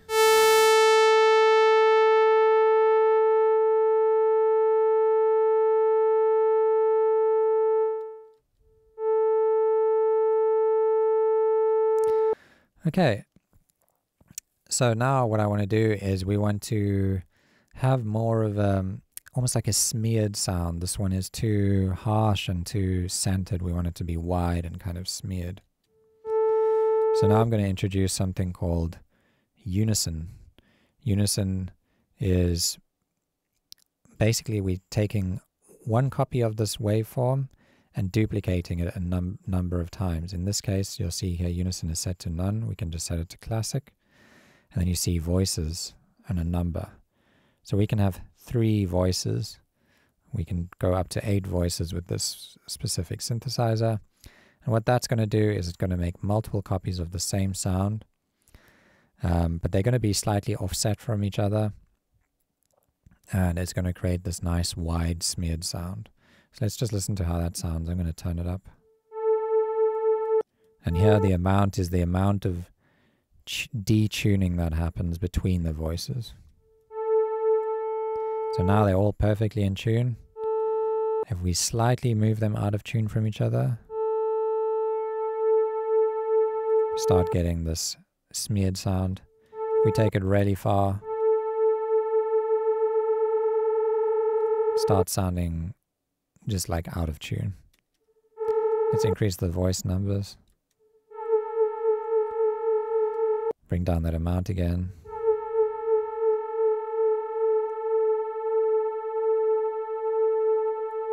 So now we've got a little bit of movement in the sound. You can hear it kind of like pulsating. These are just the waveforms drifting in and out of phase with each other. And again, I don't want to get too deep into phase at the moment. Just know that if you want that smeared sound and you want it to be wide, unison is a great way to achieve that. And to explain that unison a little bit further, I'm going to turn it off again.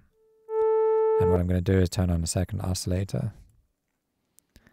And turn that oscillator back to a saw wave. And play it again. Now if I turn it off, turn it on, all that's happened is the sound's gotten a little louder. But this is the same as having a unison of 2 with the amount at 0. Here you'll see we have this detune. But I guess it's not really a knob, but yeah. If we start to detune this wave, this specific oscillator, we get the same effect as before, where when we turned up the amount, the wave started kind of pulsating and getting a bit wider.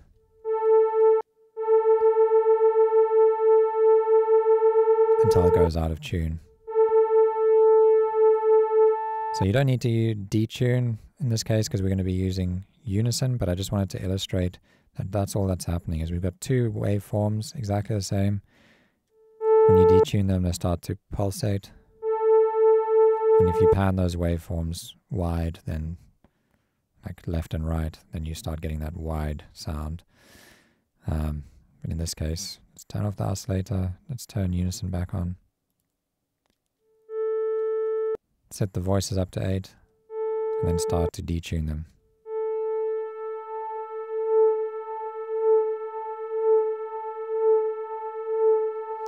Okay, I think we can maybe bring down this 1 octave. So we can either do that in the synth, or we can just do it using this note by highlighting it and holding shift and hitting the down arrow. Now that's a little deeper. And let's start adding some effects to the sound to make it even more atmospheric. Let's take a reverb, and we'll make it a nice big reverb, so long decay on it.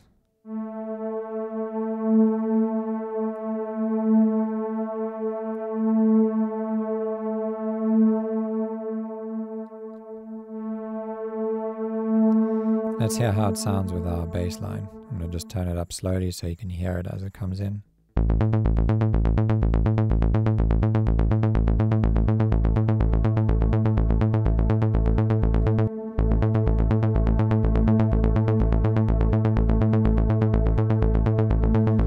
Okay, and you can experiment with the frequency here to see how bright you want it.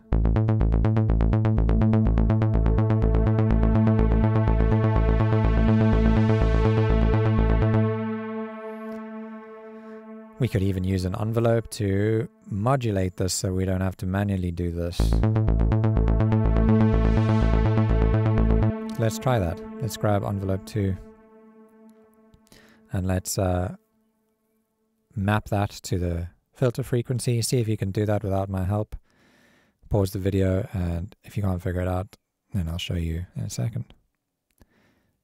Okay, so how do we map it? We click on frequency. We go to the matrix here, and we turn up envelope 2.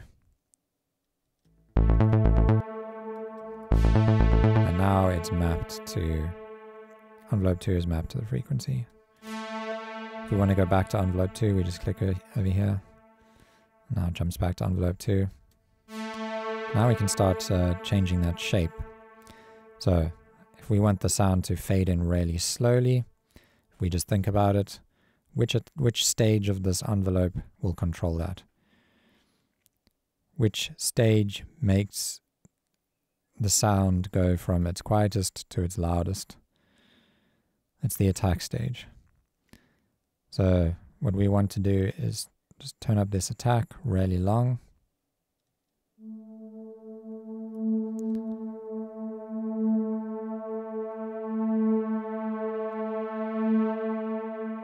And now we get the sound opening up over time. And we can play with that, make it shorter if we want.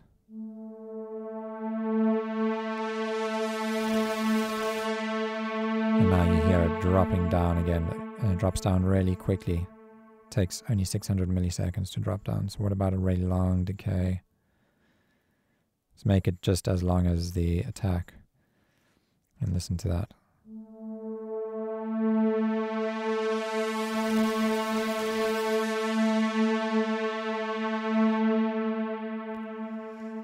Okay, so let's listen to this.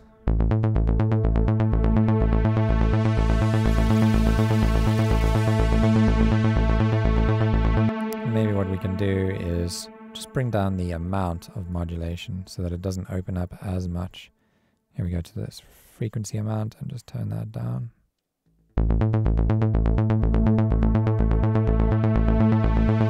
Even less, maybe like 20.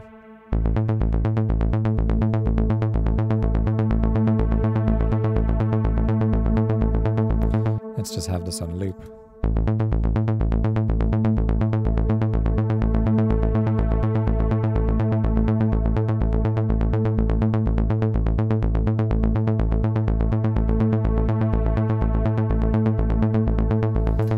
Yeah, sounds pretty good. Okay, now I think we need to come up with a sort of lead sound for this. And so we're going to make a new MIDI channel. And we're going to make another MIDI clip. We're also going to open up Wavetable again. We'll stick to Wavetable for the foreseeable future so that we learn it inside and out and super comfortable with it before we start moving on to other synths. Okay, so for the lead sound, I think it would be cool to have something plucky, something energetic. So let's first come up with a melody before we come up with the sound. So I'm going to set this to saw wave again. And actually let's make this, we'll just do some basic sound design first. We'll use this amp envelope just to make it nice and plucky. So let's bring down the sustain really low and the decay nice and short. Then if I click here to arm the track and I play a note on my keyboard, we've got a nice plucky sound. Add some release to it.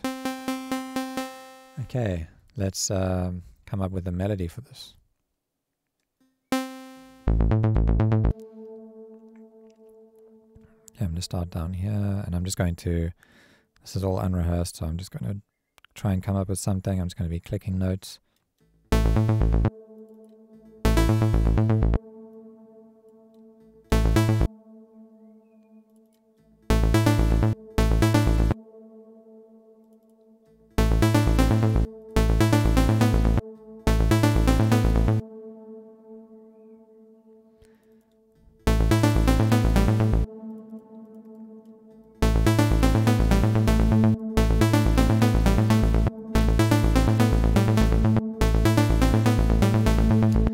Like that, and maybe we can just repeat that again in the middle here. So I'm just going to duplicate all of that.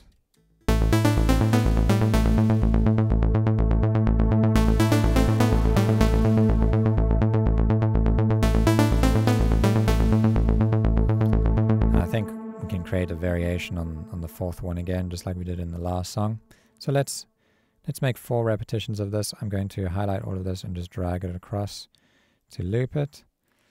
And now if you remember, we're using this loop brace, which is saying loop this section over here. And so if I make a change to this last note, for example, it's moving it in two places, over here and over here. So we need to make this whole thing not be a loop of two of these sections. We need to make the whole thing basically unique. And how we do that is we just consolidate the entire clip. So just click on it and hit Ctrl-J, and it's no longer a loop. We have 4 sets of different notes, and we can manipulate them as we want. Okay, so maybe the last one can go.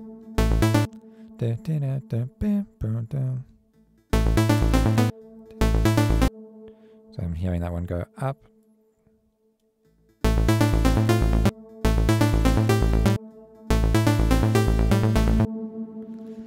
So that's a bit of a change. Let's listen to this.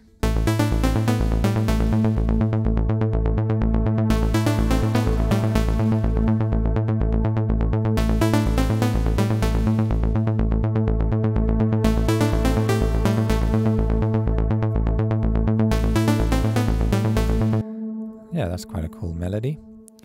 All right, let's start working more on the sound design of this. So I always like to do this in the context of all the instruments. I don't like to solo a sound and then design it, just because the context of the sound will contribute to all my decisions a lot more and help me design a better sound. Okay, so I want to use the filter just like we did with the bassline. So let's bring down this filter.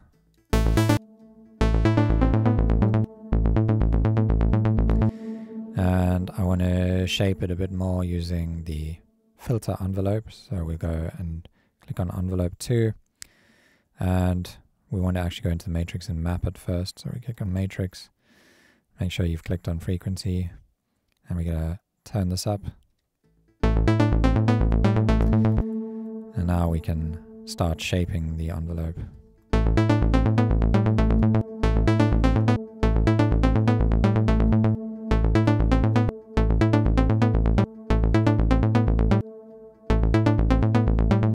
Let's experiment with unison and see how that sounds. I'm going to turn this on to classic. And let's just bring down the amount. Let's bring it back up. Oh, it's kind of ravey like that. Quite like it, detuned.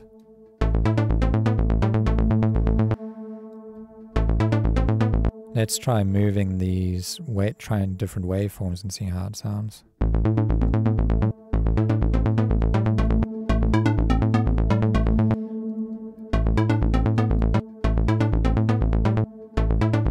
think I prefer the saw wave. Alright, so that's a basic sound down. Let's add some effects to it. I think some delay would be nice there. Add a delay. We've got quite a lot of space between each repetition of the melody, so we could always fill that with something, and a delay is usually a good option. So I'm just going to bring down the dry wet, bring up the feedback, and then listen to that.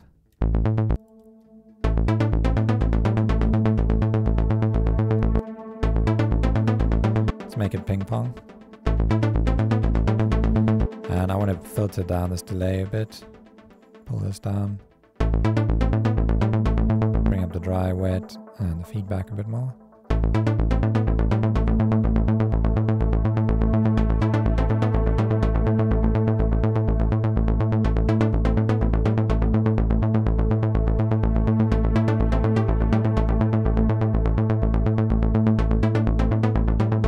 It's a bit quiet, so let's turn it up. Let's go to the volume here.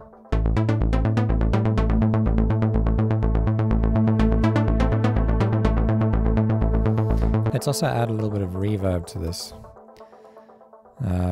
So reverb, the position of the reverb matters, because if you just think about a sound in a normal listening environment, the last thing that gets heard is usually the reverb. So the reverb basically is the room. If you are standing inside a room, you shout, it passes through everything it's going to pass before it hits the walls and reverberates through the room. And so typically you want your reverb to come after your delay, so that the little delays are also hitting the walls, so to speak, and it feels more natural. That's not a rule though. You can get creative and put a reverb before delay and come out with like a really cool sound sometimes. So let's just show you how the delay reverb sounds after the delay. And here I'm going to solo it so you can hear it more clearly. So this is without reverb. This is with reverb. We move it to before here. Don't really notice a difference, especially if you're new to this and your ear isn't quite that good yet. But here's where reverb is great to put before delay, is when you have a really short and small reverb. So here we bring the size down really small and the decay really short. Bring up the dry wet. Let's turn up the pre-delay a bit so that the reverb takes a few milliseconds to come in. Let's turn off that delay. So now that reverb sounds really cool. It's really short. It's not super spacey, but it makes the sound just feel a bit bigger.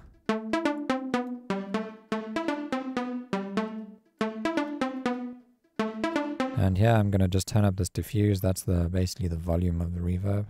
You can also turn up the reflect, which is like the initial sound of the reverb. That makes it feel a bit wider too.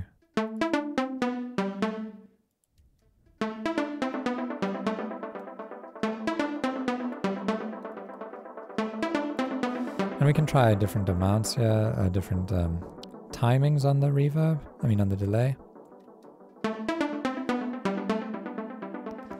What if you just kind of want the melody to repeat? You can set it to 8th, or to 8 over here. And then let's just listen to how that sounds.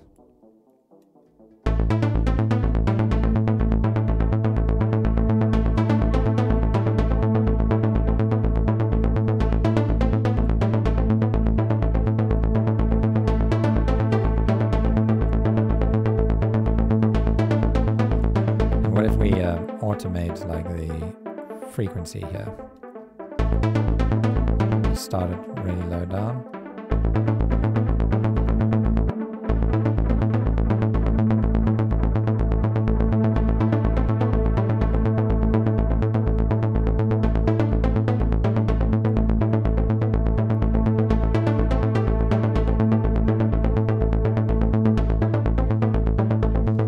Sounds pretty cool. Maybe we can play with these envelopes a bit more to make the sound a bit longer. Let's bring up the sustain on the amp. And let's lengthen the decay here.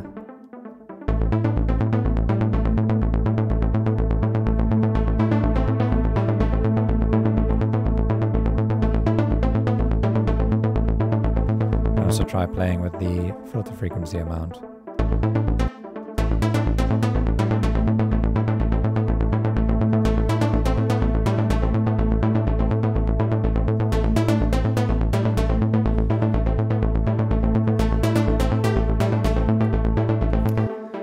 Here, this time factor basically globally controls all of these numbers that you're seeing here. And it's a great way here on this synth to control and automate the length of everything. So if we, for example, had to do some automations here, we'd get a lot of movement in the sound. I'm just doing some random automations. You can copy me or you can do your own thing.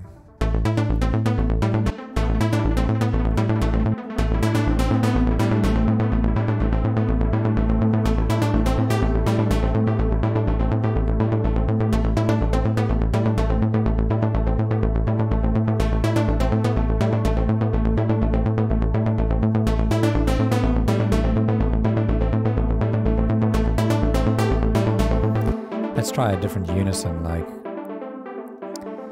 noise, which adds a bit of like white noise to the sound.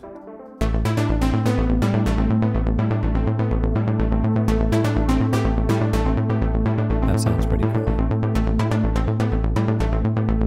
Sometimes more voices sounds better.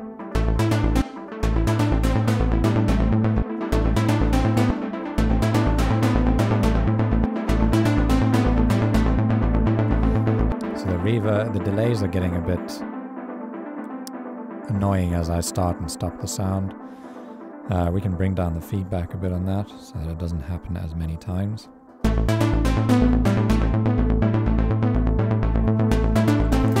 Maybe let's try again different numbers here.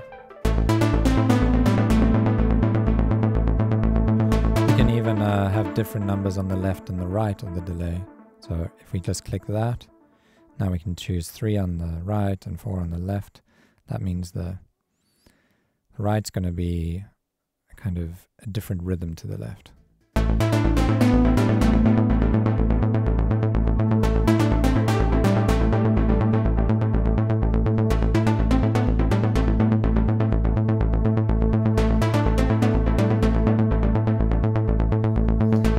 Okay, I quite like that. I think we can move on from that.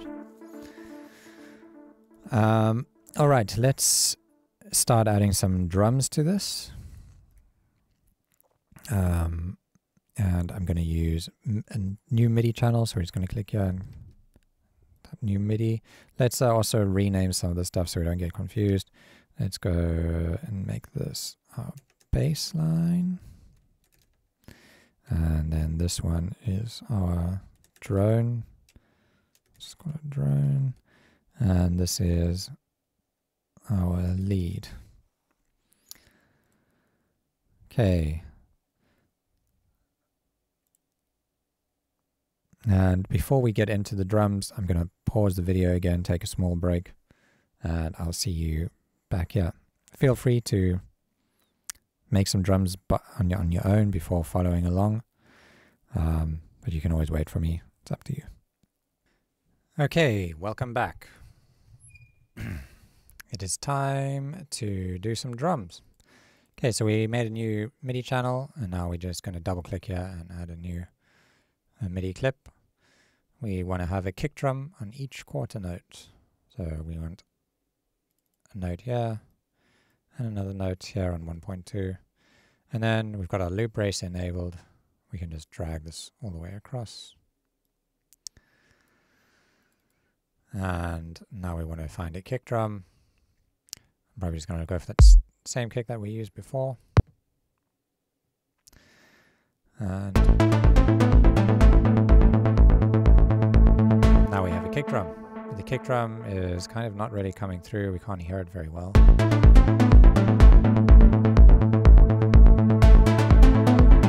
So what we need to do is we need to start using some sidechain here. If you remember how to do the sidechain and you practiced it, go ahead and do it yourself. Pause the video. Otherwise, you can just follow along with me. Okay, so we want a compressor. And we're going to expand this here, turn on sidechain. We're going to take the input from our kick drum. We're going to turn this frequency up here. And then we want to bring down the threshold.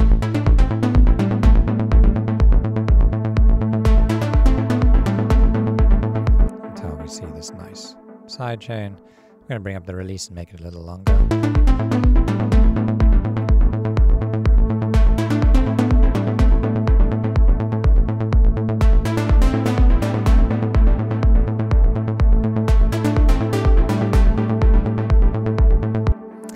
Okay, we can add that sidechain to other elements, maybe to the drone. Let's hear how that sounds.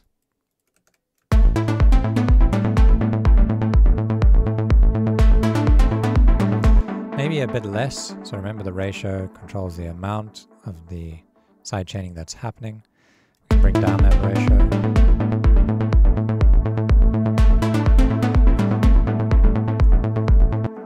And let's also put this onto the lead. Let's Try bringing up the amount here and see how that sounds. Okay, that's a bit too much, so let's bring down the ratio again.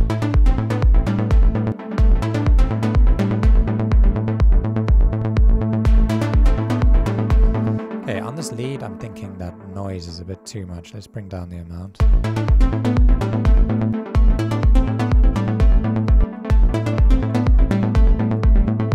Yeah, I like it a bit cleaner like that.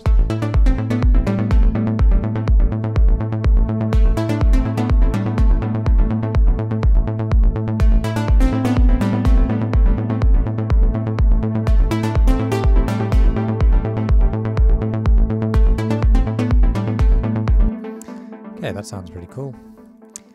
Let's start adding some hi-hats to this.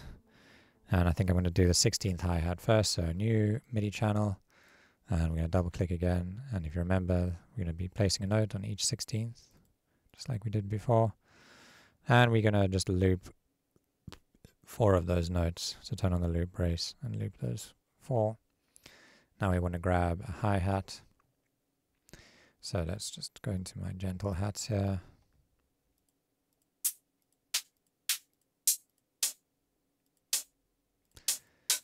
And I'm just looking for something that's kind of got a little bit of weight to it, and it's got some nice high end on it.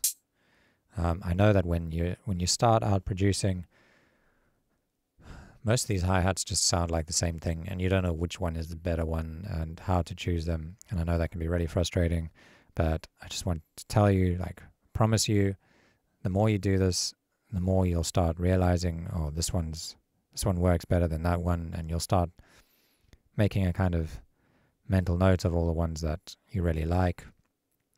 And over time, you just get better and better at this process of sound selection. So if you feel like you have a question for me and you want to know, like, how do I choose the right hi-hat, there is no real answer for that. It's just about developing your ear and learning what sounds good in context. So just keep on writing music and it'll come.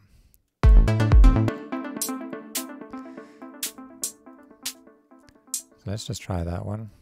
Double click on it. I'm just going to bring this all the way across. And now I'm going to maybe just try a few different ones.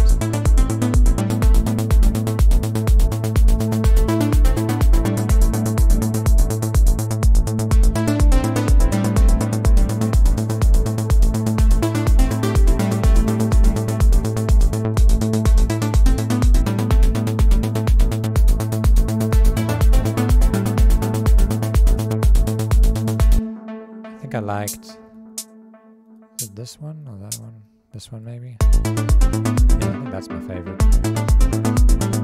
Let's turn it up a bit. And we're going to add a little bit of bounce to this. So if you remember how we did that last time, we turned down the velocity of these first 2 notes. And we also turned down the last one a little bit. And then maybe spread out the movement of them a bit. Here under controls, we have some random panning we can do. Exaggerate it. So let's just bring that down a bit to like, maybe like 16%.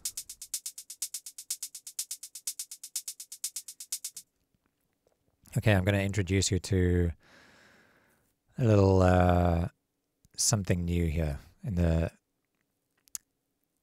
inside of the sampler. So remember I said we're going to spend a lot of time in the sampler, and we've been using envelopes a lot.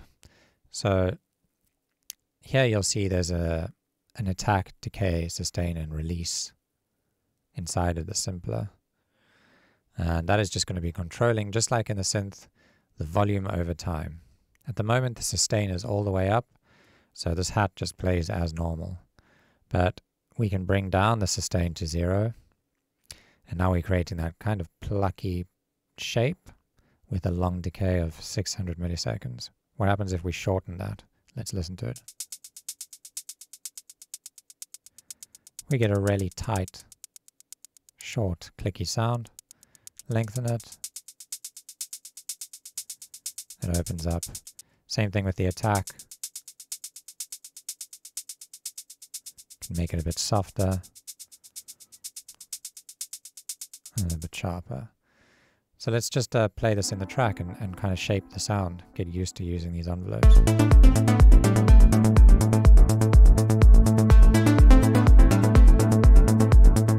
Quite like it with a bit of a soft attack like that. Let's try shorten the decay.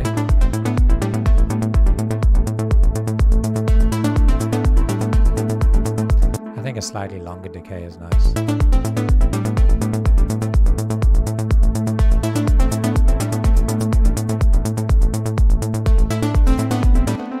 Okay, let's make another hi-hat. So I'm going to use an open one this time. Maybe that one. Let's try that one. And double click here. And we just want it on the offbeat, which is the note between the quarter notes, which is 1 and 1.2. So now we place a note in the middle of them. And we're just going to duplicate that all the way across. It's a bit quiet. The velocities are quite low. Let's turn those up.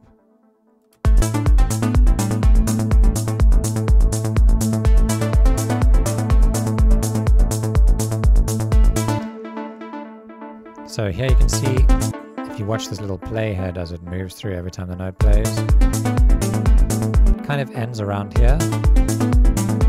And that's because the note ends and the release is really short. So we can open up that release. We'll go all the way to the end and we'll get the full sound. It's not illustrated really well in this case. A longer hi-hat might show that bit better.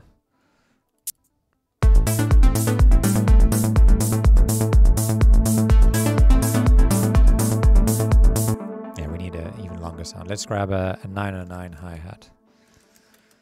Open.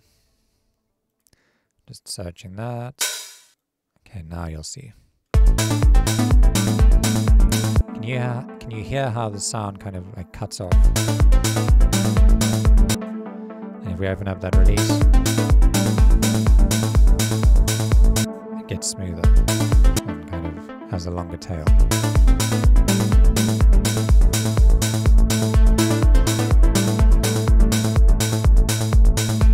So there's no right or wrong way to do this. It's just kind of go by feel.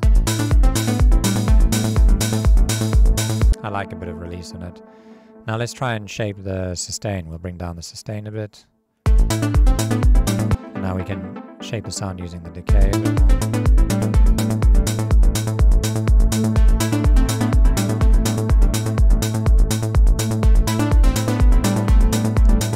Yeah, I like that.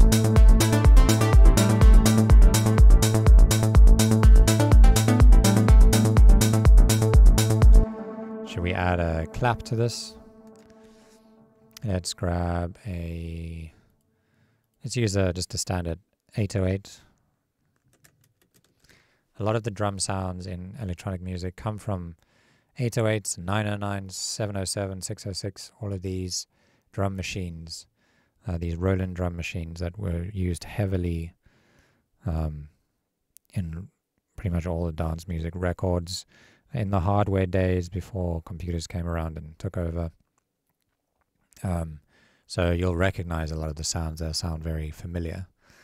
So if I just search for an 808 clap and the drum hits, you'll hear this one and be like, oh yes, I've heard that clap a million times. So it can be good to use them. It's usually a safe bet if you don't really trust your ears.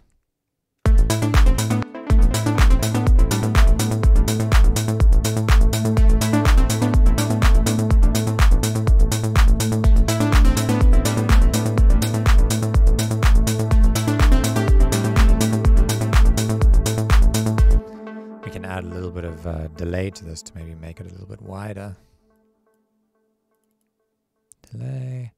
And let's make it a really short delay, like 60 milliseconds or something. Ping pong and short feedback.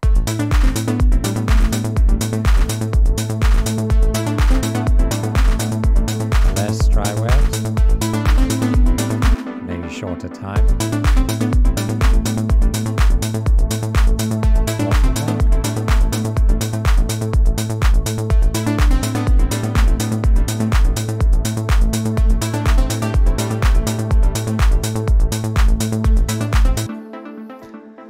Yeah, that sounds cool. One thing I like to try with my claps is to always just scrub through the sample and see if it sounds better to start the sample a little bit later.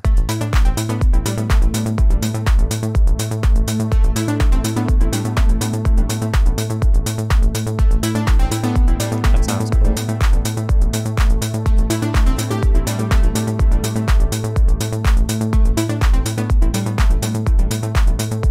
Actually quite like it there. Let's settle for that.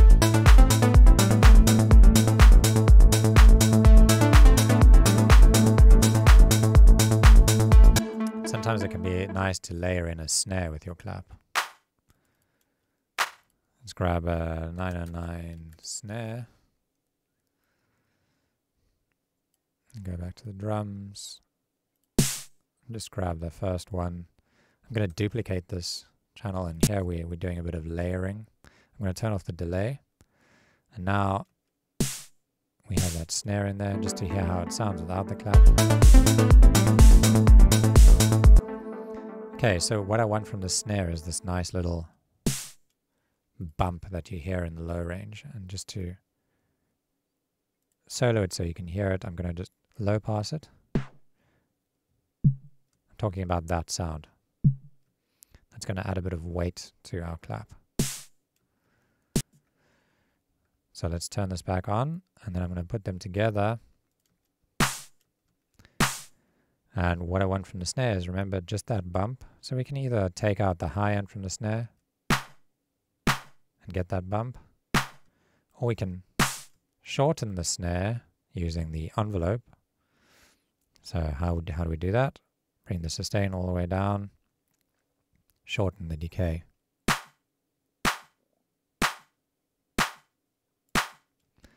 And I quite like the sound of that. And let's just hear it in the mix. If I turn off the snare, turn it back on.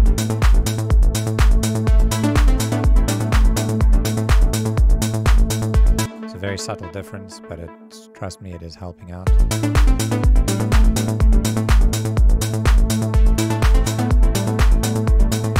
And we can use these snares to make like little ghost hits, maybe between the claps. So what happens if we make this entire thing unique by consolidating it like this? Now we can start adding some extra snares in. So let's do something like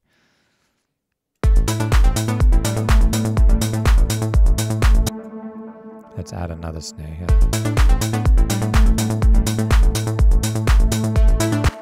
Oh, it's a bit quiet. Let's make it a little longer.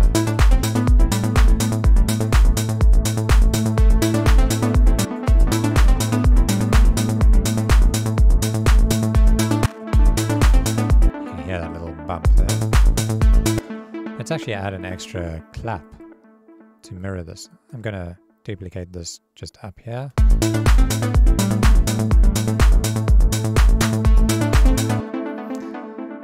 And I don't like the rhythm of that. I want to move across a bit more. Same as this one. Let's move it 1/16 across.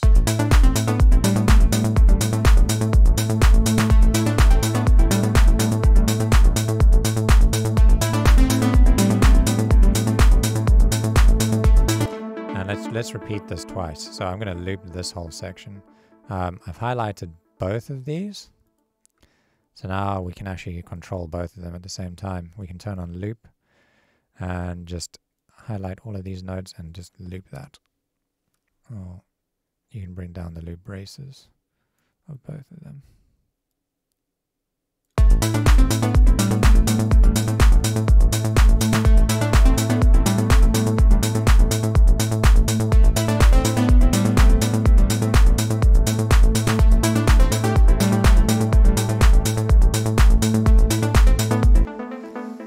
And I'm thinking it might be cool to add a bit more variation to these claps by having big reverb on the last hit over here.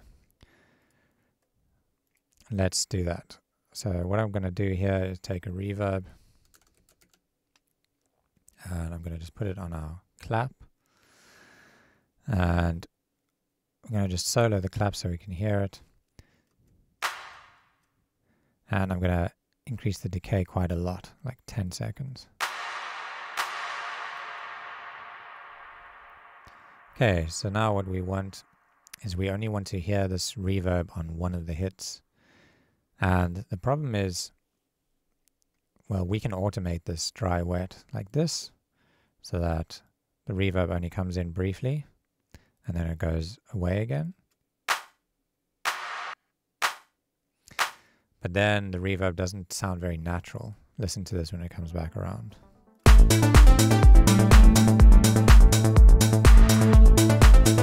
It kind of cuts off. And if we don't cut it off, then it's just going to, all these other hits are going to have reverb on them too, which doesn't sound nice either.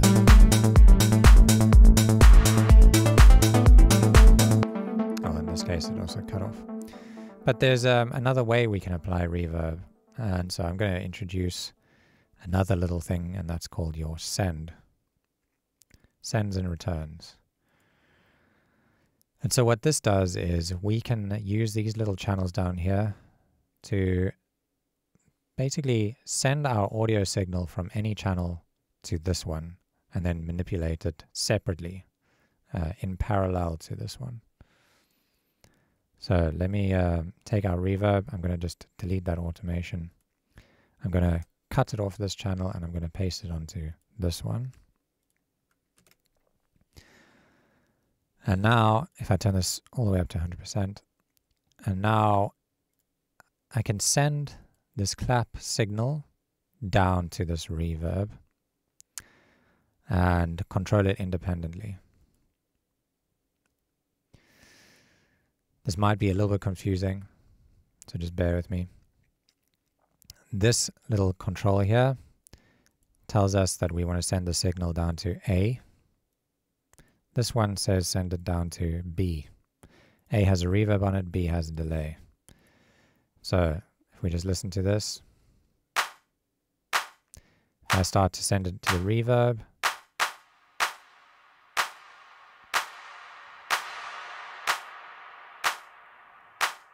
We now just get that sound coming into the reverb, and as we turn it down, it disappears from the reverb. If I send it to B, which has got a delay on it,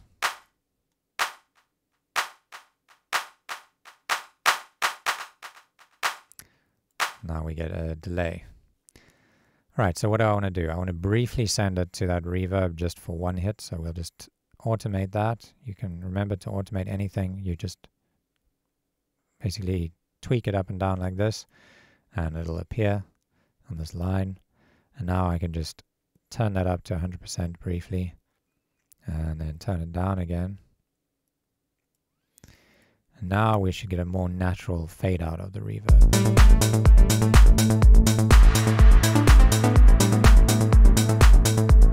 And that's kind of like a nice little drum fill at the end, or fills the place of a drum fill. So let's just listen to this full sequence.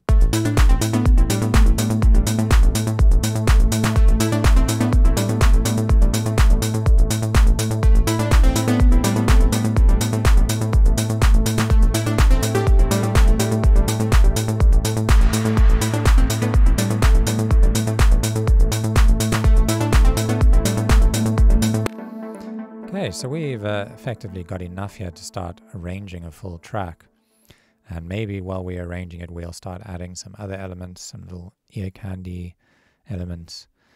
But I think there's definitely enough here now. So I'm going to pause the video, take a short break, and then I'm going to come back and arrange what we have. See you in a moment. Okay, we're back. And now it's time to start arranging this into a full track. Right, so we've got this little loop and it's 8 bars long. So let's just listen to it and feel out kind of where we think it should go next. Most likely I'm just going to be duplicating it and then making a small change. So let's listen.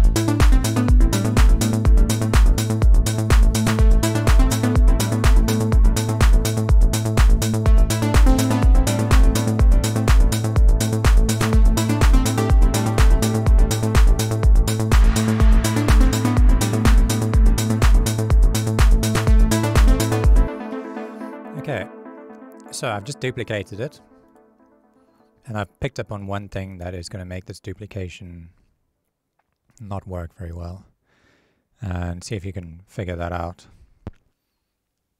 Okay, so if you didn't figure it out, you'll see I have this padlock enabled, and that means it locked the automation and didn't copy it over when I duplicated it. And if you remember, we have some automation on the lead. Let's just go and find that over here. Timescale is automated. And here's another note. I recommend anytime you have automation to hit this little plus sign to add it to a separate lane. That way, if I start clicking on other parameters, I don't lose that automation. It doesn't disappear from the screen. It's always visible on the screen.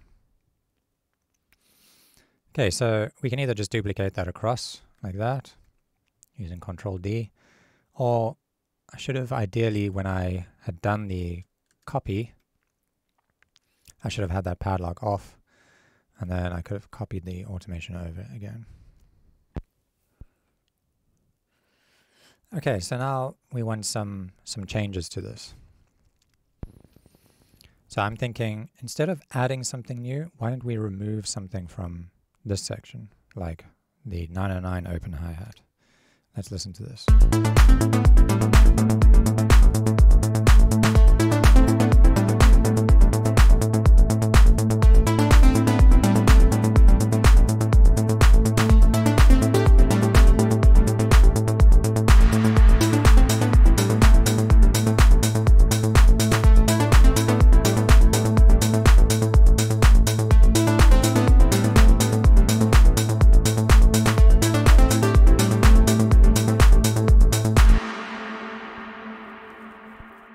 Okay, I like that. I think now we can duplicate that again. How long has this been so far? 30 seconds. So ideally we want probably a minute here again. Again, there's no rules, but just I notice usually my drop sections are about a minute long. And sometimes a minute and a half for longer, more like clubby tracks. Right, so I'm going to take this section, make sure padlock's off, and I'm going to duplicate it again twice. And I'm thinking,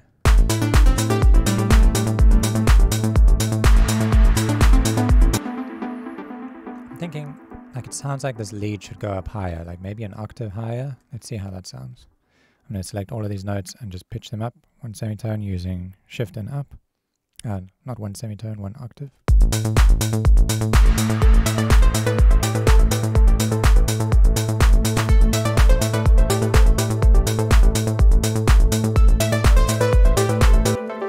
Okay, it works, except it kind of feels like something's missing now.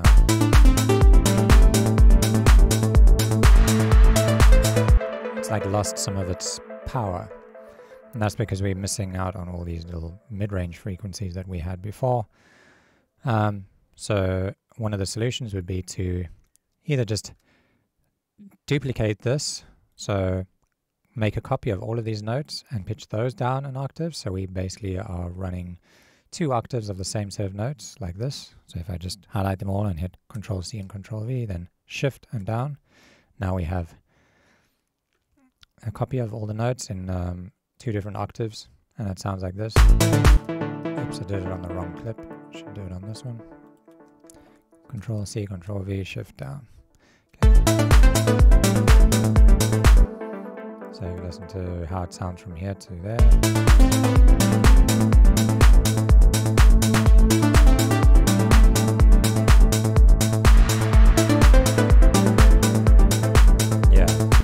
I like how that sounds.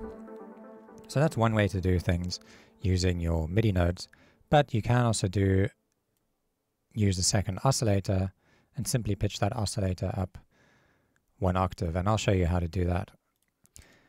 So let's take this and just pitch it back down to where it was. And here we just turn on second oscillator and shift that up to saw wave. And now we're going to take this and use the semi here, semitones, and we're just going to go up 12.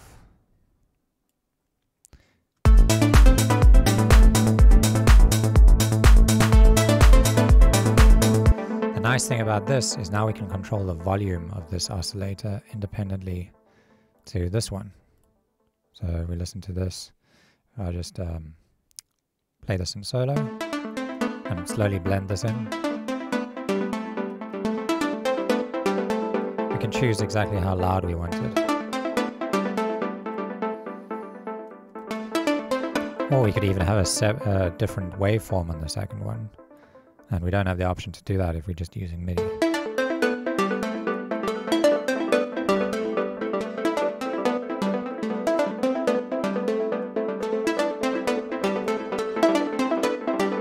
I'm going to kind of blend it between a square and a saw. Let's hear how that sounds. So I like the sound of that, but we need to blend that in. Otherwise it's going to, we need to automate this. Otherwise it's going to be there all the time. So this is the volume of that oscillator, and what we want is for this to happen.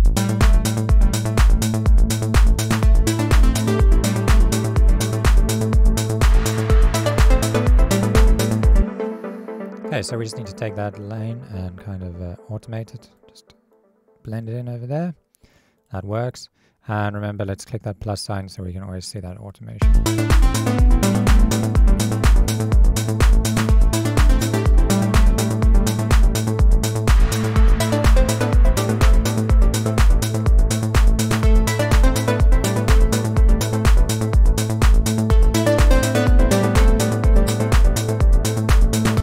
And now I'm thinking maybe we can have a little bit more of a change, a variation. Let's add a couple more notes before this last one over here.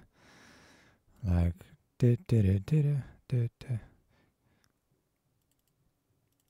let's just see the rhythm of that. Yeah, so I'm hearing like a We could either play the same note here or maybe a note below that. Let's hear this.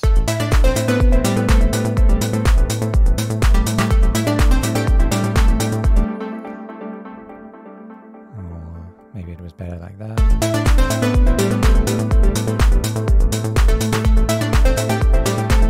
Sounds quite good. We can experiment, maybe pitch that up an octave.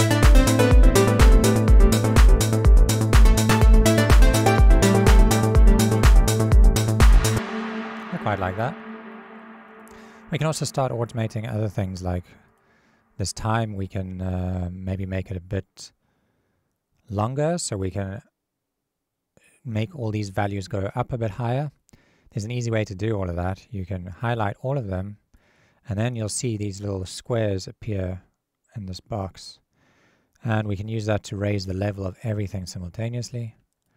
Or we can use one of the corner ones to just lift it, make it go up over time a bit more, while maintaining all these little subtle changes. That's probably the best option. And then when it reaches the end,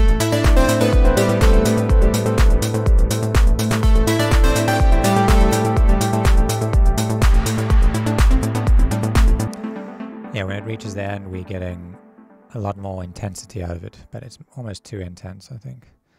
It gets really busy and noisy. So let's just calm that down a little bit. So this value is up at like 23%. This one's up at 18%, so it's still a bit higher than the previous repetition.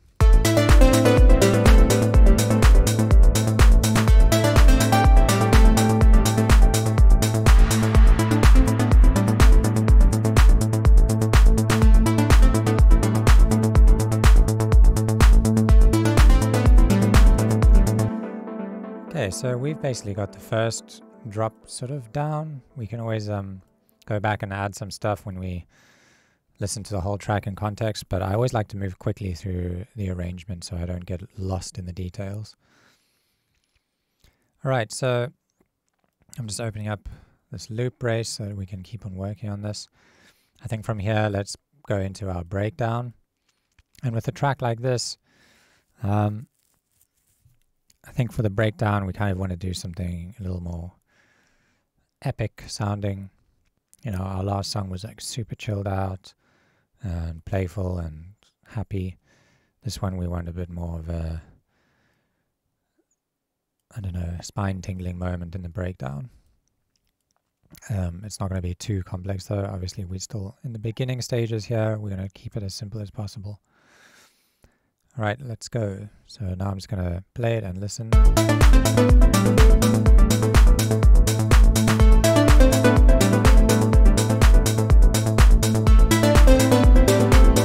we'll just use this drone.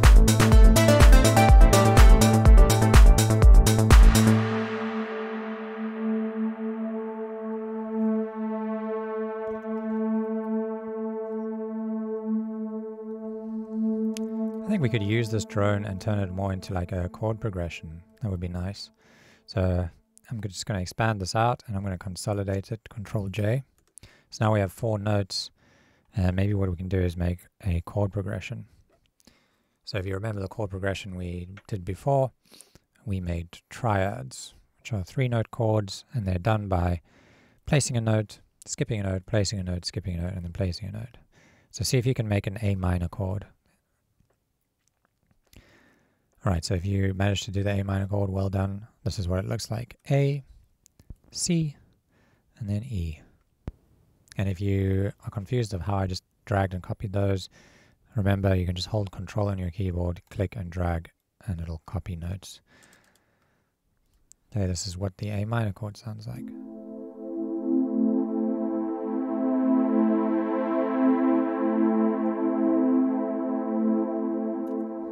Sounds very nice, actually.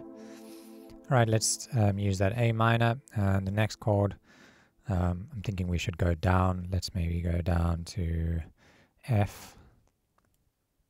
And F is going to be not a minor chord, because we're going to be not placing a note there, we're going to be placing a note there, and if you count the gaps here, that's a 3-note gap, and remember, minor chords are a 2-note gap. And if we've made a minor chord there, this would be out of key. This is what out of key sounds like.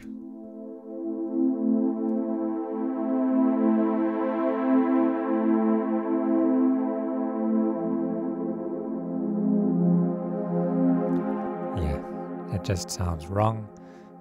It could work like in the context maybe of like a horror movie or something, but here we're going not really for the horror effect, we're going for more the euphoric effect.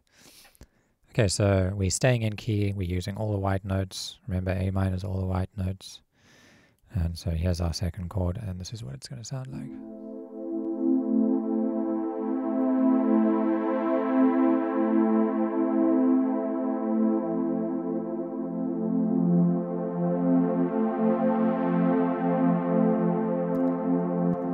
I think we can maybe just move between these chords.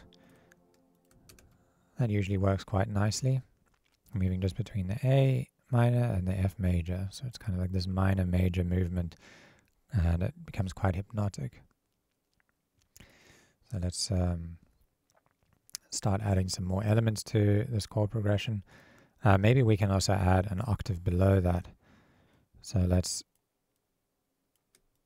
just copy all these bottom notes, the bass notes, highlighting them, Control C, Control V, and copying them down.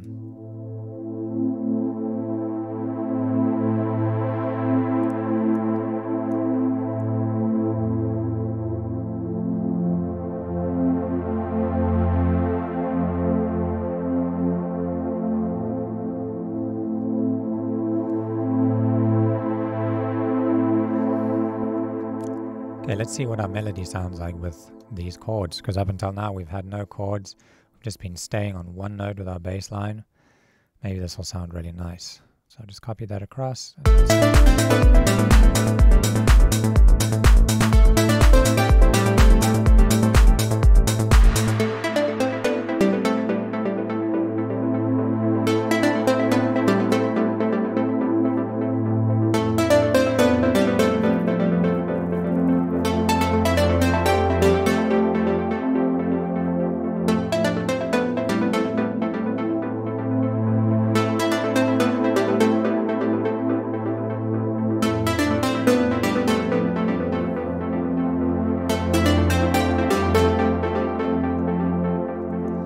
Okay, I think it sounds really nice, but I don't want this lead to sound exactly the same as here. Things can get old very quickly, so let's change the sound design. We're going to automate this lead a bit more. I'm thinking maybe we can shift the waveforms down to more like a sine wave, a really clean waveform. So let's just try that. We're going to click on this, which is the waveform selector, and we're going to automate that until it goes down to that sine wave. So just down to 0%. We're going to add that into a new lane. We're going to go to the second oscillator, and we're also going to click on that and just push that down to our sine wave. Let's hear how that sounds.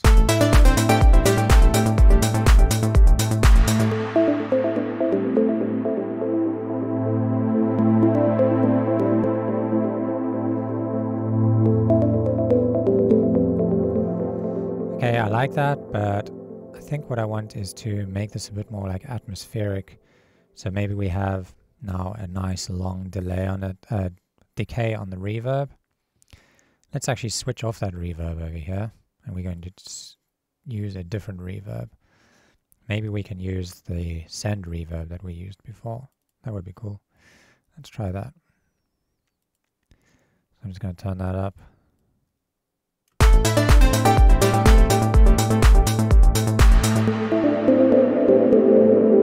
It's too much, less.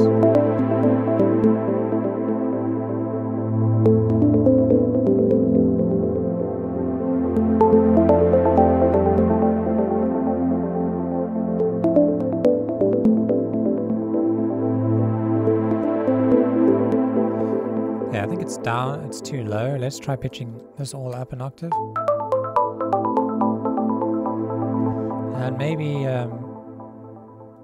let's automate this delay off. I don't like how the delay sounds with these sine waves.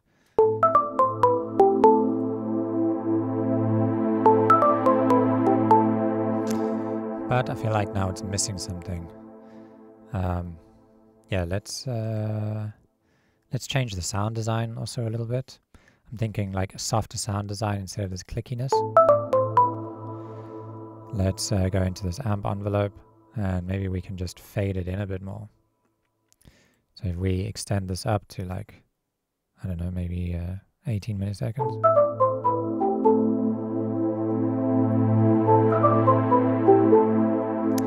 Maybe that'll sound nice with a different kind of delay on it.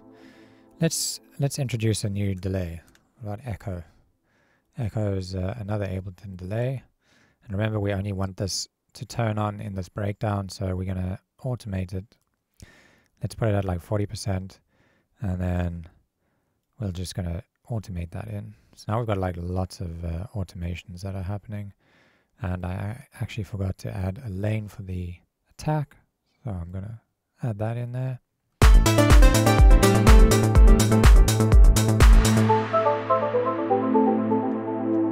So this is echo, and echo actually has some reverb built into it. You can add reverb to the delays. I think that adds it directly to the delay. Let's hear how that sounds.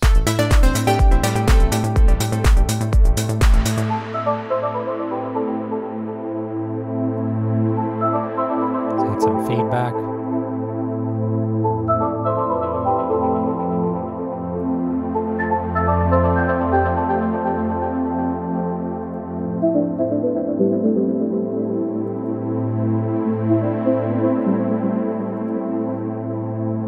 Maybe what we can do is add another octave above that. So we've got just the high, and then the high and the low over there. That sounds cool.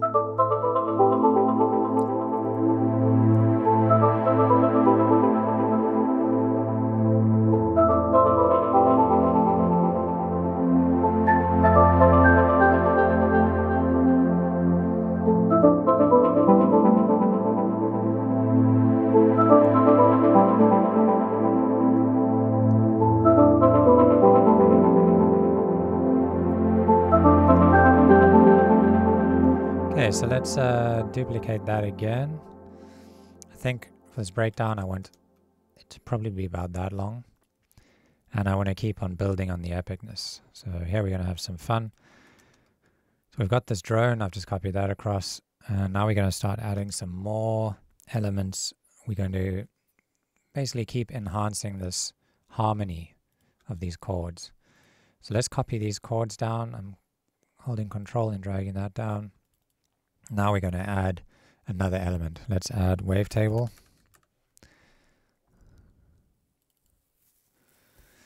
And we're going to use a saw wave here. We're going to make, basically just, we're going to filter these saw waves in slowly over time. So I want a sound like that, but I want it to be more sustained. So we're going to bring the sustain up to maximum.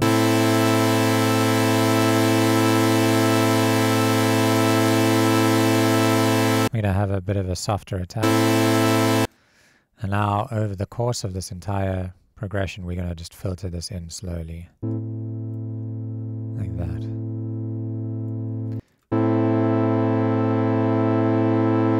And another thing I want to do is we're going to add more automation. We're going to use unison. Let's put it on classic, give it 8 voices, and the amount of unison is going to start increasing over here.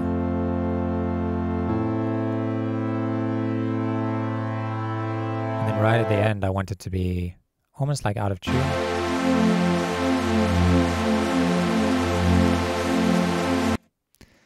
Okay, so we want that to only happen really quickly at the end, so up until now, it's going to be like that, and then right at the end.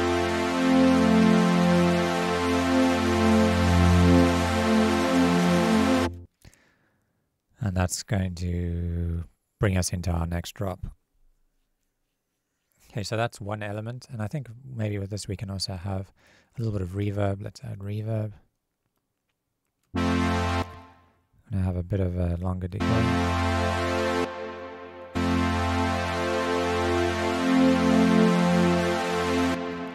Let's hear how that sounds.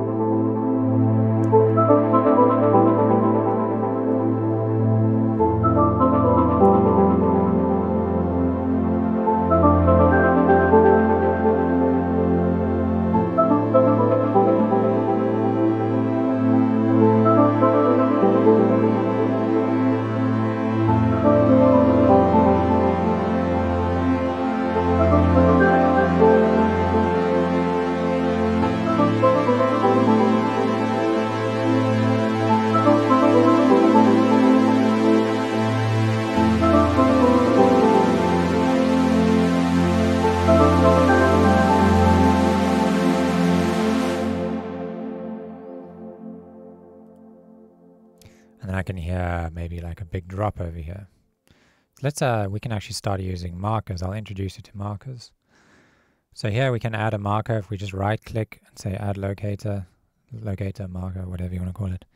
And here we can actually just add a name like drop. And we can also label this, add a locator, breakdown.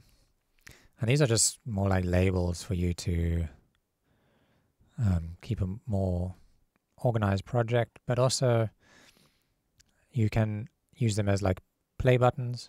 So if, for example, I wanted to, let me add another marker here on the drop, first drop, drop 1.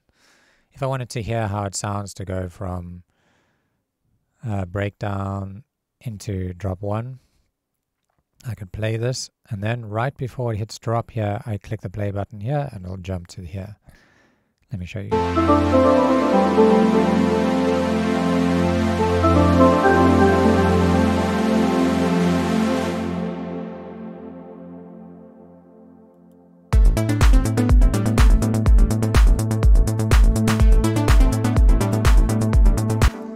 Cool. So that's those. All right. Let's design our second drop. We can come and add more detail to the breakdown in a later stage.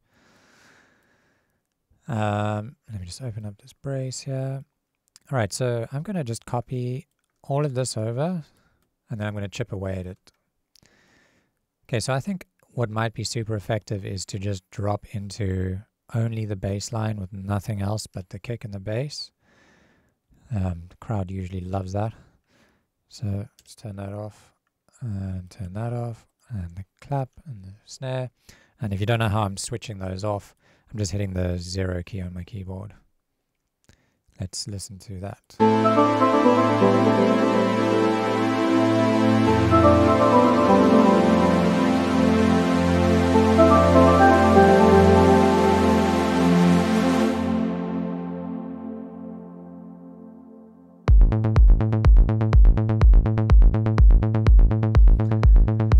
Okay, that feels a little underwhelming.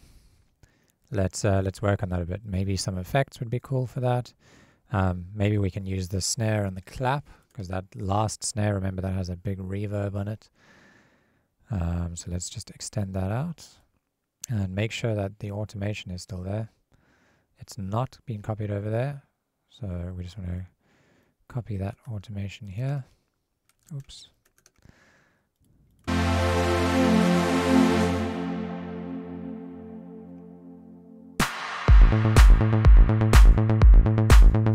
Let's actually remove that clap there and the snare. I only want the clap over here and the snare over here. Okay, I just realized I've done something that I haven't explained before. I have split these clips up. So anytime you have a clip, let me just turn this back on. You can chop out sections of it, and the hotkey for that is Control E. So if I click there, it makes a little cut there for me. Or I can highlight a section and hit Control E, it'll cut out that whole section. And then you can turn off individual sections. Okay, so I'm just going to fill these in again and then just turn off this whole clip.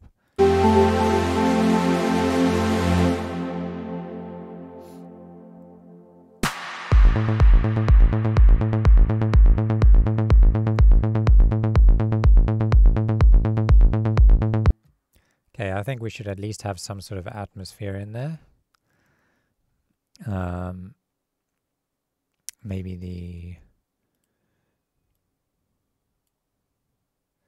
the chords, or just the one chord here, the first chord. Let's copy that across. No, I don't like the sound of that.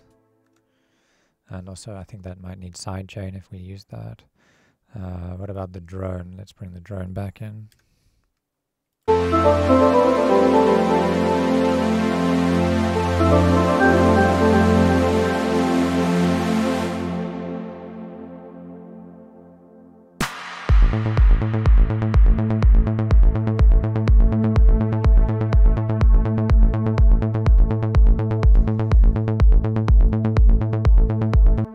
Might be cool to have the hi-hat in there. Let's listen to that.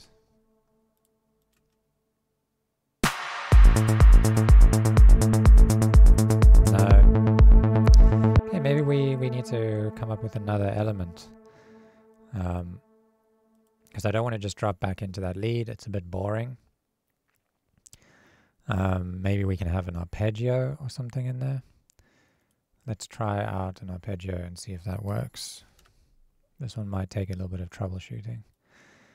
Okay, so I've made a new MIDI channel, and I'm going to double click here, and I'm going to manually write an arpeggio. But let's use the same patch that we used for our bass line. Or better yet, let's just make a new one, because we really want to like drill home these envelopes so you know how to use them properly. Okay, so I'm going to write Wavetable and load that in. And I'm going to make a pattern quick. I'm going to use A minor, that's A, C, E, and just loop those. All the way across.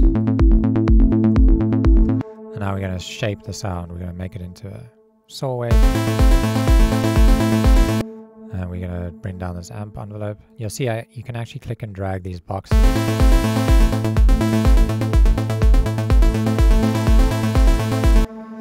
And let's bring down the frequency.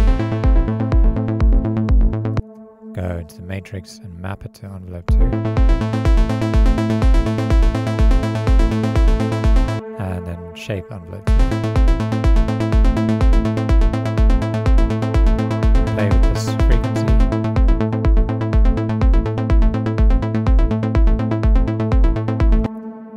And I'm thinking I want each note to land in a different place in the stereo field, like left and right, left and right. And there should be a way to achieve that. Let's have a look around, see if we can achieve that here quickly. I'll tell you if it's possible. I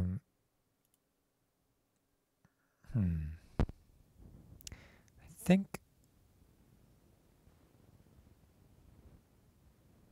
yeah, I'm not 100% sure how to do it with this, but we could use an autopan. Autopan's a pretty cool feature. Let's grab autopan. It does exactly what it says. It pans stuff automatically left and right. If you don't know what panning is when you take a sound and you either move it to the left or the right. And so if we use this autopan, we turn up the amount and it moves left and right. But I kind of want it to be pretty quick. I want it to, each note to almost jump around. Let's bring up the rate.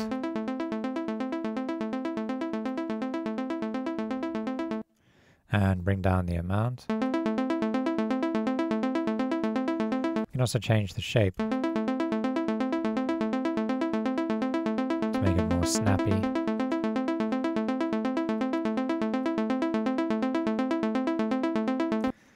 Maybe a bit of unison would sound nice. Let's listen to that. I prefer it without.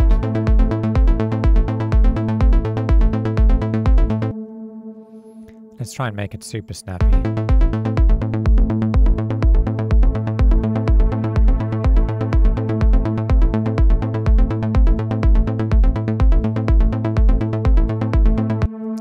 And we'll give it a bit of reverb. Again, I'm going to use a really short and small reverb, so bring down the size, bring down the decay. I'm going to turn off all of this stuff, don't really worry about it for now. Bring down the dry wet. Turn it all up. Okay, let's listen to this drop now.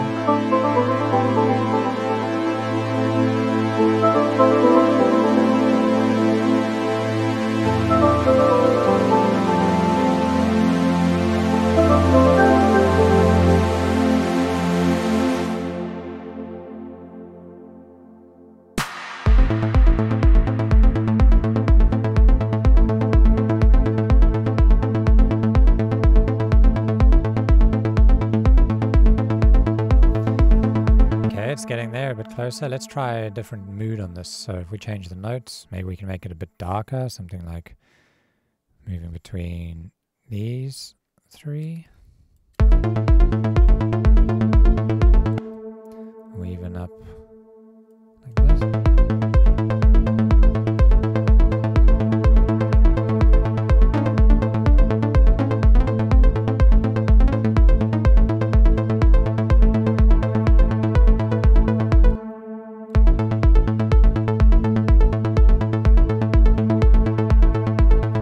Let's add a little bit of delay to this to bring down the dry wet, ping pong, some feedback.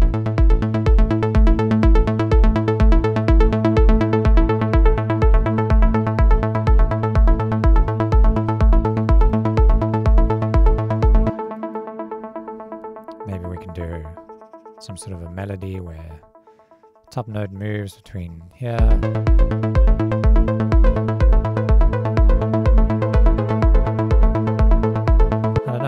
Mess around and see what happens. I think I actually quite liked the first one the most, to be honest. Nah, this is nicer.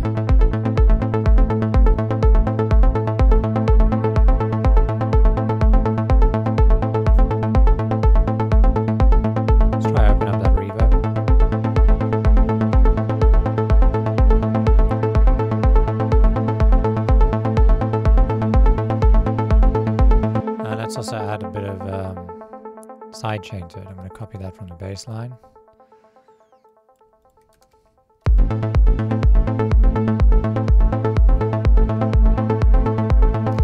Bring down the ratio a bit. One thing that might be cool is adding maybe a ride over the kick drum. It's Control T, and I'm going to go back to my pack here, and we're going to add a ride loop, something like that, where it's just landing on top of the kick.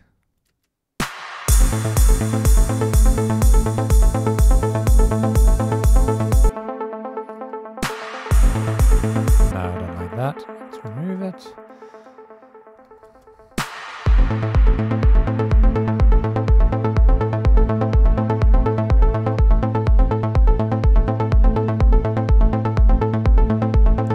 Also play with the bass line and maybe open that up a little bit more.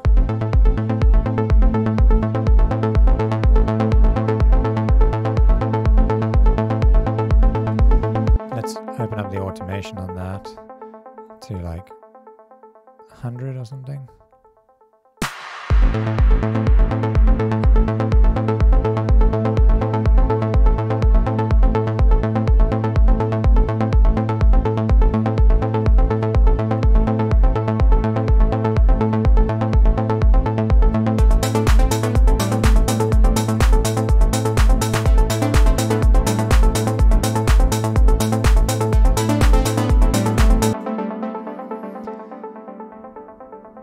Okay, it's getting there, and now when we move on, I want to just have the hi-hats come in and then the clap and snare over here. So now it'll go.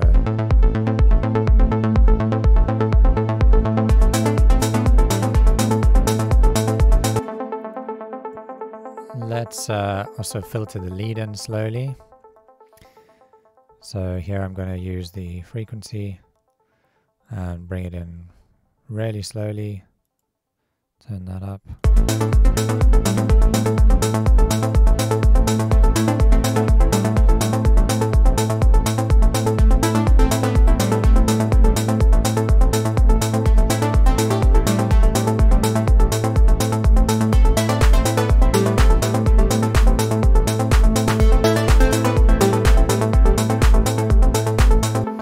Okay.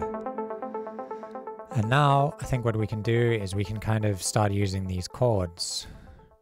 So whatever over here, we use those chords just like they were over here. Same thing, we'll add in these. And now we need our bass notes to match those chords. Let's see how.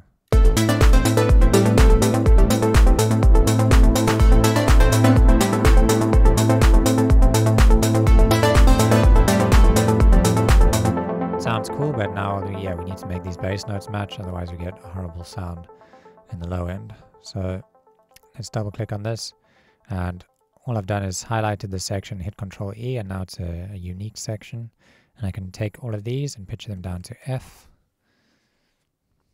And duplicate it.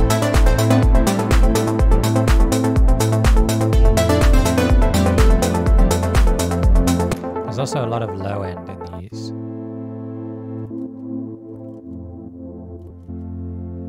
And so I want to add an EQ, which is only going to be used in the drop section.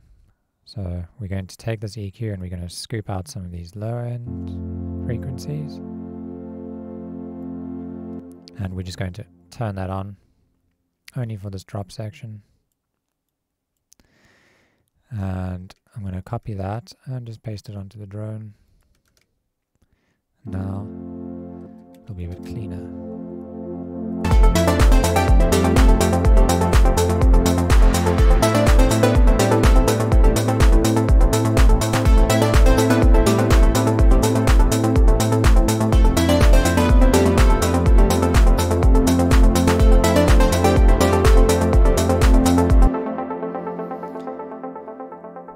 Okay, so that's our second drop. I think that sounds pretty cool. I'm thinking maybe we can do something similar to the last track where we added more like atmospheric stuff. But let's design our own sound this time. So we're going to do a new channel here. I'm going to grab Wavetable. And here we're going to use, let's use a sine wave. And we're going to use a little bit of distortion. We haven't used distortion yet. And we also want a nice sustained sound, so it sounds like this. Some release on it maybe. And here we're going to grab saturator.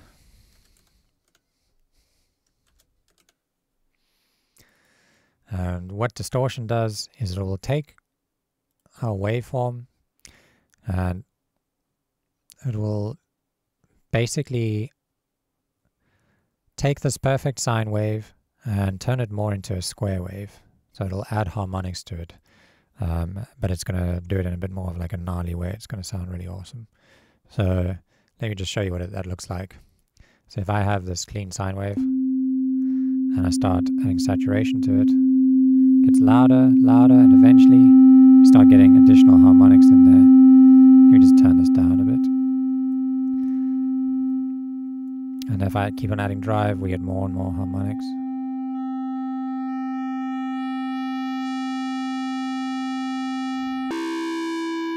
And when we start switching between notes, we get a really like distorted sound. I'm sure you know what distortion sounds like. But yeah, maybe not that distorted. I think that's about right. Let's bring up the output again.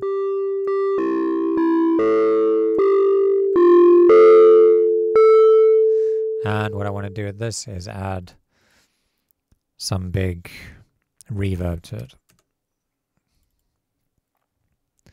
So we're going to make this like 100% wet. Big reverb.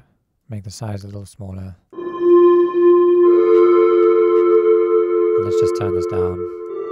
It's distorting a bit.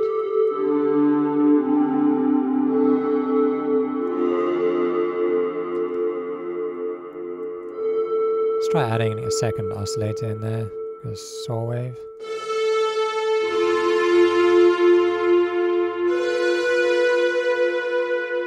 And maybe we can do some filtering on this. So bring that down. Let's enable envelope 2, go to the matrix. Again, map that to the filter. And here what we're going to do is have a long attack on it.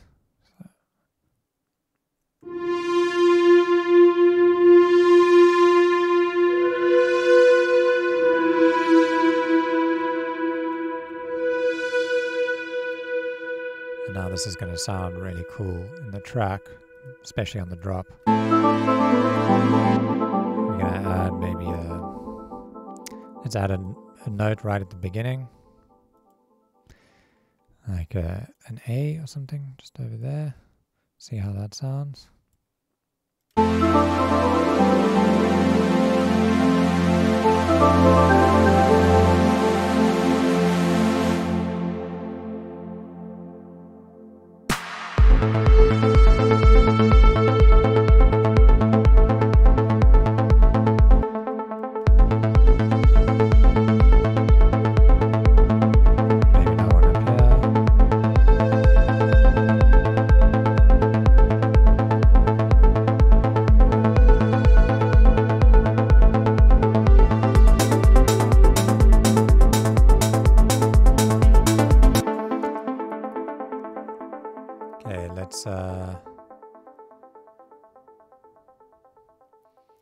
Let's just plan that a little better. So maybe we do like a note there, another note there, another one there, another one there, and we can like loop that again.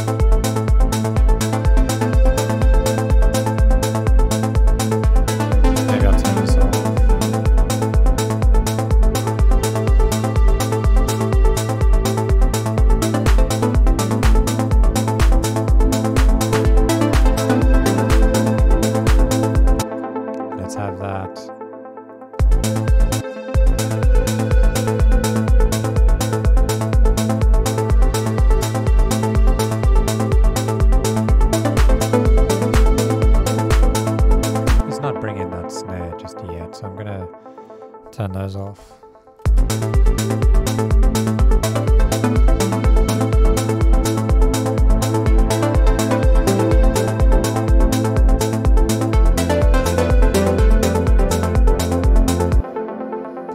I don't actually like the sound of the sine wave in there. I'm going to shift that up more towards the saw again. Let's turn down the saturation a bit.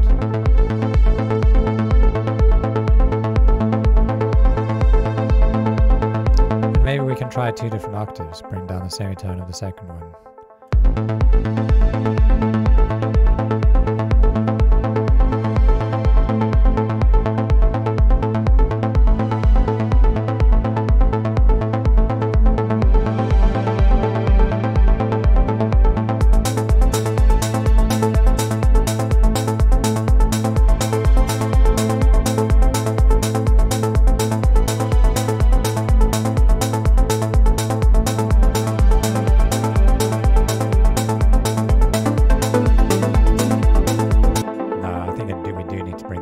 Clap snares in.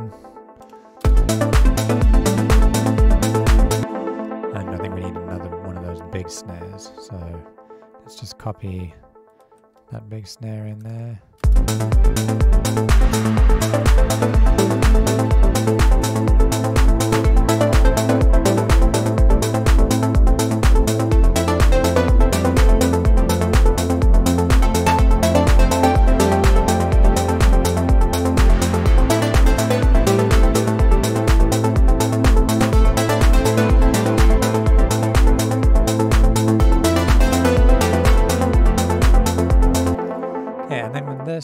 With this we can add a little bit more like filtering that happens over the entire length of this. So let's grab an auto filter and we're going to filter this down a bit more and then open it up all the way through this.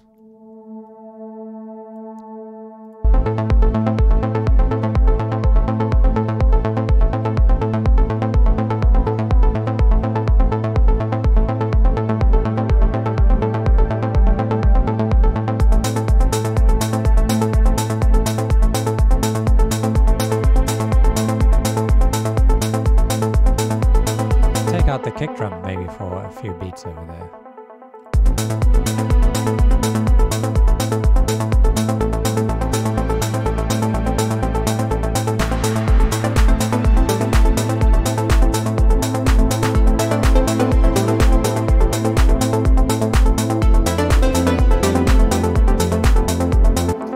Okay, that sounds cool.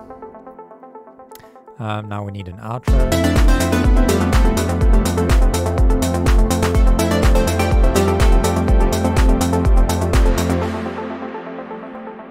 Okay, so for the outro, we kind of want it to be more of a DJ mixable outro.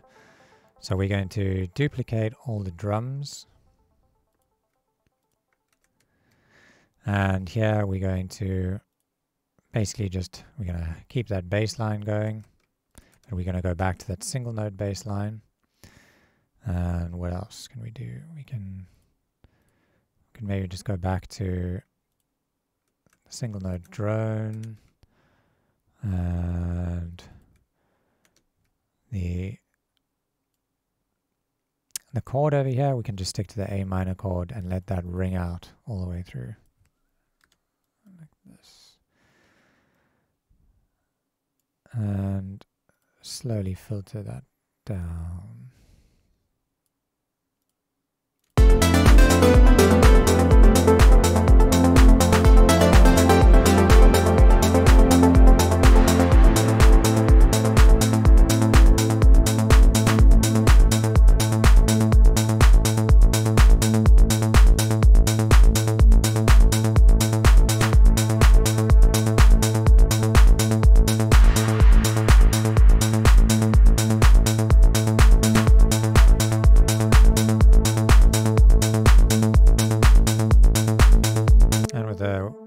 Baseline, we can also filter that down over time.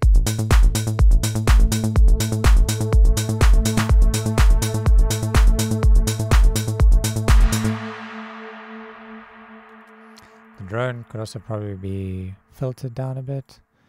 Maybe we can take this and just turn it into a low pass filter.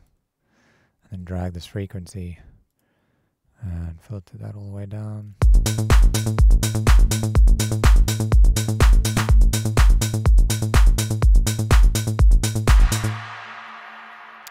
And I'm just thinking in terms of little transitions here. Okay, there.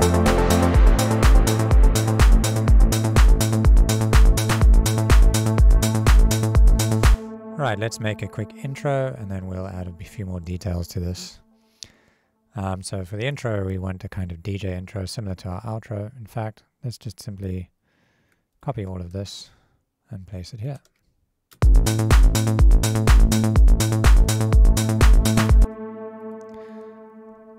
Let's delete Wavetable and let's remove our claps and snares.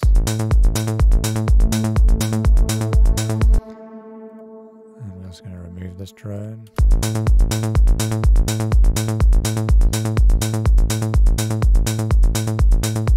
Maybe what we can do is have some white noise that starts this off like all the way through. And that's always great for learning some more sound design. Let's use a new synth here called Operator. An operator lets us use white noise. So in Operator we have all of these which are oscillators. And here you choose the waveforms. And here we've only got one oscillator that we're working with at the moment. See the levels up, the rest of them are turned down. Here we can choose the waveform and just turn it onto white noise. Now if I play that, I just hear noise, but it's got a filter on it. So we can turn off that filter and then we just get plain white noise. Let's use an external filter like the auto filter, which has got a bit more control. And what I want to do is automate that. So it goes from high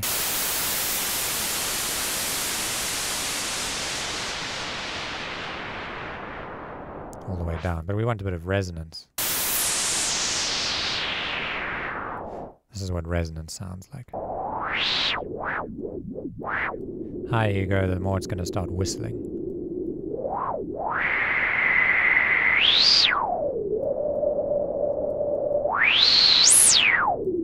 Can get really harsh. And that's probably fine. So let's just make a MIDI clip. And here it's not too important which note you use. Here if I just turn on the earphones you can hear each note. They all sound the same, so you can just pick any note and then draw a long MIDI note. Now if I play this, that's what we get. But we don't want that. Remember we want it to like filter down. So we can do that over time.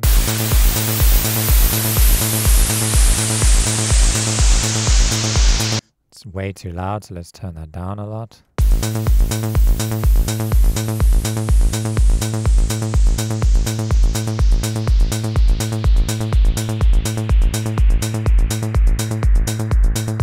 Okay, and let's add a bit of sidechain to it.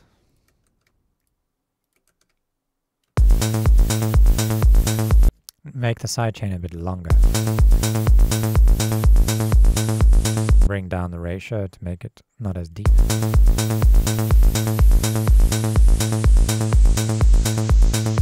Another thing I want to do is add some reverb to this. Use, oopsie, reverb. Nice big dry wet. Bring up the decay. And here, this reverb, you see it's got this filter which is cutting out all the high end, so let's just turn that off.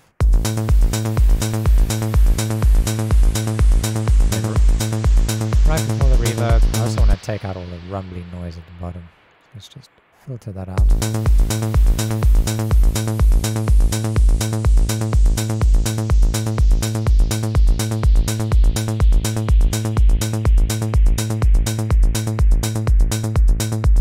Maybe bring in the clap here.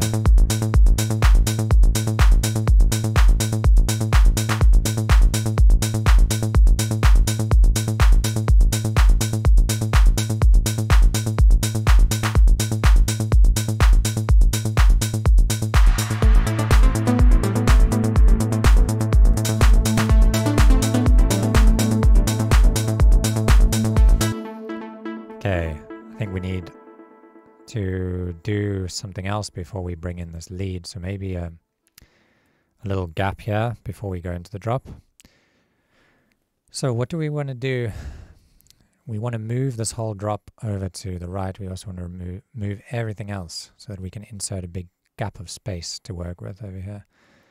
And so you could either take all of this and drag it over to the right, which is fine as long as you don't have your automation lock on, because then it wouldn't move your automation. But the easy way to do it, the better way to do it, is to highlight the amount of space you want and just hit Control I.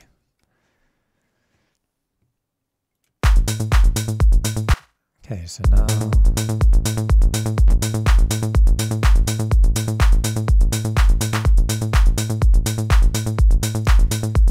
I'm thinking we take out the bass a bit just by filtering out the low end using an auto filter.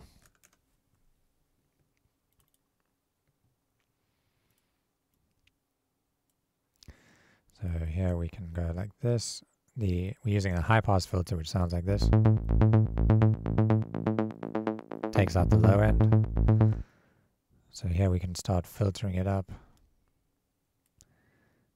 Maybe going up to like 120 hertz or something, and then drop it back down into the drop. We can also, let's just delete that. We don't need that white noise there. Another thing we can do is also remove that low end from the kick, but we're not actually removing the kick itself.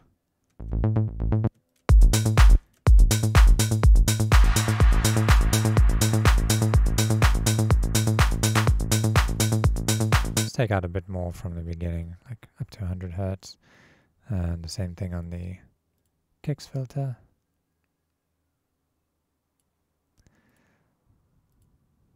Now that sounds like this. Now maybe we bring in that drone.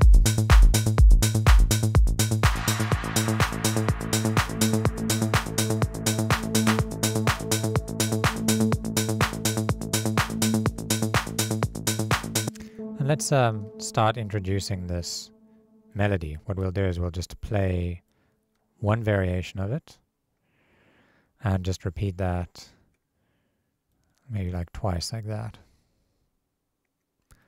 Or we can repeat it multiple times but just slowly filter it in. Yeah, let's do that. And let's use even more filtering using this auto filter. So how this will sound is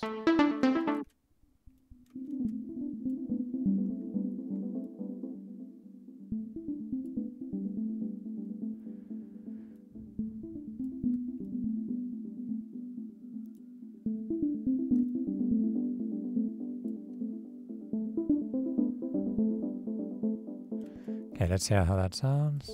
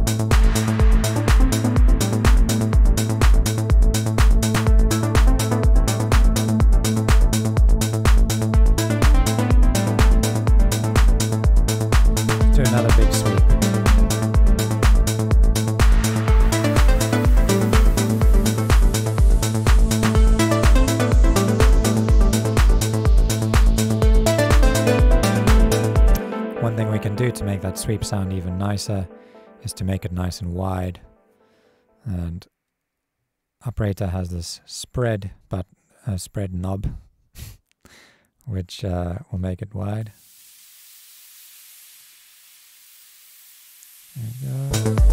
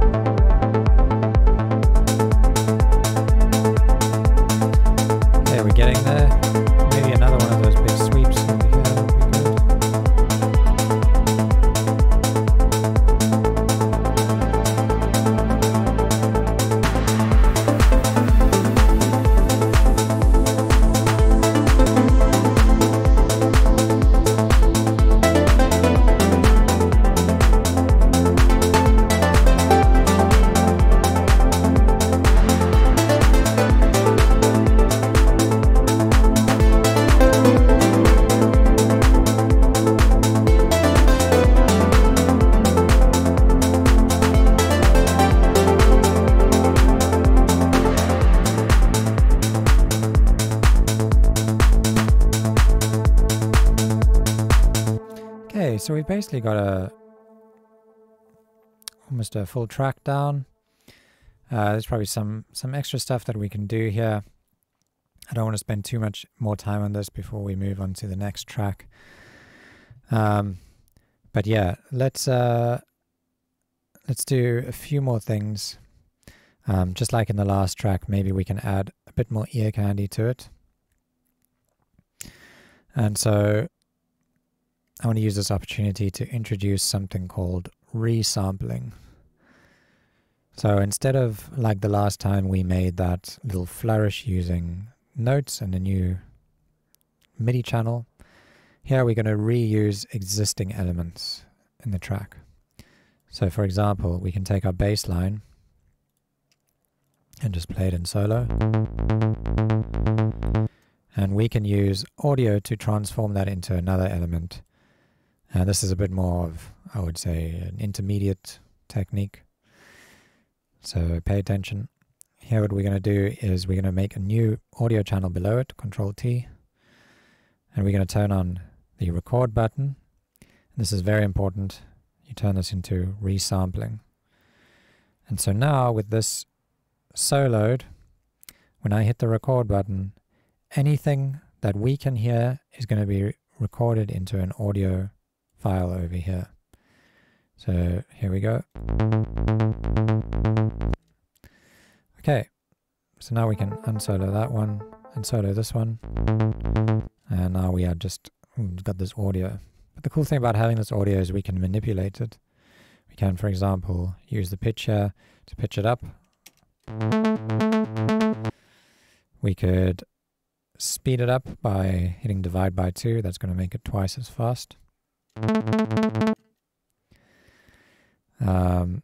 We can reverse it. Let's hit R. And yeah, we can get really crazy with this. There's so many more things you can get into, like different warp modes, but we're not going to touch that for now. Let's just keep it at this. And I want to kind of use this to make a little bit of an effect. So how about taking this and adding a delay.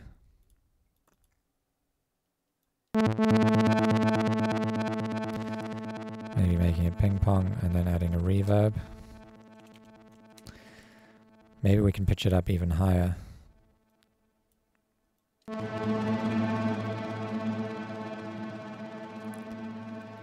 Let's go up another 12. So if you hold shift and hit plus, then it'll go up another 12. Let's listen to how that sounds. Maybe I'll put it earlier on in the track. Let's see, after the first drop.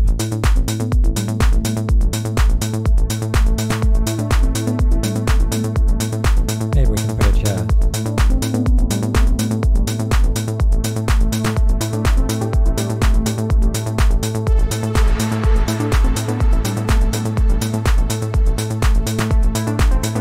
So there we go. We've got us a cool little effect. It fits the track. Didn't have to buy a sample pack for it. And now when you're aware of this, you start to realize, hey, I could use anything in my track to make cool things like that. Let's try it out with the lead. So let's come to this more busy part of the lead maybe. And I'm going to record it to the same exact channel as before, make sure that's armed, that's set to resampling. I'm just going to hit record.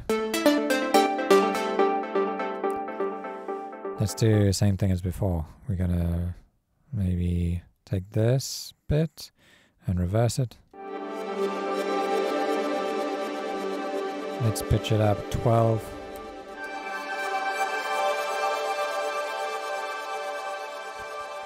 And let's use that like over there. We can even fade it in. We can use our clip fades to do that. So here if you turn off automation mode and you hover over the box, these little boxes appear here and you can fade that in.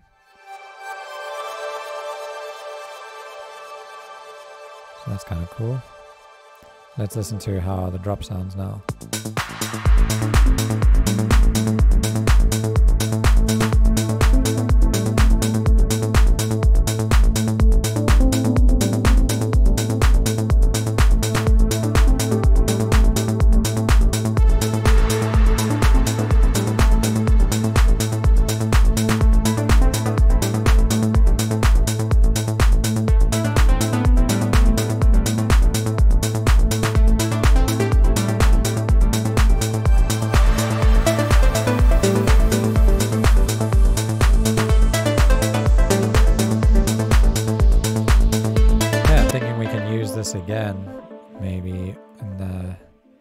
section after this, over there.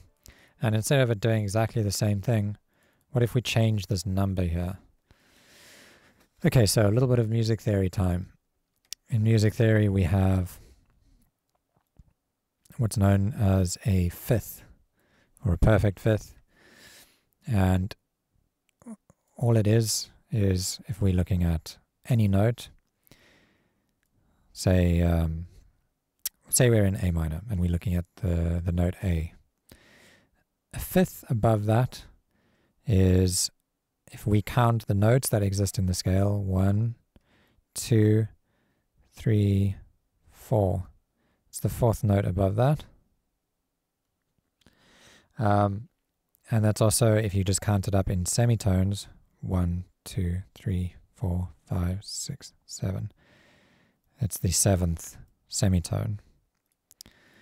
And so often on synthesizers, what you'll be doing is you'll be adding like +7 semitones, and that makes it into a perfect fifth. And it's also, guitarists might know that as a power chord.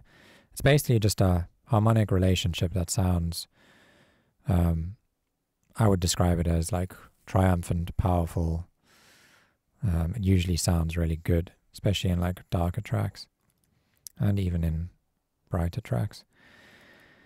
And how that sounds, if I just, let me just open up a wavetable here so you can hear it.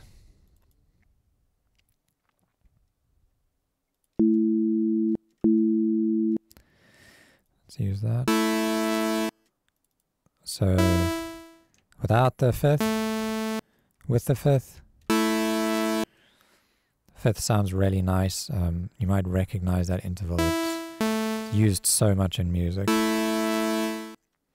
You get fifths typically, and you get thirds. And thirds are either major or minor. In this case, it's a minor third.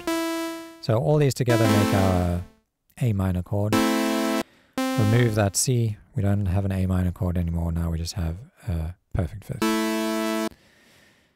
So why I told you this was, well, I want to make this into a fifth rather than just using octaves. So at the moment, the note we're using, because it's +24, that's just 2 octaves. It's still playing an A. But I wanted to play that E note, this note, because I know it's going to sound good. So we can go down. We can set this to +7, because I told you remember it's 7 semitones if you count up 1, 2, 3, 4, 5, 6, 7. That's going to sound like this. But now it's too low, so let's put that up one more octave. We're going to hold shift and hit the up arrow, so now it's +19, because 7 + 12 is 19. So we're going up an octave and a fifth basically. We could maybe even go up another one, another octave.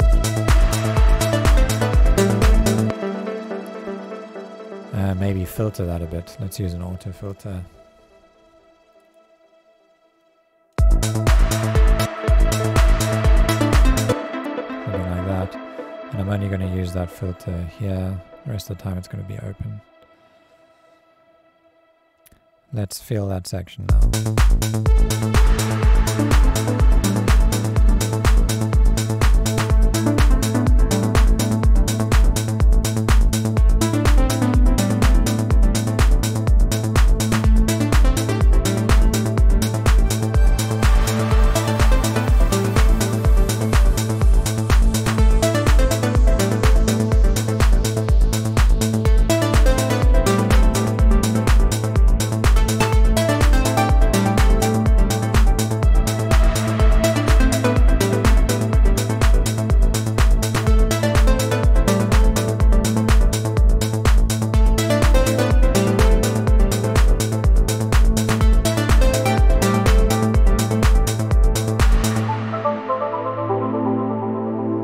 Okay, now I want to copy these and use them again in this drop.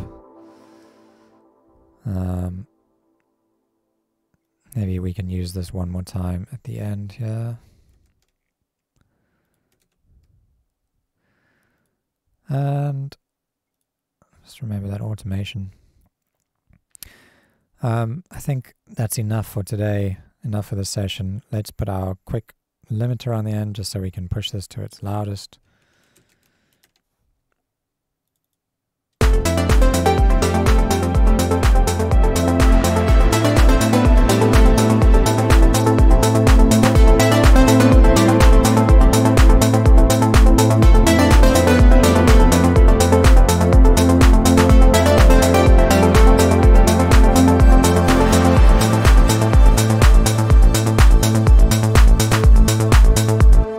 So those little ear candy things add a lot to the track, makes it feel really cool. Maybe we can add them into the breakdown, but we don't want to get too bored of them yet. So what about filtering them out in the breakdown so they're like really filtered? So what we can do is we can take this filter lane here and just highlight it all and drag that box down. So that's like...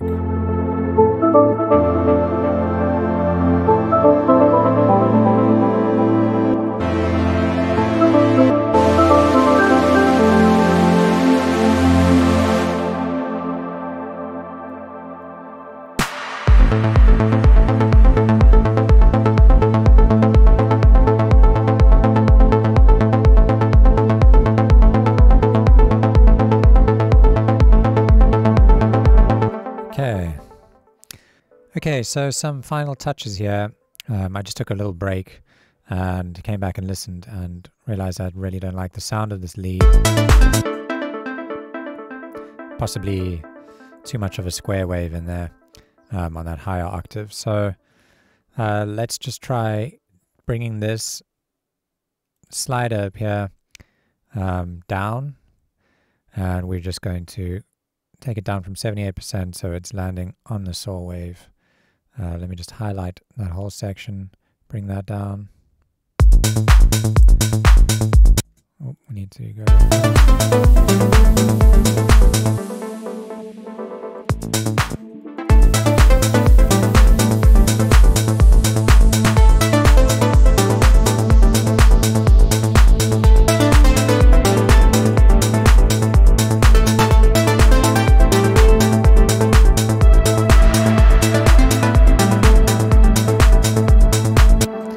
Sounds a bit better.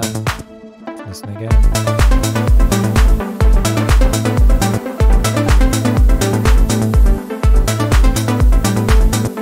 Actually, a little bit more, the unison sounds good to me.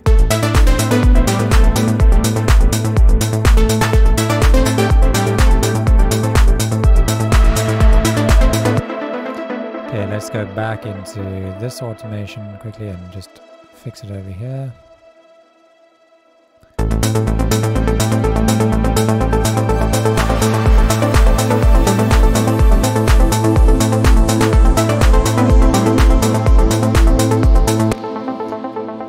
Sounds much better.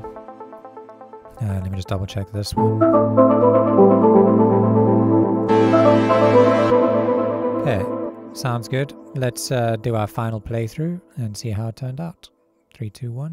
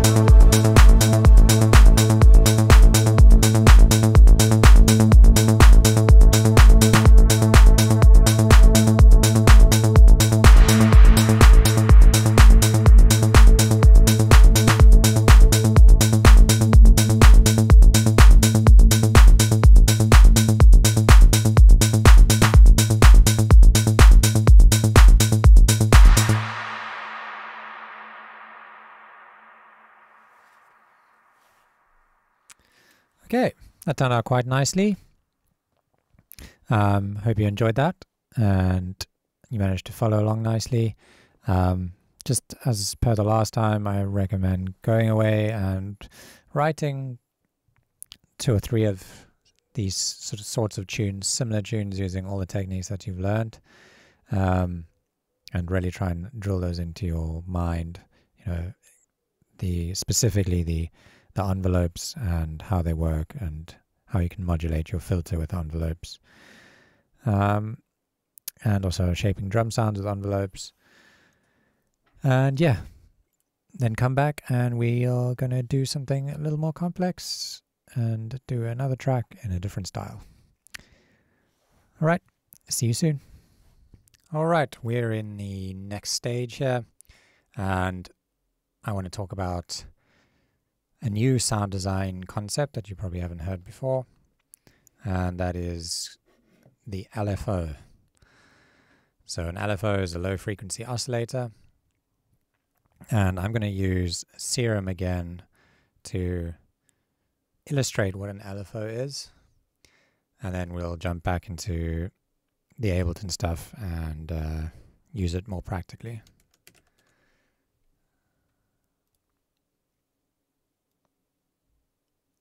So I'm just going to open up Serum here. All right. So an LFO stands for low frequency oscillator, and it's basically an oscillator that moves really slow, and it can be used as a modulation source, kind of like how our envelope was used as a modulation source to modulate the volume first of all, and then also to modulate the cutoff. We can use an LFO to do the same thing. The big difference between an envelope and an LFO is that LFOs tend to loop around and around and around, and they have a rate at which they do that. And often LFOs also have multiple shape options that you can choose from. And in Serum you can draw your own shapes, which makes it pretty powerful. But just to explain what I mean, with the envelope we had our amp envelope that allowed us to do these plucky shapes, or sustained shapes, or these softer shapes. Well, if we just hold down our key and we take an LFO like this and assign it to the volume, I'm going to turn this volume all the way down, this level, and now I just hold the key down. You can see the volume now follows the shape of this LFO. I can also increase the speed of the LFO.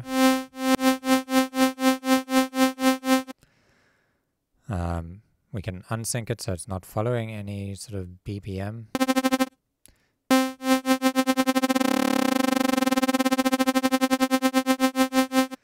And we can assign that as a modulator to the filter cutoff, just like how we use the envelope.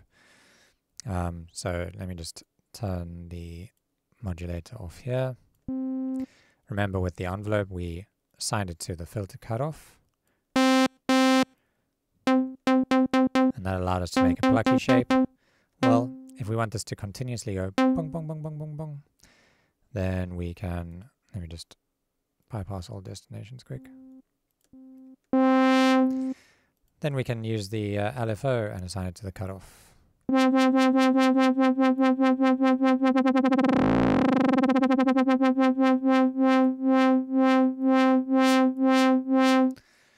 And this is a very powerful tool, especially when we start using it to modulate all sorts of things that are not just simply the filter cutoff. I mean, the possibilities are virtually endless on stuff that we can automate. But for now, we're going to just keep it simple in this explanation so that you can get an understanding. And then, as I said, typically you can get different shapes. So on most synthesizers, you'll get shapes like a saw wave shape, or a reverse saw, or you'll get sine wave, something like this, or a square wave. And some LFOs even have a random shape. And I don't think we can get random here inside Serum, but there is something called a chaos oscillator, and we can assign that to anything, and that'll also just generate random values. But I'll explain that more in Ableton. Let's jump back into Ableton. And Ableton also has its own LFO. Comes, I think, as a Max for Live device. So you'll see it here. And here you can see it going up and down, but it's doing nothing because it's not been mapped to anything. There's a map button here. So let's map it to something. Let's maybe open up Operator. And let's, for example, turn this on to noise like we did before. Let's turn off the filter. And let's play it. So we just hear some white noise at the moment. Now if we map this to, let's say, to the volume of this oscillator, we're going to turn it all the way down. I'm going to map it to the level.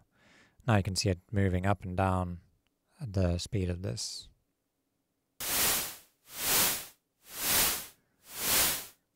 Really cool.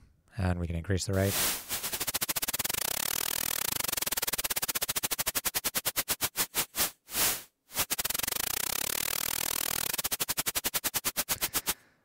Okay, so yeah, that's fun.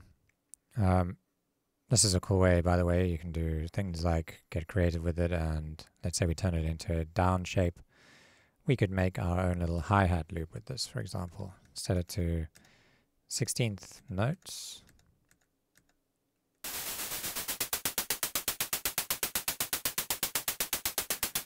And there we go.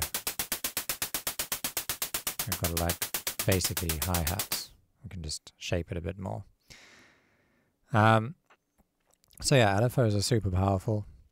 And I just want to illustrate the random option here. So now you can see it's generating completely random values.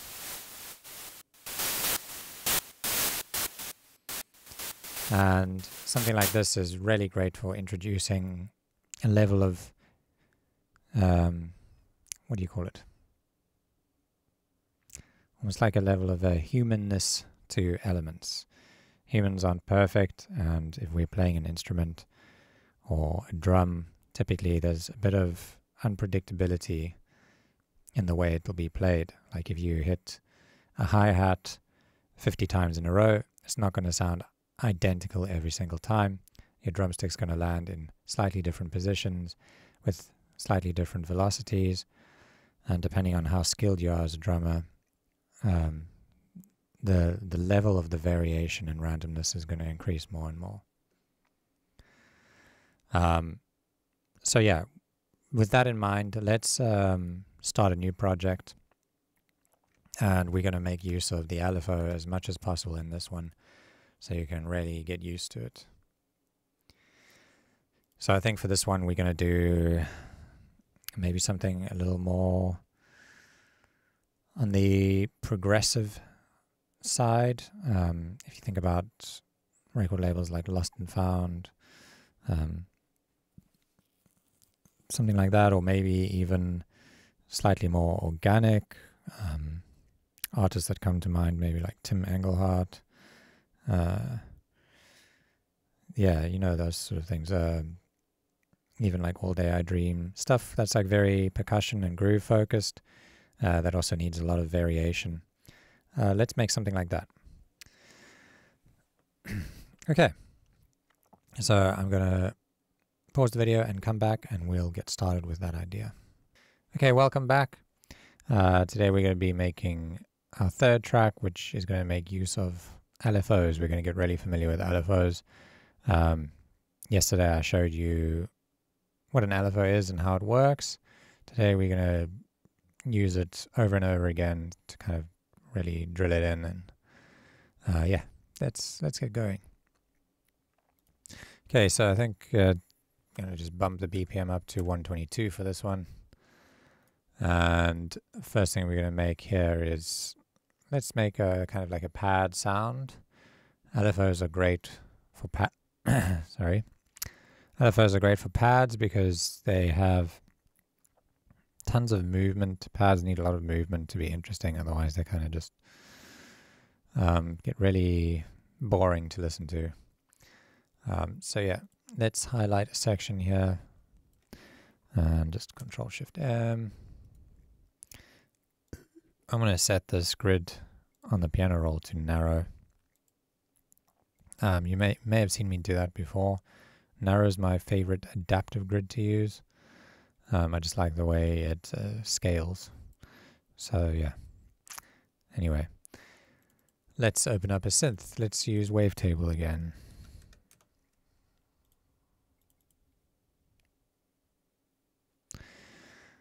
Okay, and I'm going to leave it on sine wave for now.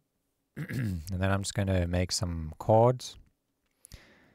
And I'm also going to introduce you to some new music theory. This time we're going to be looking at chord inversions. So up until now we've been writing our standard triads. So if we are in A minor and we want to write in A minor triad, remember we place a note, skip a note, place a note, skip a note. And so in A minor it consists of A, C, and E. It sounds like this. Okay, and then I also taught you about doubling up those bass notes. So we just make a copy of that and paste it down there. Now we have an added bass note. There's something called an inversion that we can do. And an inversion is where we take either one of these notes, these bottom two notes, and we shift them up an octave. So, for example, if we take the bottom note here, there's A, and we shift it up an octave, the chord has now changed. The bottom note is a C, and now the chord says C, E, A, but it's still actually an A minor chord. It's just the A minor chord first inversion, and it carries the same mood as the A minor. It's just voiced differently so that you're listening to that high A instead of listening to the high E. And then you get the second inversion where you take this C note and you shift that up an octave. And so now your bass note is E. And these inversions are really handy because they allow us to spread our chords out and voice them differently. And I'll show you how that can make our chord progressions flow nicer. It can also just kind of change the mood of the full chord progression and basically the melody that we're listening to. So let's make a chord progression here. I'm going to go... Let's stick to the A chord over here, A minor, and then we're going to copy that over. We're going to make a 3-chord progression here. We're going to go A, and we're going to go down to F. It needs to be an F major chord. So we're just going to shift that middle note up. And then we're going to go up to G here. And that's also a G major chord. So that sounds like this.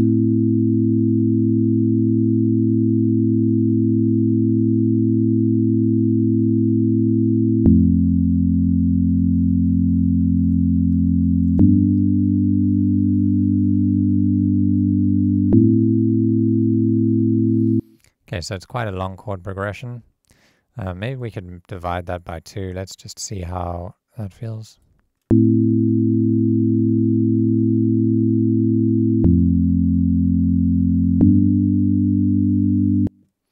Yeah, maybe that's a bit better. So let's just bring this down to a 4-bar chord progression. And now we can start experimenting with inversions. So if we take the bottom note here on this F and shift it up, we now have a bit of a smoother transition between the top line here. It's not such a huge jump. We don't have this huge movement between this chord and this chord. It's now a lot closer. And this technique is called voice leading, I believe. Let me double check that. Let me Google it before I'm telling lies to you.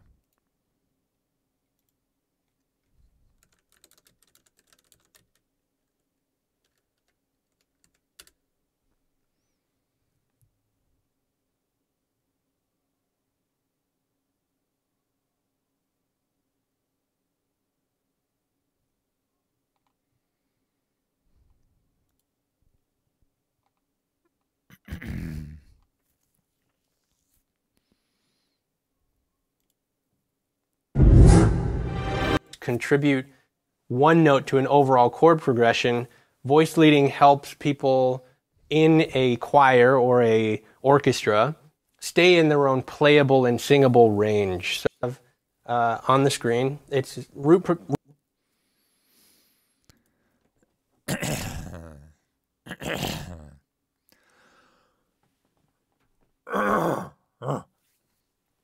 Okay, all right. Okay, so the process of doing this where we kind of have the notes linking closer together is called voice leading. And traditionally it was kind of created to help singers, like in a choir, stay within their comfortable range. So we don't have these huge jumps between notes. But it kind of doesn't really apply when you're programming a synth, because a synth is comfortable across all ranges. However, sometimes it just sounds better to have notes closer together. It feels smoother. So let's just listen to that. And it obviously creates a different vibe to this.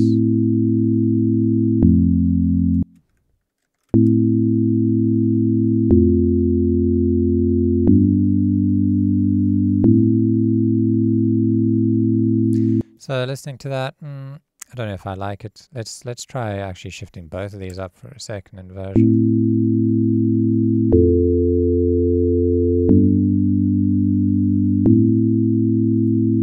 That could work.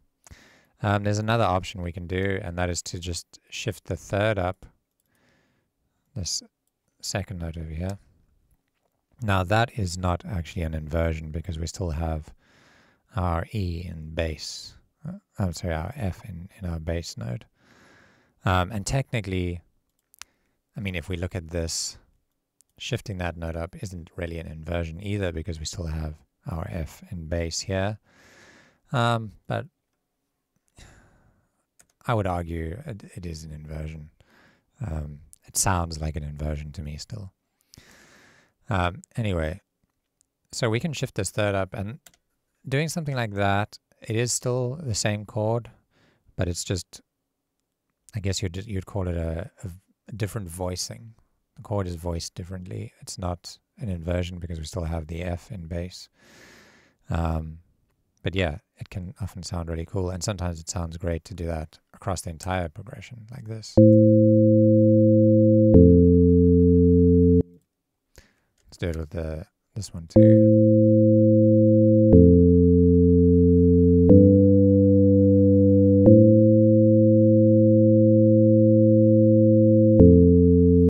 So I quite like that. Let's go with this really big, wide open voicing. And so this will be our chord progression for this song. So let's design the sound and start using LFOs to make it feel really interesting. So for pad sounds, I like to use saw waves because they're really rich in harmonics, and then we can always just filter them down. And we want a nice sustained sound and maybe a longer attack. Let's bring down that filter.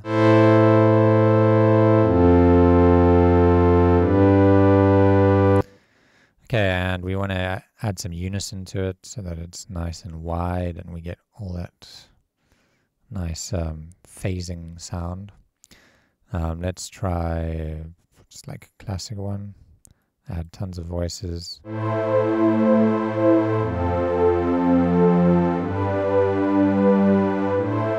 Okay, I'm going to go with a steeper filter, the 24 dB filter. I'm just going to bring that down.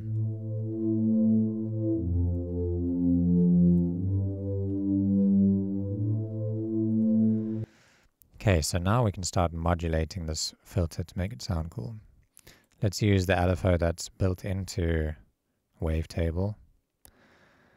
So we can assign this here in the matrix, and we used to do this with our second envelope. We would assign it here and modulate it. Now we want to use the LFO, so now we come over to this side.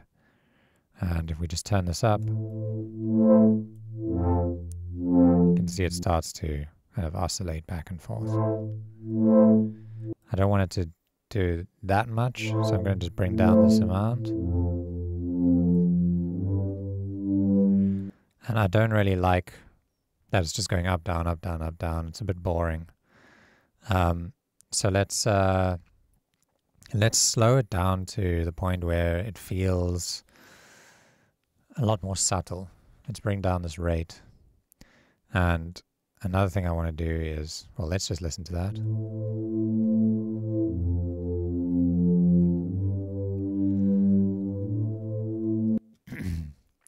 So now we've got another problem where each time this chord plays, the modulation sounds the same. So let me just enhance this to kind of illustrate my point.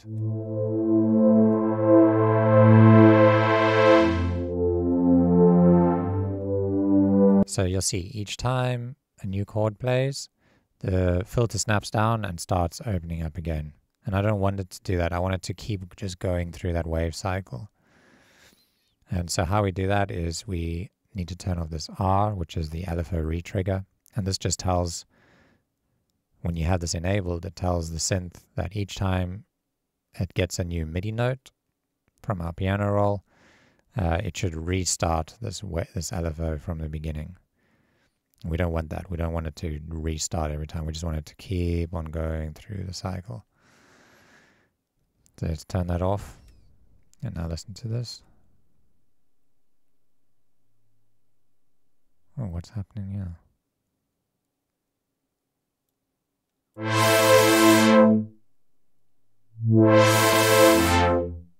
Ah, okay, it is working. It was just too slow.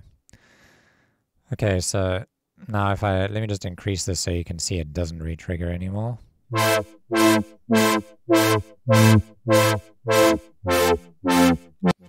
Okay, so now we're going to slow it down a lot.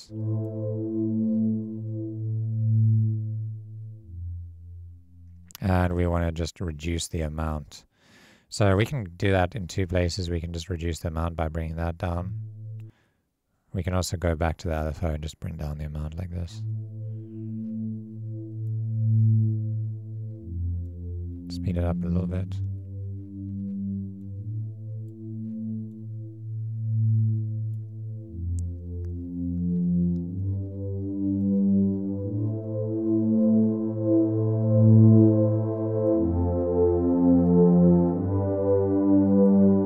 Speed it up a bit more. Bit less amount.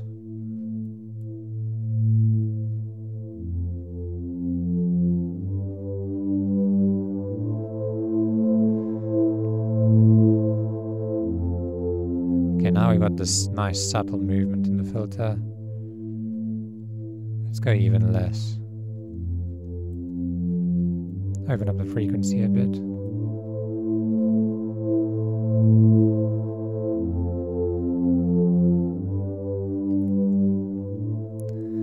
Okay, and we can do some more modulation on this to get it more interesting. We can modulate the filter with the envelope as well as the LFO. So if we go into the matrix here, we can turn up the envelope too.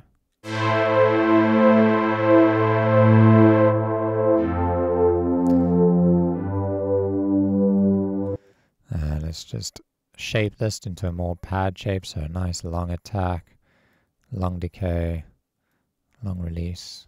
I'll also add a long release to the amp.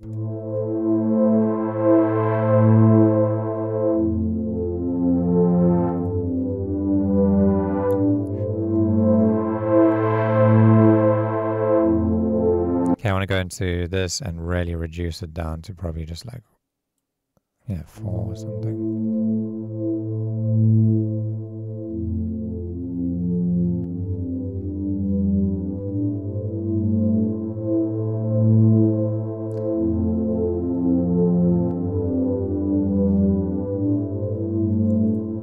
Bring down this release a bit, kind of overlapping too much.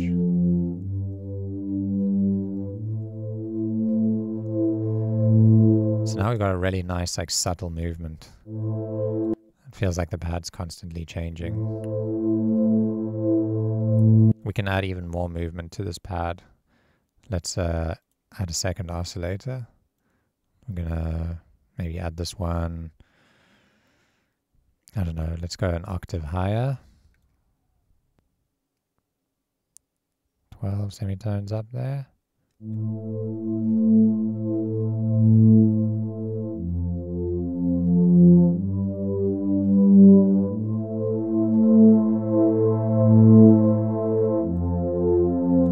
And what I want is this to kind of like flutter in and out. So let's go into the matrix here. We're going to use another LFO. And maybe we can just set that one to like random here. Increase the rate. Turn off retrigger. And now it's we can assign it to the volume here of this oscillator. So oscillator 2 gain. We just click on that, we should see that over there. Now we can set that to 100%.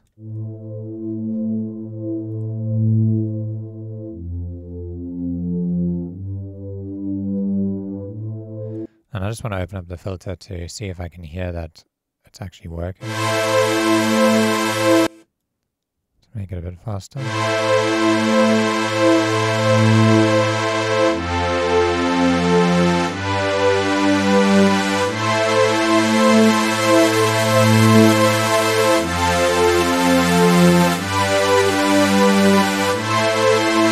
Okay, I can hear it. Let me just turn off the first oscillator so you can hear it.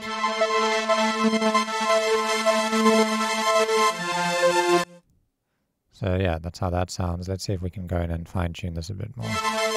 Maybe we can change the shape a bit.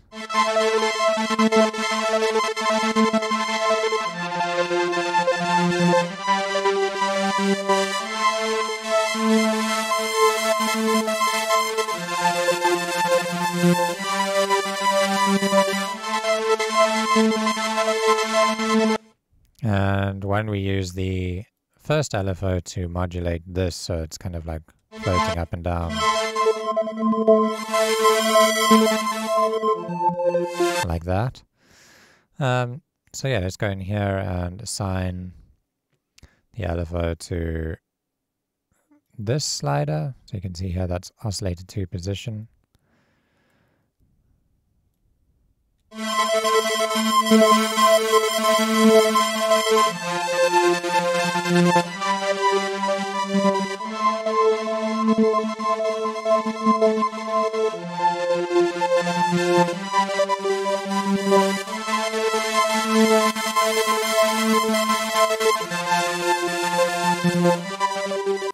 Okay, let's turn on the first one and we'll just bring down that filter again.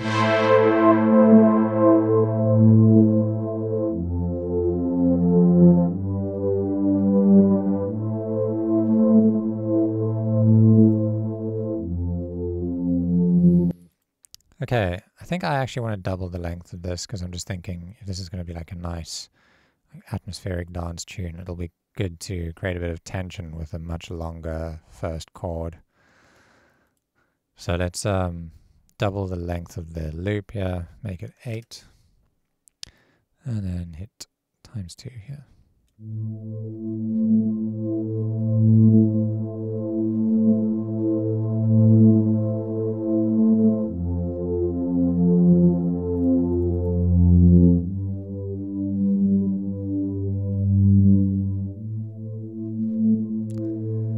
How would it sound to maybe add a little bit of movement to the filter cutoff using the second crazy LFO?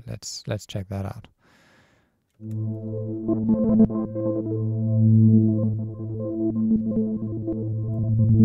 Maybe like just a touch.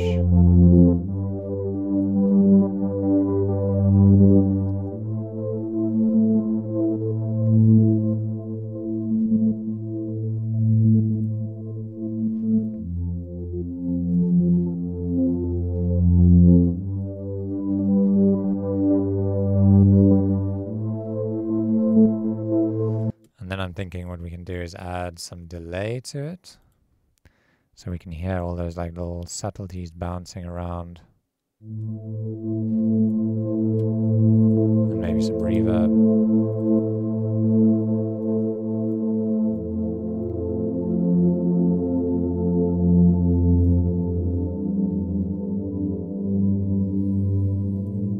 And I think we need to EQ this a little bit, just to bring down those lower frequencies. So we're going to have like a bass line in there.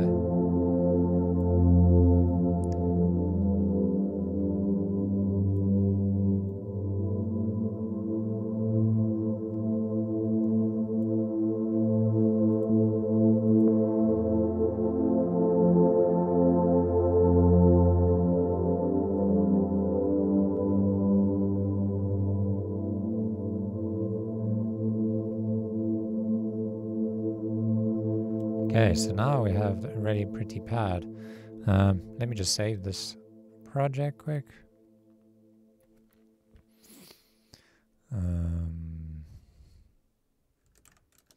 Ableton course track 3. Oops. Okay. So we spent quite a lot of time on that pad, but hopefully now you've got a lot of practice with modulating stuff using this matrix and understanding more about how LFOs are working.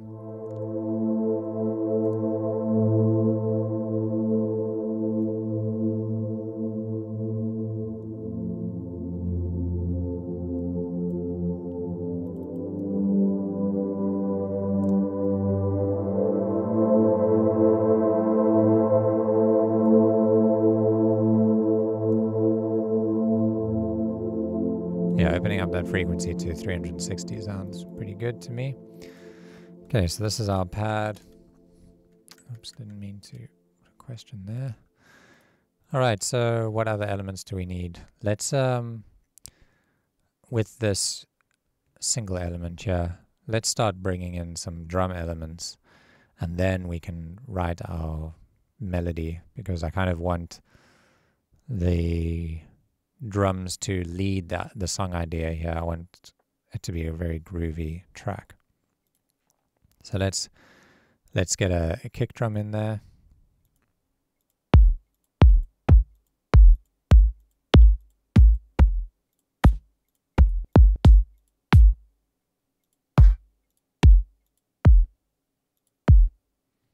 Maybe one like this.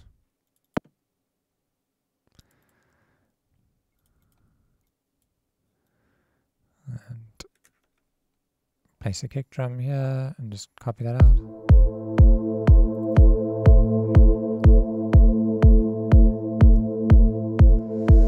Okay, so the next element I want to add is a nice shaker.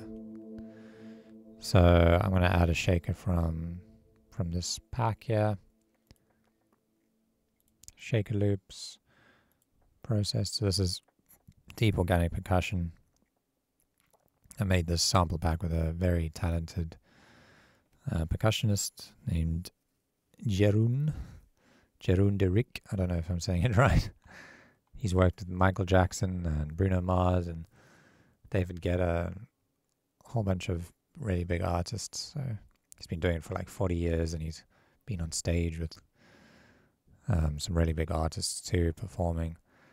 And yeah, we spent a lot of time in this pack, so check it out and see if you like it. Anyway, let's add a shaker from here.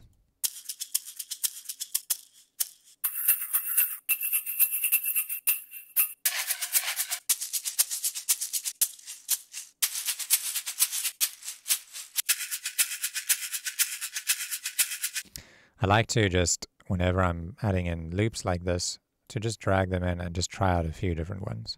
So with shakers, here's a tip for you. Shakers often sound really bad when they're loud. But as you turn them down, they begin to get softer and more gentle. And they start sounding a lot better. Let's try a different one.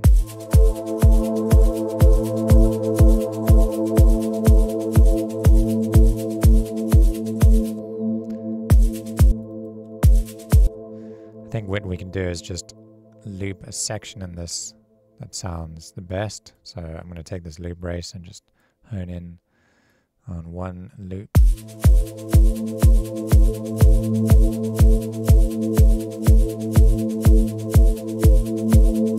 Sometimes it sounds nice to also shift this into a different position on the grid. I think I'm going to stick to where it was. And then I might sidechain this shaker a little bit. So let's grab our compressor, open that up and sidechain it to the kick drum. And just as before, we're going to put that frequency up there, bring this down. Just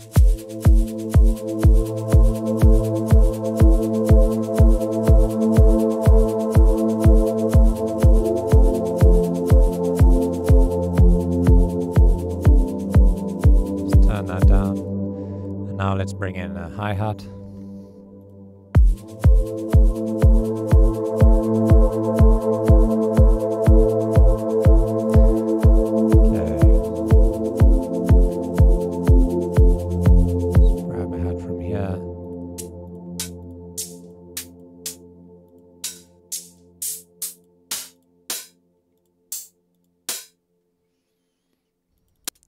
Grab that one, double click here.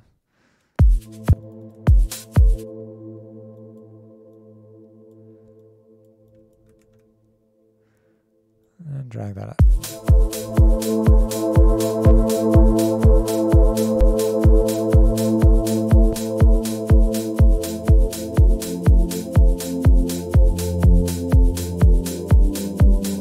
Okay, so I'm going to use the envelope here to just shorten the hi-hat. I'm going to bring down the sustain of it and the decay. I'm going to turn down the shaker even more.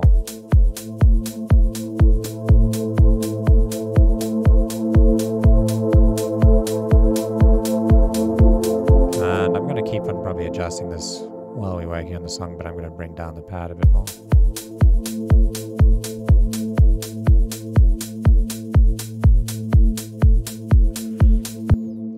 Okay, so we're going to make use of our LFOs in this element too, on the hat. We're going to be using the LFO to add some more, like to humanize this loop, this hat loop. So if you remember when I said using random LFOs to like humanize stuff, this is where we're going to be doing it in this little section here. So under controls, whoopsie, double click on that. In this section. Here we've got an LFO, as you can see, and these are all the different parameters we can add or modulate with that LFO. So for example, if we take this pitch and turn it all the way up to 100%, you can hear it's modulating the pitch. But remember that re-trigger is on, so it's just doing the same thing over and over again. If we want it at a different pitch each time, we can turn that off. And now we have some movement, but that doesn't sound very natural and human. The best way to make this feel a bit more human is to turn on random here.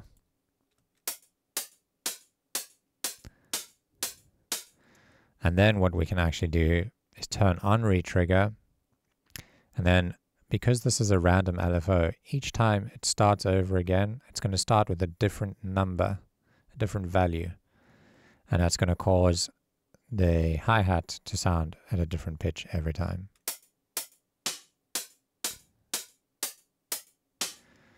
But we also need to bring down this this rate a lot, because the speed of it was really fast, so it was just by chance sometimes re-triggering at the same pitch. So if we turn this all the way down,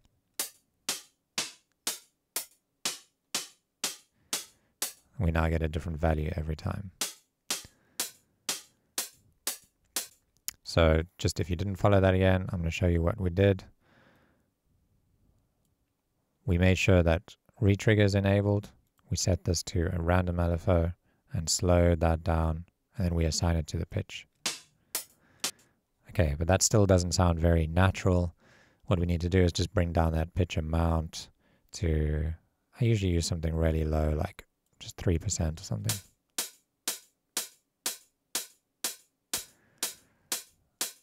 And now it just feels like a lot more human. The pitch is changing slightly, which is kind of imitating how somebody might hit a hi-hat in different positions. And we can also add that randomness to like the panning slightly.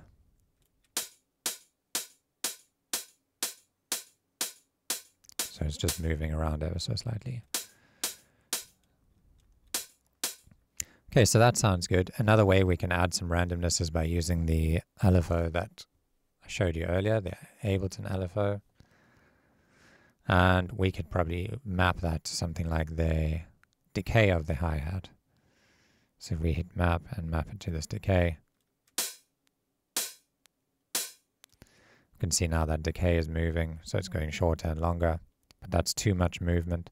We can control the amount of movement using these two percentages. So we don't want it to go up to 100%. Remember, if I just unmap this, I think this decay was at like, yeah, 600 milliseconds. So we probably wanted moving between like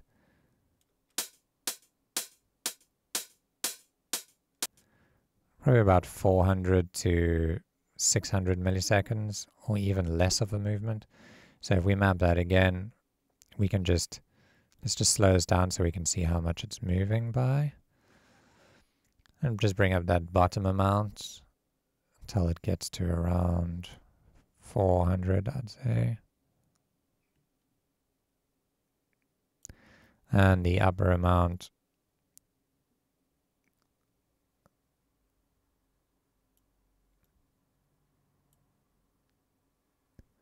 that's probably too much. Let's bring it down a little bit more. And bring this one down to like 56. There you go. So now it's moving between 300 and 400. Let's go up 1 more percent, yeah. 400 to 500 milliseconds. Let's listen to that. Let's make it random. Let's increase the rate.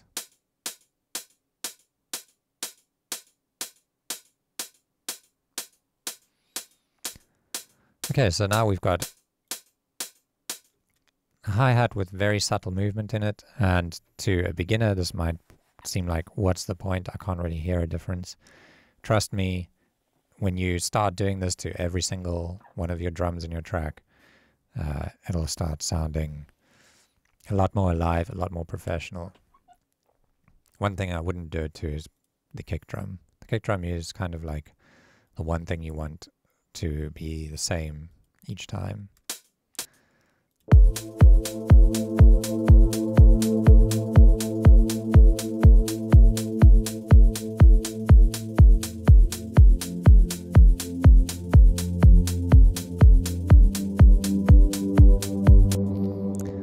Okay, let's get some more drums in there. I'm thinking maybe a nice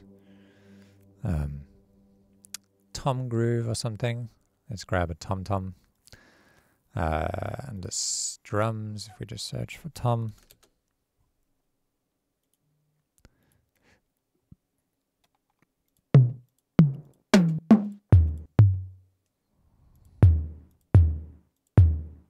I quite like this one. It's got a bit of like a breathy texture in it. Let's try that one out. New channel, open this up. And I'm going to make a new MIDI clip.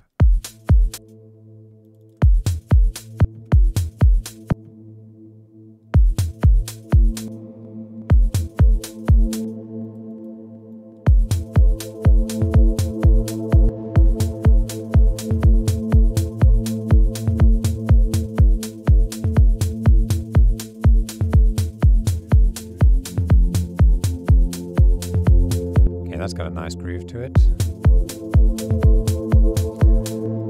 We can try adding a little bit of movement to this too. Let's do the same thing. We're going to turn that on. We're going to slow it down. And we're just going to assign it to the pitch.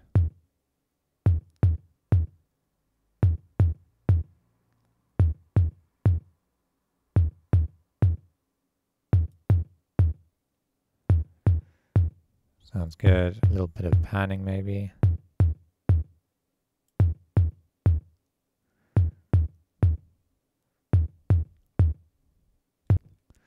And maybe give it a touch of release.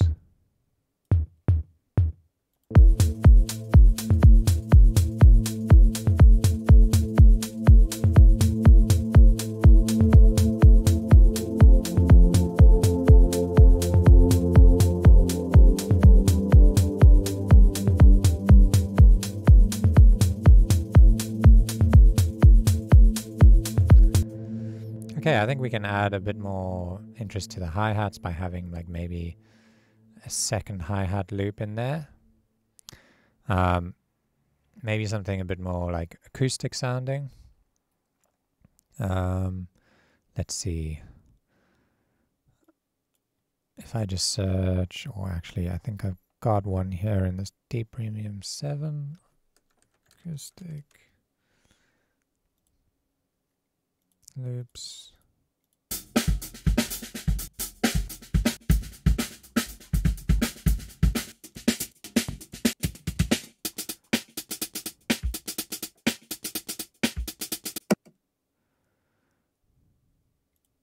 I'm looking for hi-hat loops.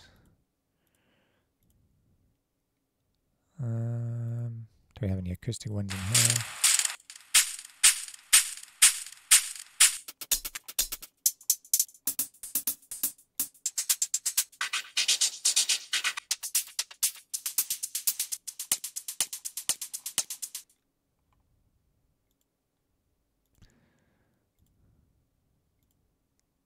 There we go.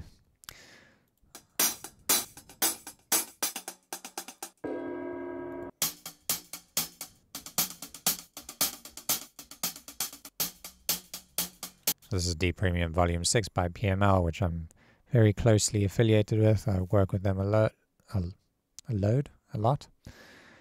And yeah, these packs are really good, these D Premium ones.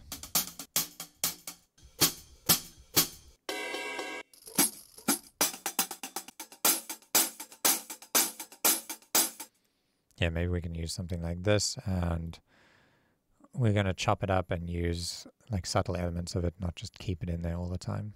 So let's just turn that down and listen to it. So I'm thinking like maybe using it every once in a while. We'll just cut that out.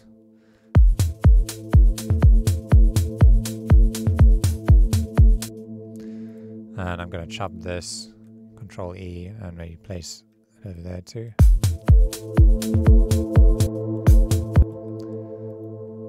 And maybe here. Or over there.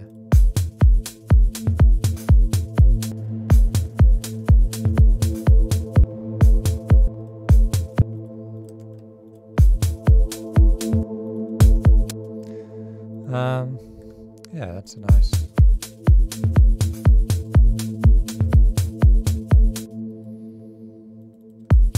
Let's turn those up, maybe.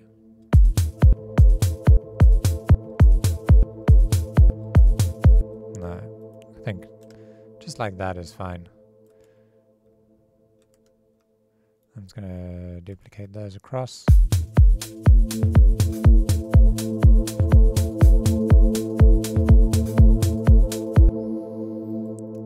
I'm going to actually delete that one and maybe that one, so we've got a bit of a variation.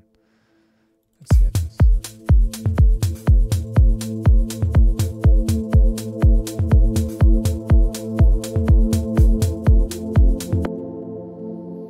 Sounds cool. And then we just hit Control J and consolidate that. And then I'm going to loop it and drag it across.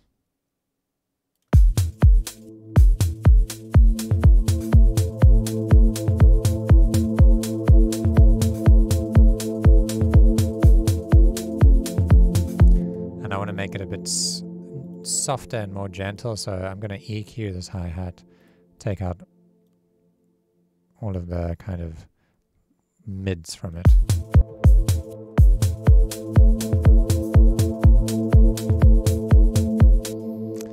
Okay, so now I'm going to do some more LFO movement. I want this hi-hat to kind of pan around a little bit.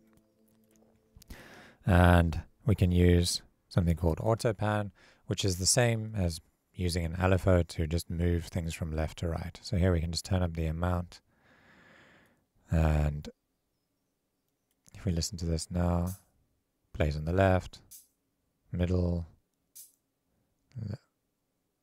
sorry, it was right, middle, left. It's kind of like playing a different place each time.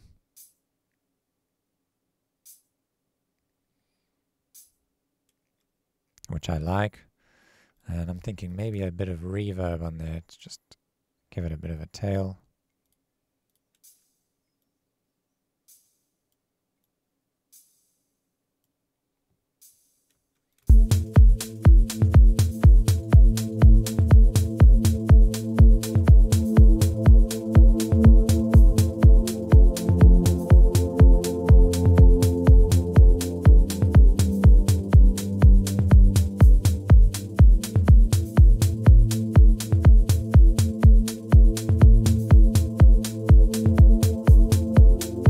Okay, I think we can add some more hi-hats to this.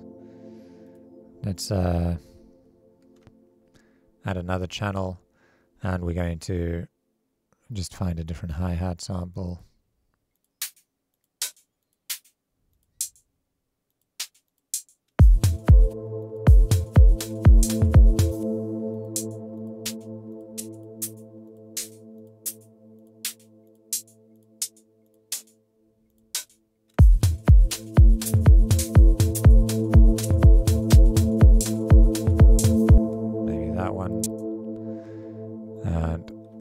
Some more like subtle little hi-hat hits, like the one there and one there.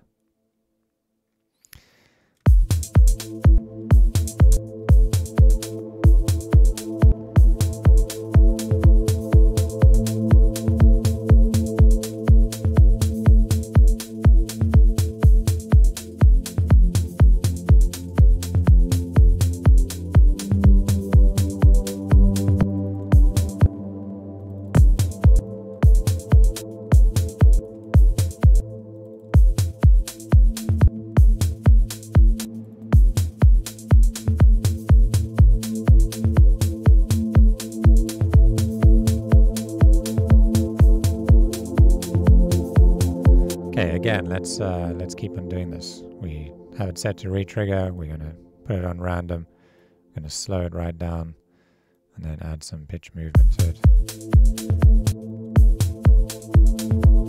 And here I'm going to add quite a lot of panning, I think, to this one.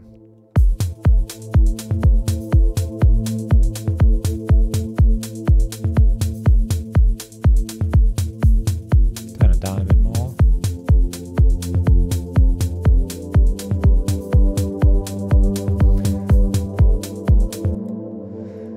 So here we're like really putting a big focus on the drums. I think we can add even more variation to the drums. Let's add another MIDI clip here and find a different hi-hat.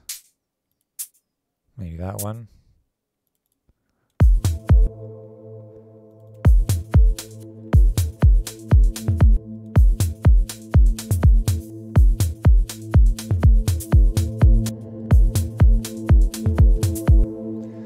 Let's turn that one down. So there's not much like theory here. I'm just basically placing these down where it feels right to me.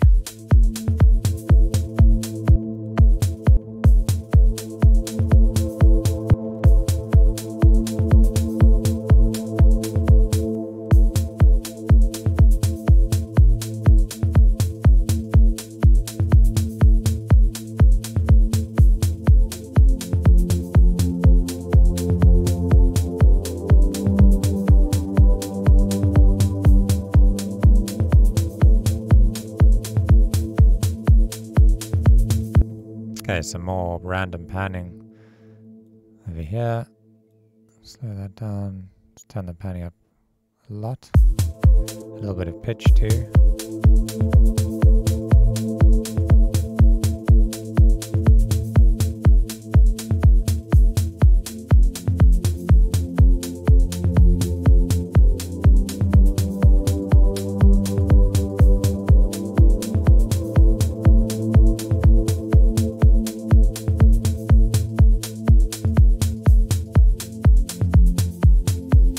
I think I want to layer this main hi-hat with something with a bit more high end on it.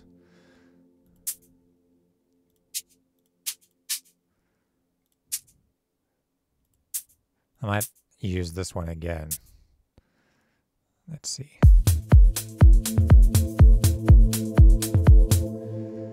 I'm just going to hit Control Z because when I double clicked on that, it reset this whole simpler and this is no longer mapped. So I'm just hitting Control Z.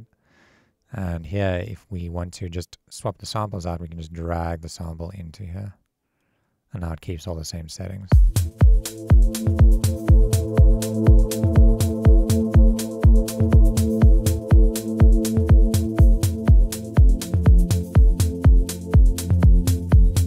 Let's bring up the decay on this bit.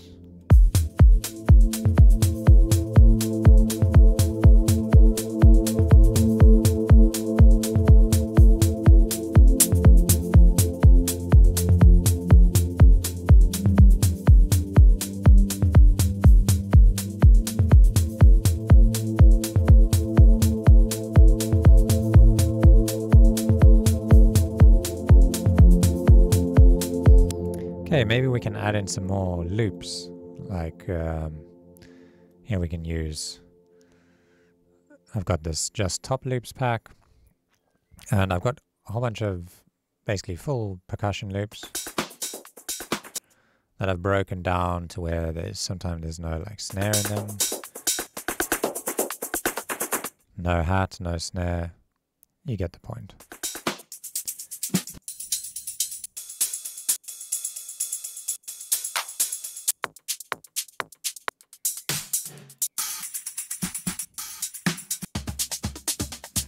Some of them will sound great in the context of our loop.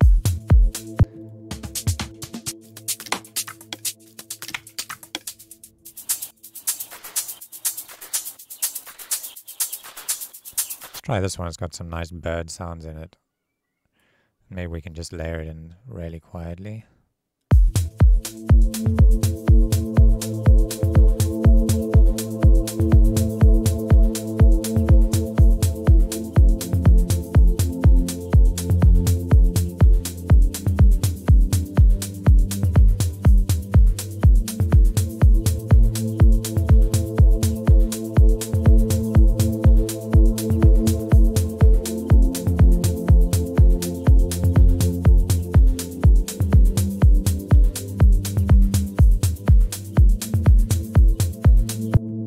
Okay, should we get a clap in there? Let's go to my claps pack here. We'll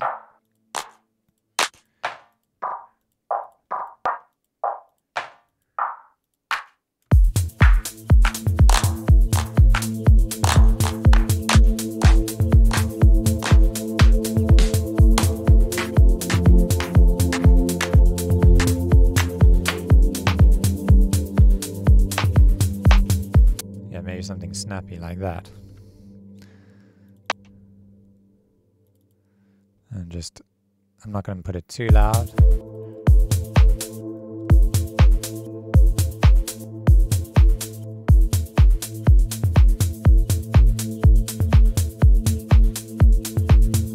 Maybe we can layer it with another clap sound. Something a bit longer.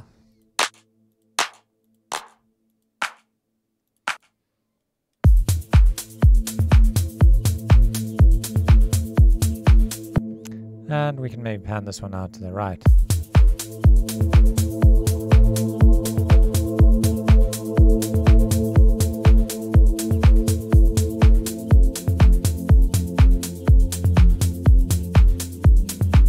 So I think we should add some randomness and variation to these claps. It'll sound cool Let's do the same thing here. We're just going to be doing this over and over again to really drill it down into your head. Let's go. Add some pitch.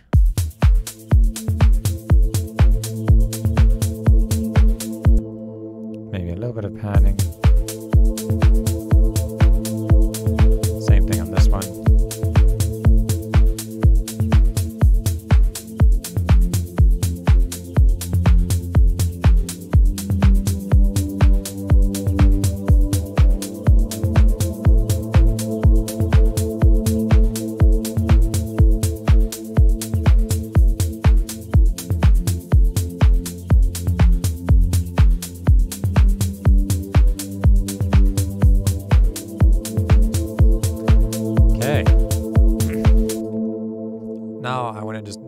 Everything so that it's not confusing. It's very obvious what is what. So let's just rename that. Kick. This is the, I'm going to say this is the offbeat hat. And this one is also an offbeat hat. 2. Let's just double check that. Yep. Let's call these a little hat. I'm just going to call it hat detail. And I'm going to also call this one hat detail.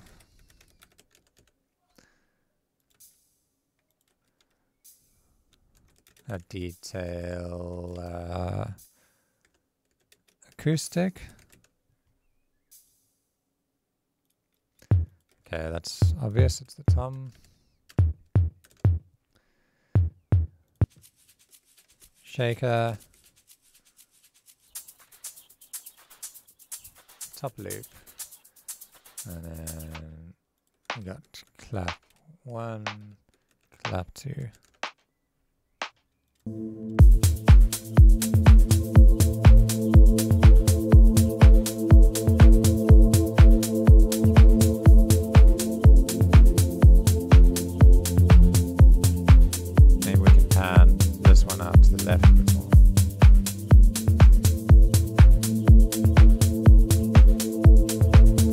Turning these down a bit.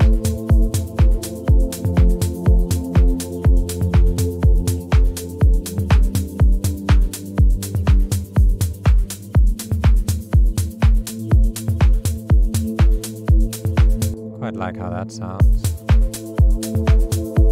Thinking actually maybe we need something a bit brighter to make this clap kind of hit a little bit harder. Could sound nice, or we could keep it a bit more subtle.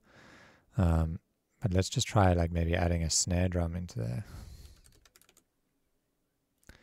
And with the snare we can also add some variation.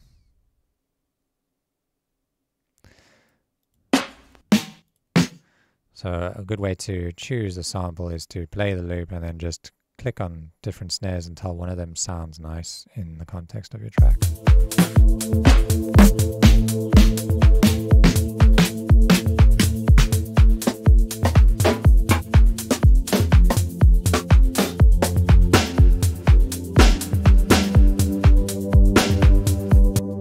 Like that vintage snare. Let's I'm going to duplicate this clap and just drag that vintage snare in and see how it sounds.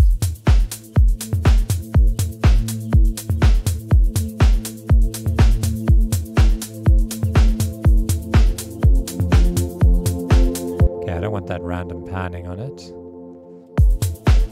Let's turn that off.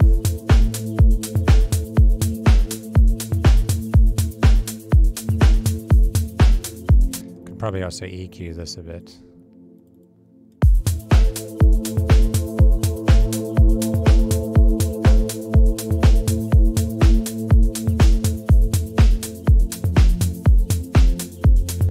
And let's try shaping the sound using the envelope.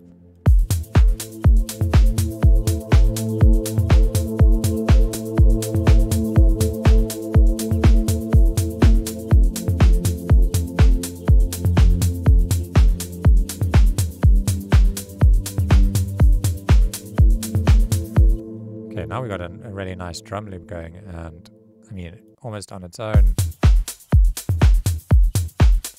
it's stands quite strong. So now when we start adding some musical elements in, we should have a fun time. I'm going to just rename that to snare. And let's start adding in a bass line, I think. Alright, so for the bass line, we're not really going to be using an LFO. I'm just going to go for a simple kind of bass. Let's use Wavetable. To get nice and familiar with Wavetable. And for this, I'm going to use a saw wave again.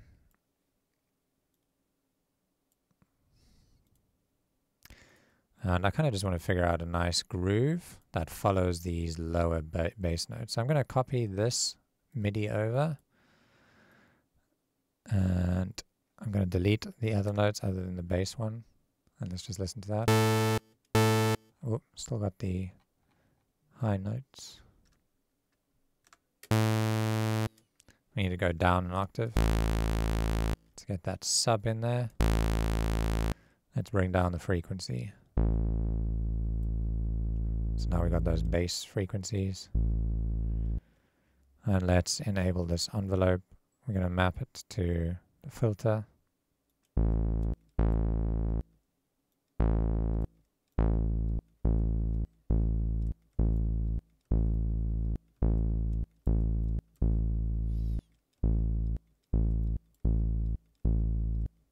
Okay. Here we've got 12 dB. Let's try a 24 dB. Resonance sounds quite nice.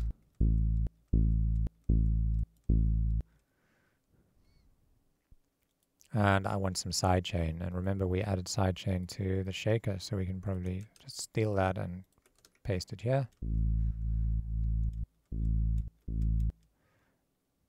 Okay, now let's try and add some groove to this.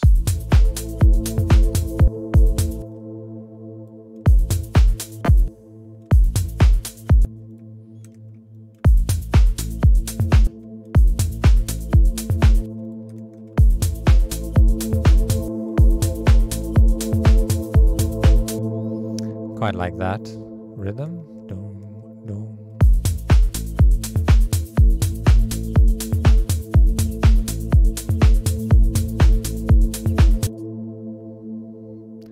And then we need to just follow that rhythm, but on those notes. So I'm going to just copy these ones, paste it there and there.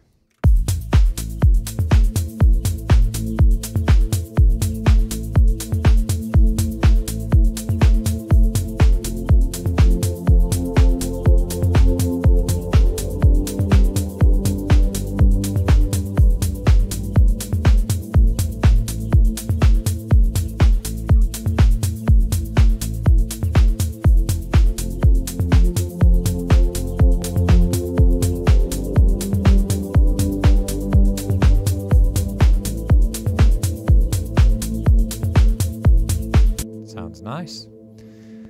So there's our bass line. And now we need to start coming up with some sort of melodic identity for this track.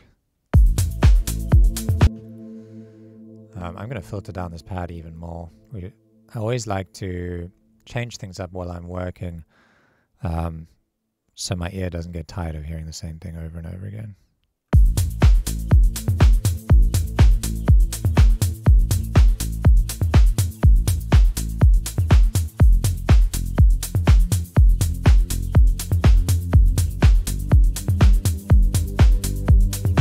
Alright, let's not forget the bass should be mono. The reason why I say it should be mono is if it's on poly, that means you can play two notes at the same time, and sometimes you might have notes that overlap by mistake, or even if you have like a long release or something, and in the bass notes like that, it just ends up sounding really like muddy and horrible. It doesn't have a pleasing sound to it. Okay, let's add another channel, and I'm going to use Wavetable. We're going to make a nice synth for this.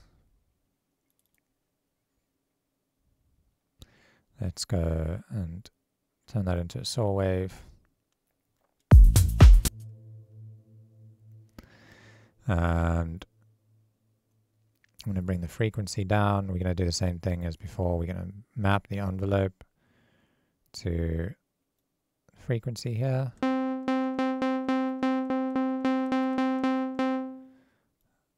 And maybe a bit more release on both here. A bit steeper.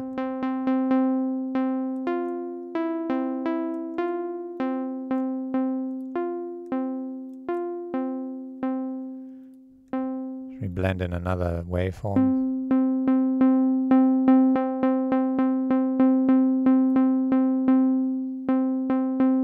Even blend it in an octave down. Let's try that.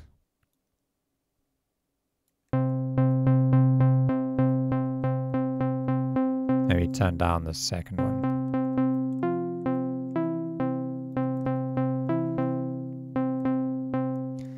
Okay, let's add a little bit of LFO movement to this. I'm thinking maybe we can add the LFO to add the LFO to the pitch.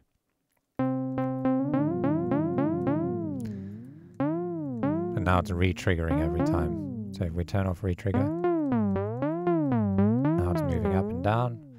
I want it to move a bit faster.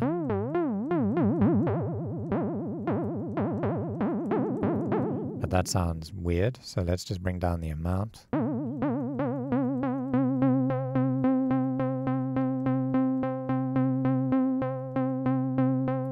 going to slow down the rate a bit. Down the amount even more. So now it's just slightly drifting around. Let's go back to the matrix and bring down that amount even more.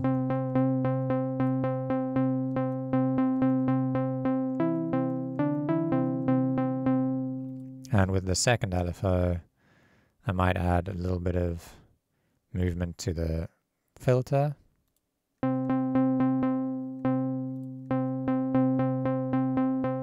So filter frequency, and we'll go to LFO 2. Turn off re-trigger.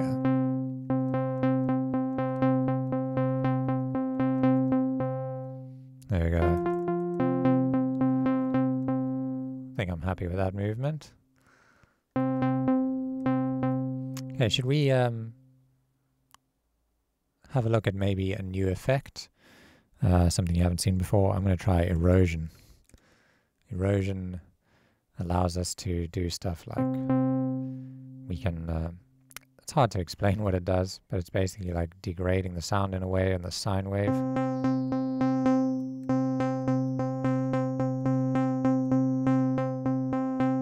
You can also add it on the noise setting to give it a bit of texture. Quite like that.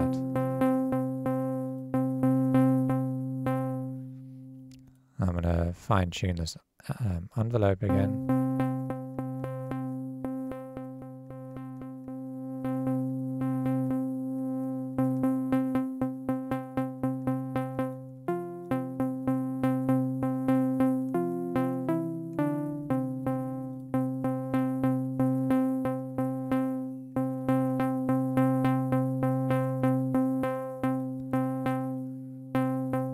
To bring down the amount of erosion. Okay, and now let's add a delay to this.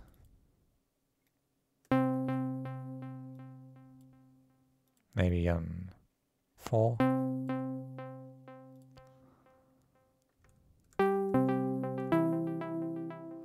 Okay, let's start adding some notes in and try and come up with a melody. So I'm just going to turn that on. I'm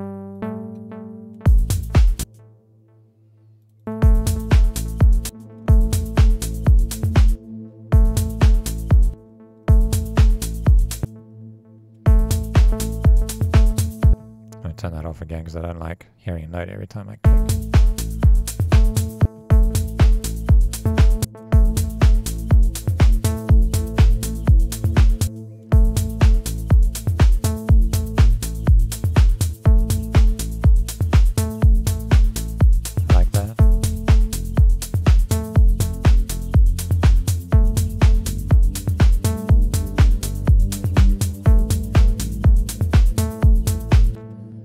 feel like maybe we should go dang, dong dang, or something.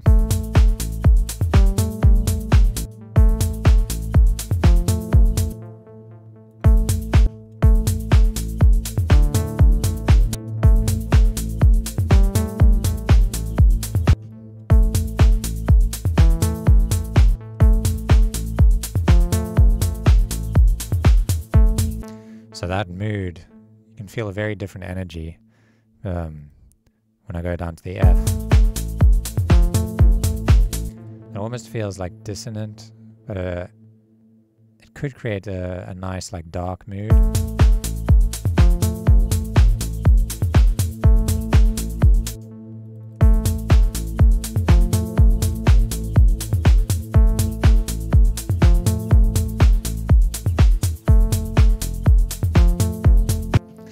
I don't really like it though. Let's move here.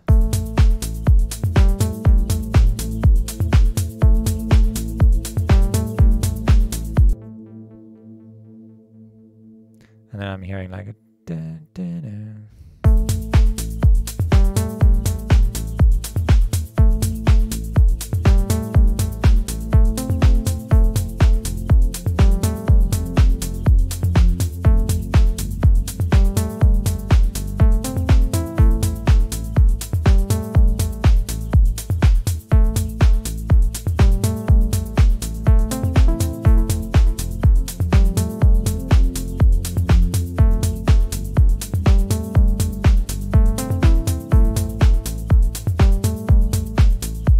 Try shifting these over.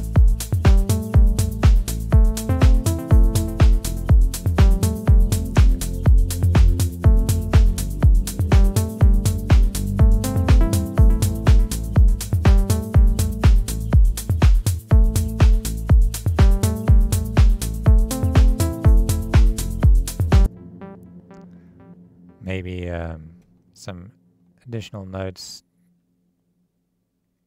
I don't know, maybe we can play like a lower A or something here.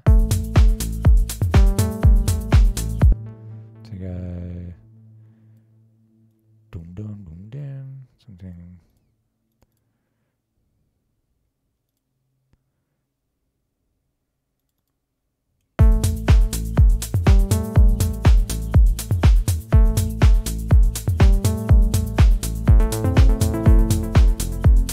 No, I didn't like that. I want it to be like doom dum doom dum doom dum.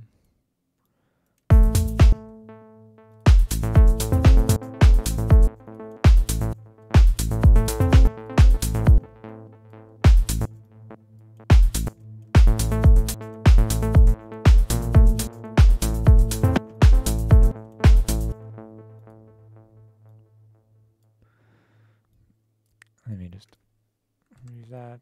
I want it to go doom dum doom dum.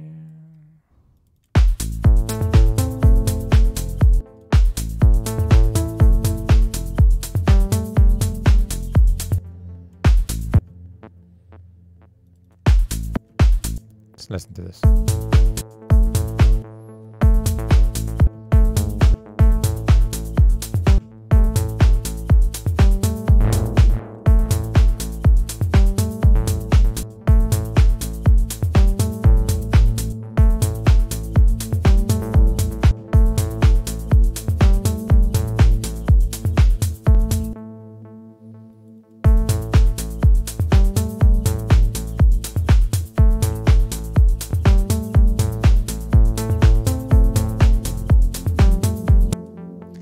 That's a cool melody, but now what we can do is just consolidate this whole clip, and I want these bottom little notes to follow these ones. So the second one here, we can pitch that down to the F, and this one up to here.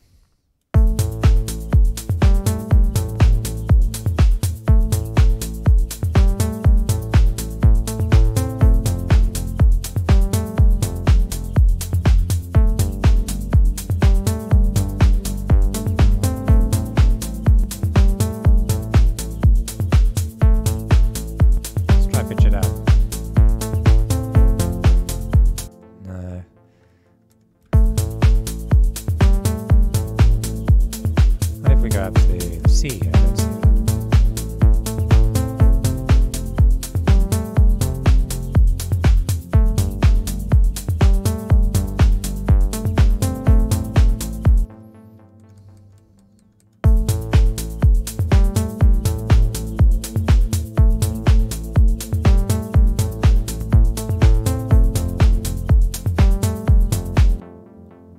Maybe we can stick on the A, yeah. And then just move that one down.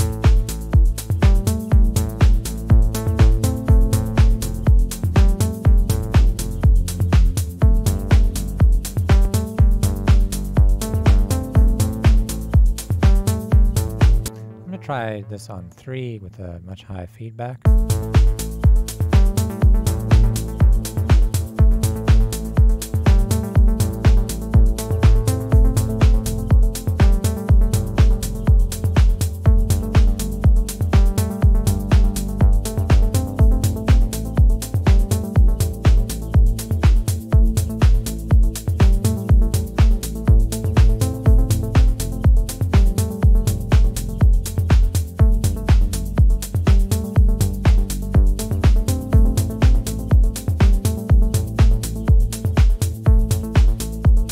Try pitching this one up here. I'm just experimenting. Maybe move that up to here.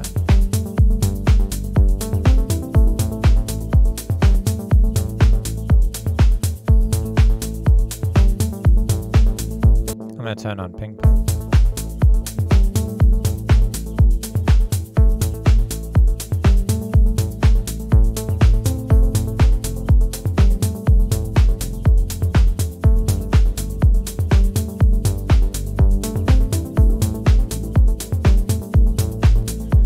Try some reverb.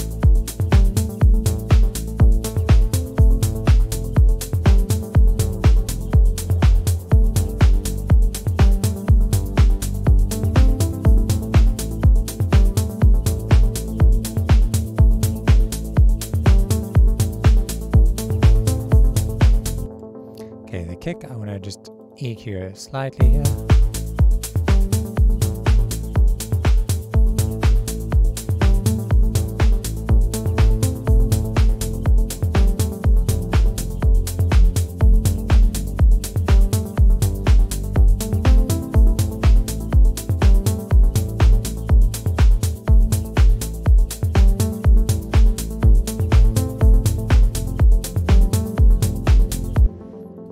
Alright, so I think we've got a loop down now, and that took quite a while. We've been recording this now for 1 hour and 15 minutes, but I really wanted to go into detail with these LFOs and really drive that home, as I've said 1,000 times. So now I'm going to pause this, take a little break, and then we're going to come back and arrange it into a full track. And hopefully by now, and by the end of this, you'll see that just how easy it is to take an idea from initial concept into full track, and you can go away and just write multiple songs a week, as opposed to a lot of people who come into music production and they think that you need to spend 6 months working on one idea, which just isn't true. Usually, if you speak to anybody who's written a hit record, it'll happen in either a day or a few hours. They're like, oh, the track just wrote itself. And these are the kind of ideas that we're chasing down whenever we go into the studio. We're hoping that this magical idea is going to happen, and when it does, it kind of just writes itself. And your chances of that happening just increase the more music you write.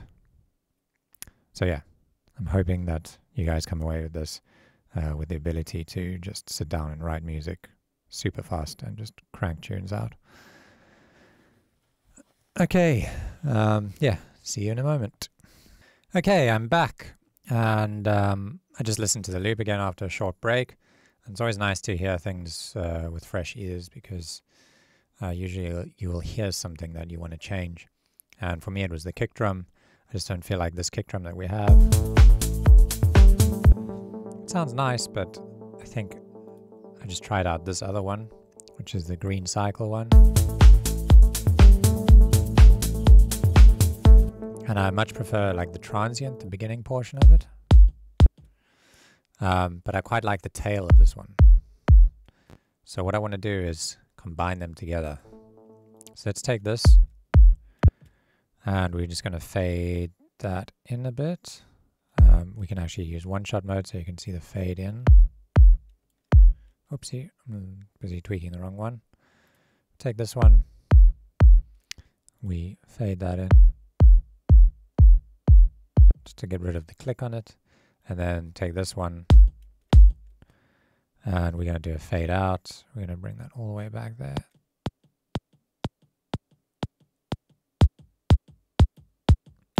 And you'll see sometimes you're trying to fine tune this, it doesn't quite, it snaps around, you can just turn off snap.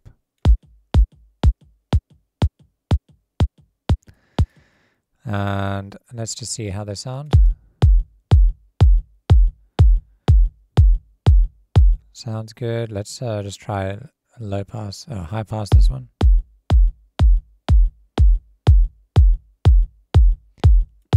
I like how it sounds now.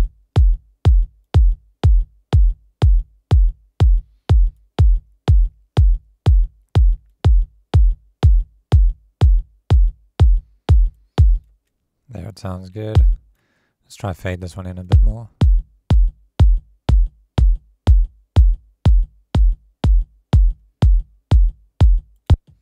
Let's listen to it.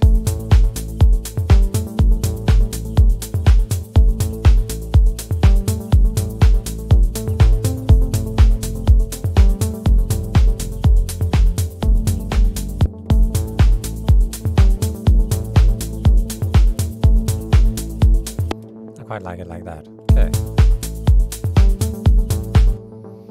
Whenever you're layering kicks like this, you got to be really careful and just work on the fine tuning, because again, the phase relationship between two sounds is really important.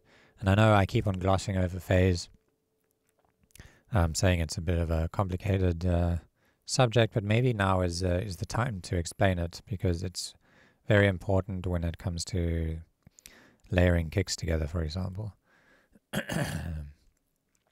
So let me quickly explain phase, and then we'll move on to the arrangement. All right, so when we, I think I'm going to use Serum to explain this. Okay,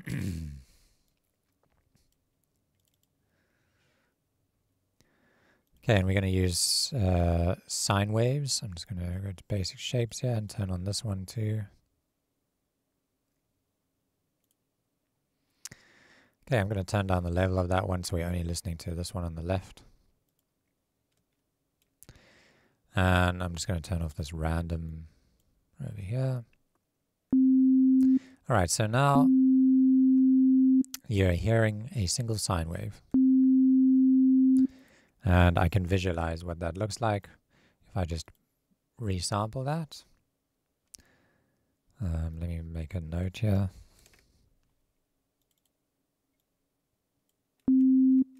Let me do it a bit lower down. Okay, so if I just resample that, what we are seeing is, and I zoom in a lot, we are seeing a sine wave. Let me actually make it a bit louder. Okay, now we are seeing a sine wave. Alright, so now what I'm going to do is I'm going to turn up this one. And I'm going to change the phase of it to over here. I'm going to turn off the other one. Let's just set that up. Let's actually put them both at 0. I'm going to turn off this one. And I'm going to resample it over here. So we got that one, and then let me just resample that one more time because I turned it up. And we got that one. All right. So the phase is basically it refers to the point in a wave cycle. So any point in a wave cycle is basically its phase. And you can change on a waveform at what point the phase begins. So for example, on the first waveform, the phase is set to here. So here you're seeing that one. Actually, let me switch these around. So this is our oscillator A, Osc A, and this is oscillator B. Alright, so the phase on this one is starting kind of at 0 at this point here. If I click on phase, you'll see that little line lines up over there. And on oscillator B, the phase is set to that point. And why does this matter? Well, what happens if we combine these two waveforms that are out of phase? They don't follow the same phase. You can see here the peak of this is over here. The peak of this one is over here on this line. So now they're not in phase. Let's solo these and listen to them together. Let me just turn them down because they're clipping.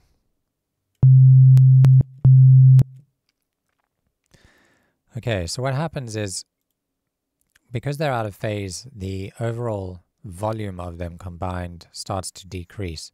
And eventually, if we shift these out of phase enough, so if I just turn off this grid, off, I can start to shift these. And if I make it so the phase of them is completely out, i.e. like the peak over here lines up with the trough of this one, it starts becoming completely silent. You can't hear anything. And as I start shifting it back towards being in phase, we start hearing it again until it's completely in phase. Then we get a really loud waveform. Okay, so that's typically referred to the phase relationship. So why does this matter for our kick drums? Let me just turn all of this off. Well, if we render out our kick drums onto 2 new channels, let me actually just reuse these channels that we were using. So I'm just going to render out that kick drum, and I'm going to render out the other one below it. Oops, I've armed them both. Just switch off the arm there.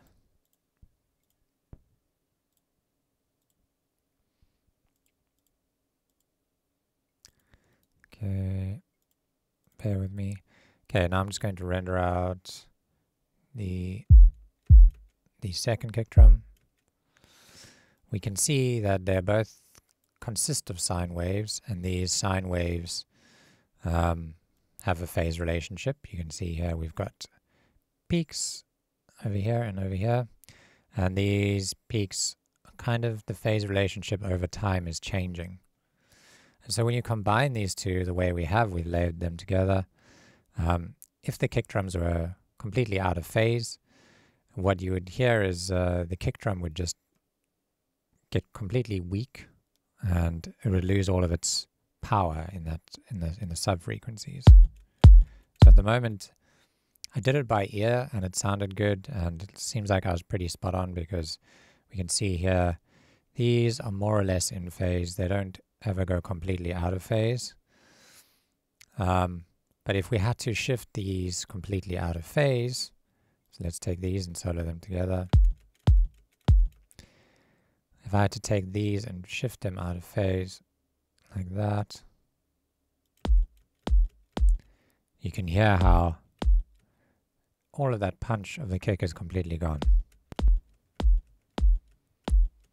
And if you didn't know any better, you might not realize it. You'll end up writing the full song, and because your ear's not trained, you haven't picked up on it, and now you have a kick that just sounds so weak. You can't even hear it. All you can hear is the little click. Okay, so hopefully that explains phase for you. And anytime I say you need to worry about phase, you know that I'm talking about basically the starting point of each waveform. And phase, things going out of phase isn't necessarily always bad. Like for example, with our pad, because we have all these voices, these copies of waveforms playing at different pitches, they're going to be constantly going in and out of phase from each other. And the effect that this has on the synth is more like a smearing and widening sound. It doesn't necessarily make the pad disappear, just like our kick drum did. The reason why it's so different with kick drums is because the waveform down in the sub-frequencies, these big wave cycles, they're so far apart that these sort of phase inconsistencies, they last for such a long period. But if you had to play this kind of higher up, the time scale is so much shorter that when waves are going in and out of phase, it has almost like a desirable effect. In some cases, it just sounds nice. Okay, so hopefully that wasn't too confusing. If it was, maybe you can pause the video and just go and do some research on phase, and I don't know, just search something like out of phase, in phase, and just read more about it. But hopefully that explained it. Anyway, back to our track. I'm going to just delete that serum. Now that we've got our kick drum sorted out and it's sounding good, I am going to start arranging this. So let's go and duplicate this over. And so what I'm thinking is like maybe this melody,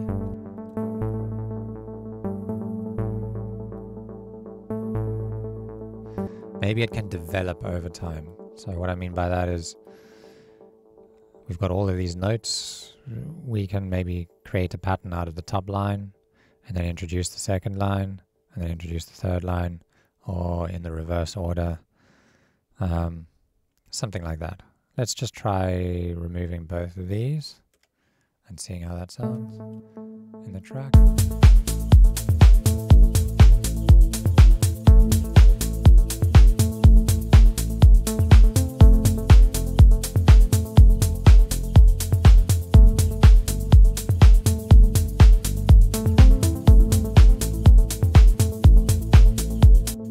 Okay, yeah, so let's use that, and then on the second repetition, maybe we can, before we introduce these middle ones, maybe we introduce the low ones.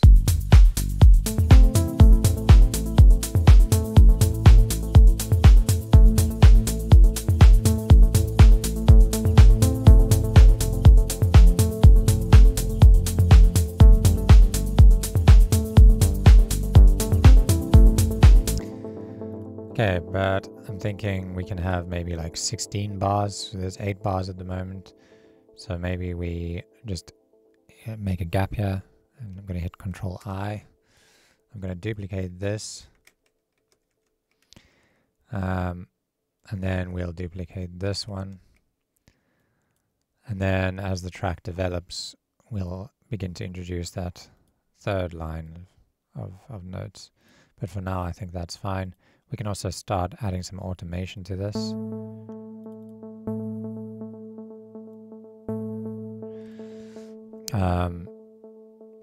So we can maybe start with the filter a bit further down.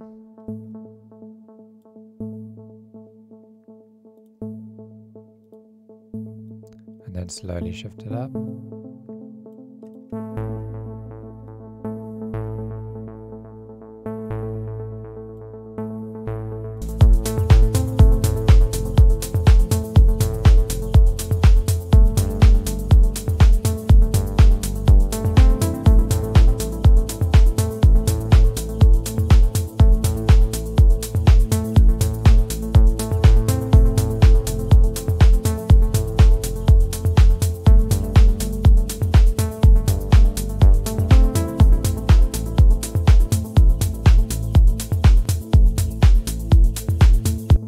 Okay, I quite like that.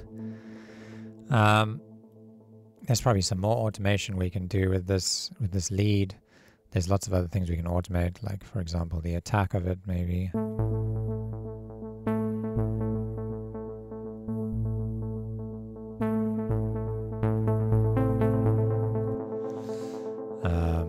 So maybe we can map that to like an LFO that changes over time. Seeing as we're on the topic of LFOs, let's put an LFO over here and map that to the attack. And we don't want it going that far. Let's bring down the higher value. I think around 16 maybe.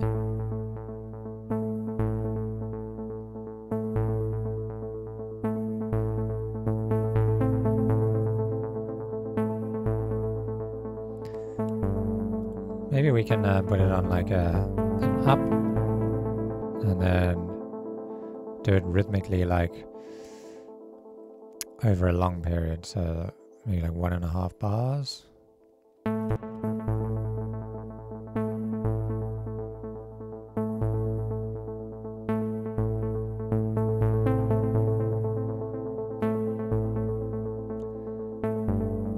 Maybe a bit longer.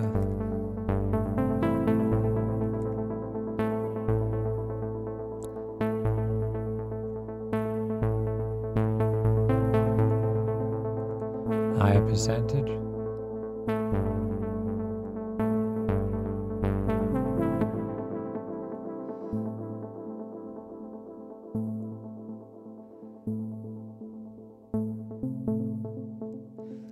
There we go.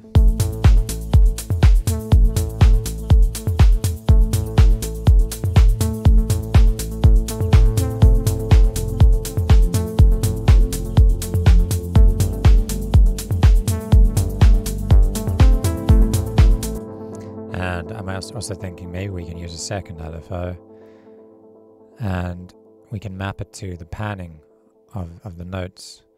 So maybe we can use the utility here. Utility has the ability to pan stuff. So what if we have it so that each time, so we can turn on retrigger. We can do something similar where we put it on random. And then each time, and we just slow it right down, and then each time it re-triggers, it'll re-trigger with a different value.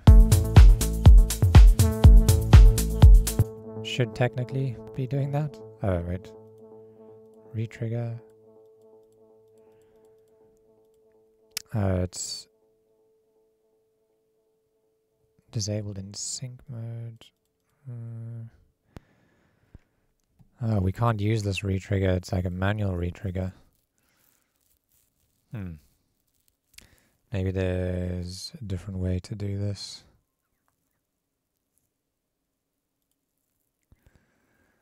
I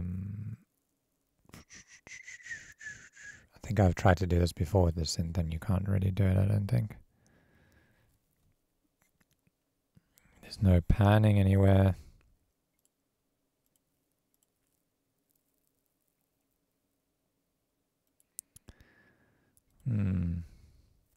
Okay, never mind, scratch that idea. The randomness probably won't work, but maybe we can set it to like 8th notes or something.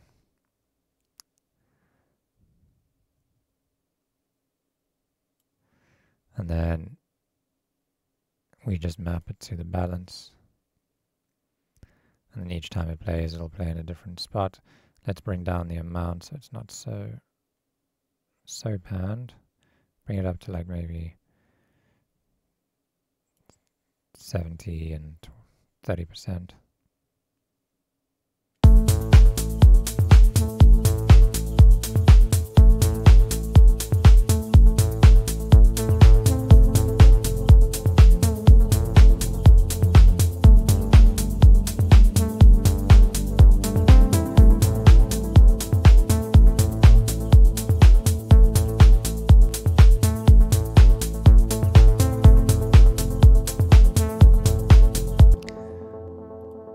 Okay, so now we've got about 1 minute, but we need some sort of movement, like little effects and stuff to kind of carry us through this 1 minute of drop. We can't just only have movement through through this. So maybe we can automate the frequency of this, slowly open it up a bit, and then close it down again, maybe a little bit, then open it up even more. Let's see how that sounds.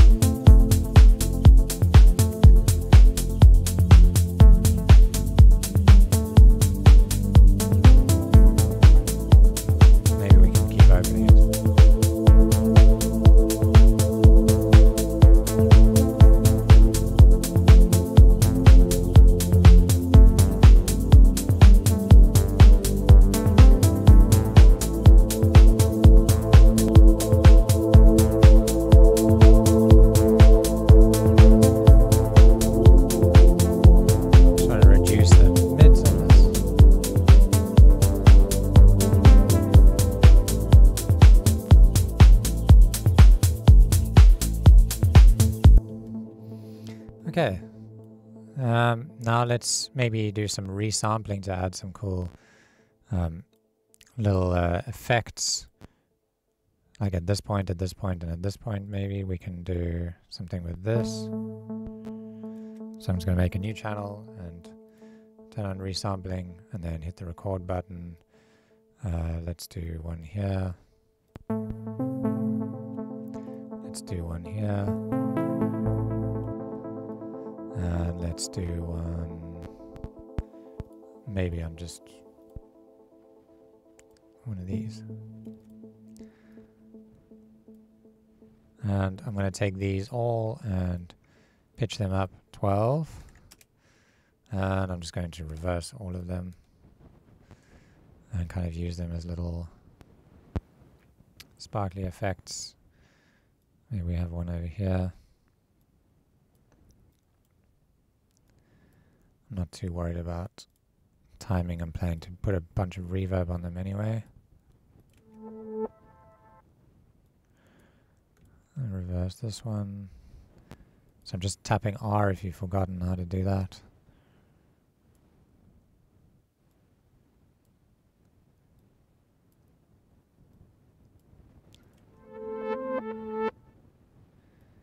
And on this one, we're going to reverse that, and maybe we can make that divide by 2. And then with these, I'm going to add a bunch of delay to them. A whole bunch of feedback, some ping pong, and a reverb. Almost like 100% reverb. Big decay, smaller size.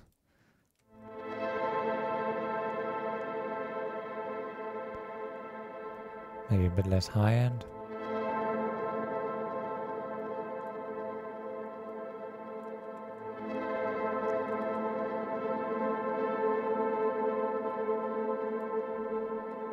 I wonder if it'll sound nice to pitch this up another +7. Remember the perfect fifth, so go up to 19. Let's hear it in the mix.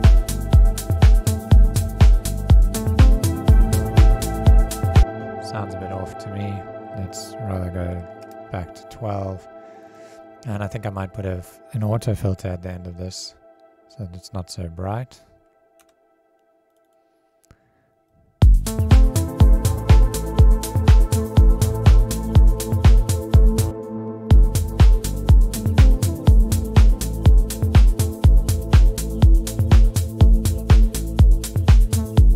Maybe this one can go +24. And just be a bit quieter.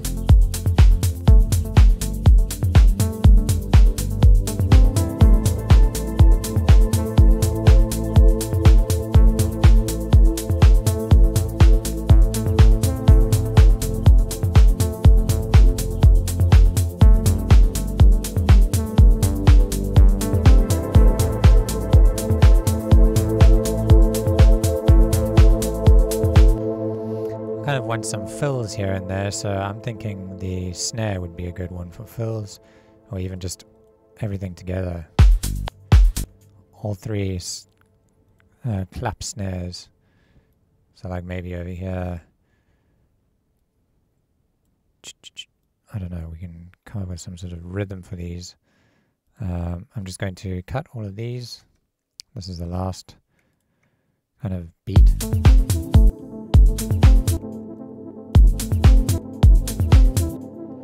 And I'm thinking we can just copy that across.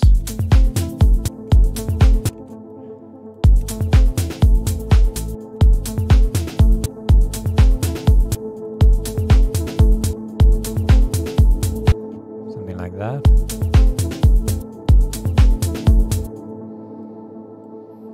With maybe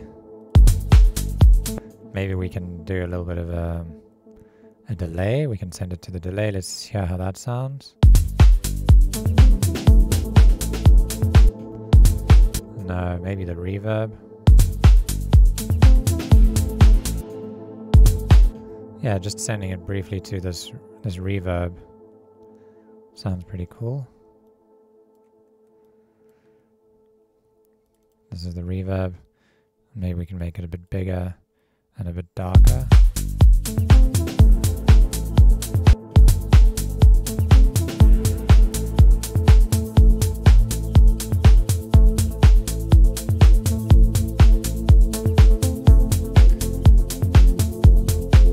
Maybe we take out the kick for a couple beats.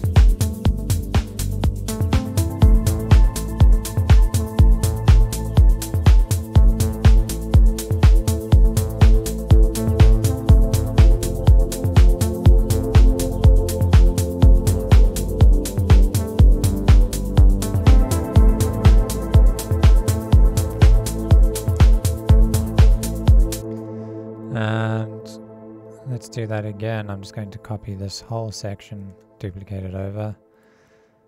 And maybe on this last beat here, we can do a couple of extra snares. We can always do like lower velocity snares sometimes, something like that. Maybe another one here, or another one there.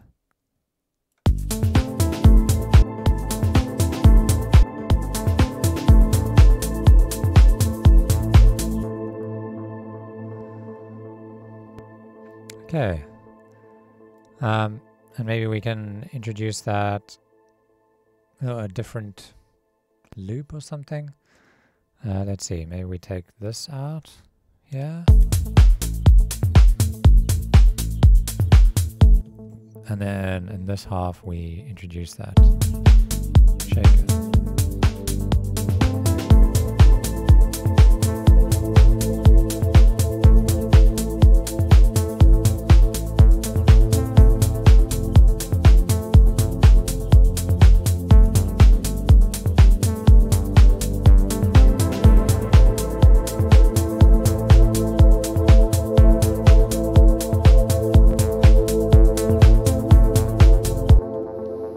Maybe we can do a couple more snares going to the reverb, like that one there.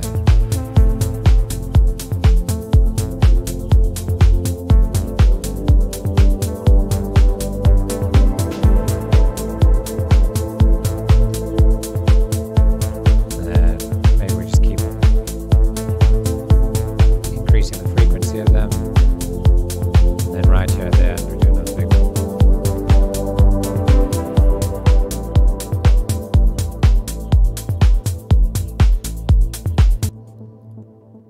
Okay, so that feels pretty good so far for our first drop section. We can always add more detail afterwards. And now I'm feeling like, okay, we're going to go into the breakdown, but the breakdown in this song is not like our previous songs where we just cut out all the drums and then do something euphoric.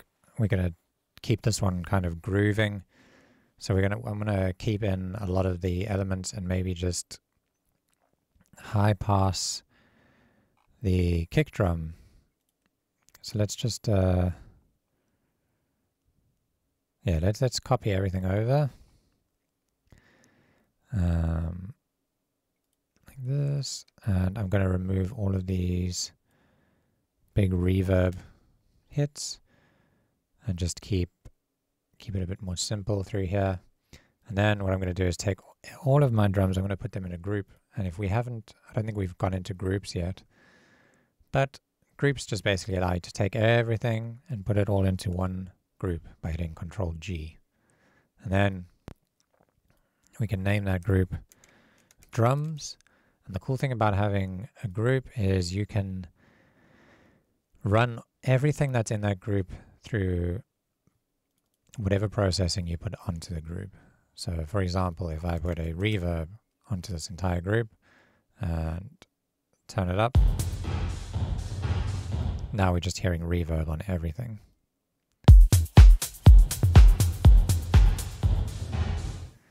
But what I want to do here is just high pass everything. So I'm going to grab an auto filter. And we're going to just bring that up to like maybe like 150 hertz. I'm just going to slowly sweep that up.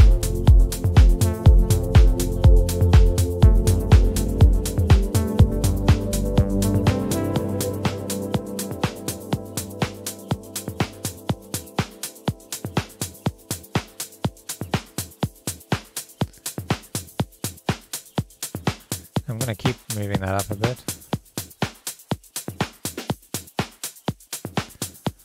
And so our breakdown's literally just going to, the groove is not going to stop. It's still going to be there, but we're going to do something else musical. And then we're going to have our next drop after that come in over here. And it's going to sound really cool because the bass suddenly comes back in and it's a big payoff. And I'm thinking maybe also like a snare roll or something building up to this. I don't know, we'll see. So we're going to take out the bass for a bit. And let's see, maybe we'll continue with the pad here, but we'll build a bit of tension through the first section here. So what I'm going to do is delete these chords and just keep that going through there.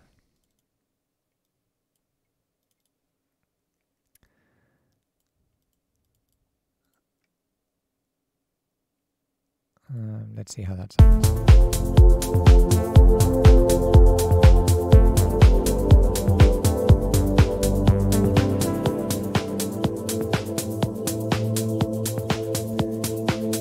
Maybe we can keep this going, but without the extra movements here, just that single note. We're just going to keep that kind of plotting along. Let's check our automation because we've got some automation here. Maybe we can bring it down a bit.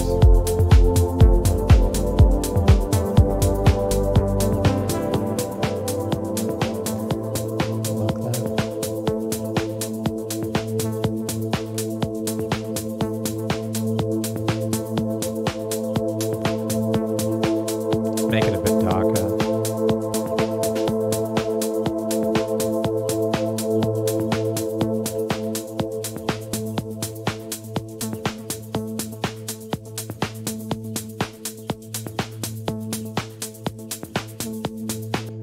Maybe we can pitch this down.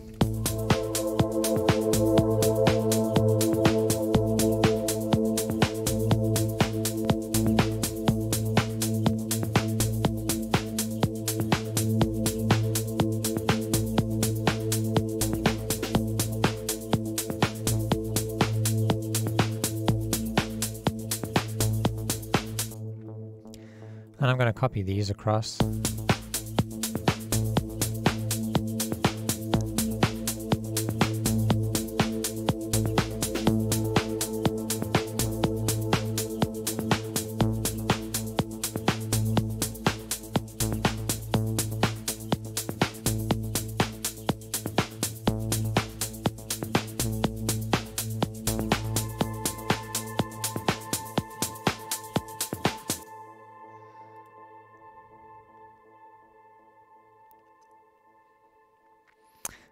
Okay, so where do we take it from here? Maybe we bring these chords back, just very subtly, and maybe we just keep that going through there.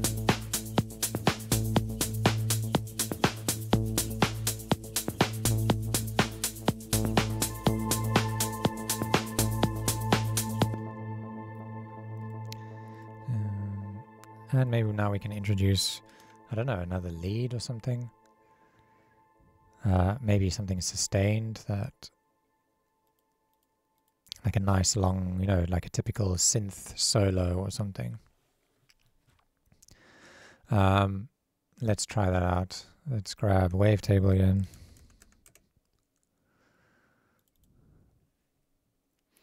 And I'm going to go for another saw wave. Excuse me. Let's make it sustained. Filter it down a bit.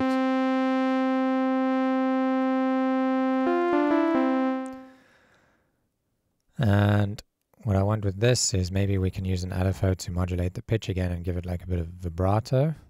So go in here, and we go to pitch, LFO 1.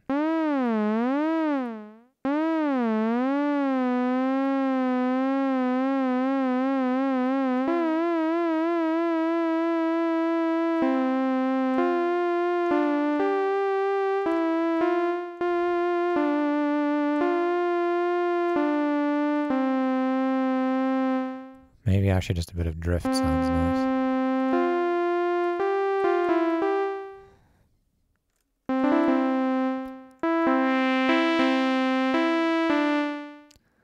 Okay, let's make it a bit softer.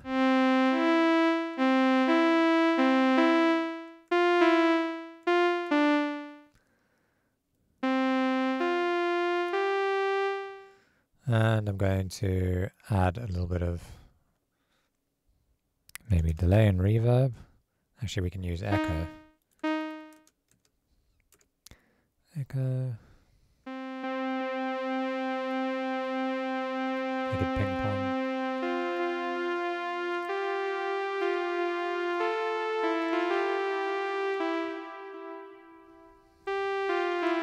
Let's make it a bit steeper.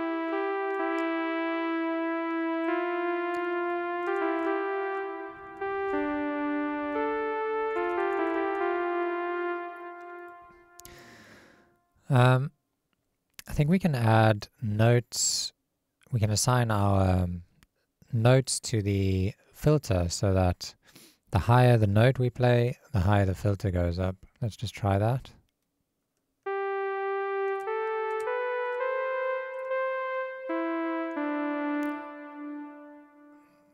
Maybe that's not what note PV means. Maybe it's under MIDI. Yeah, sorry, this is it. Note. So you can see that pitch moving.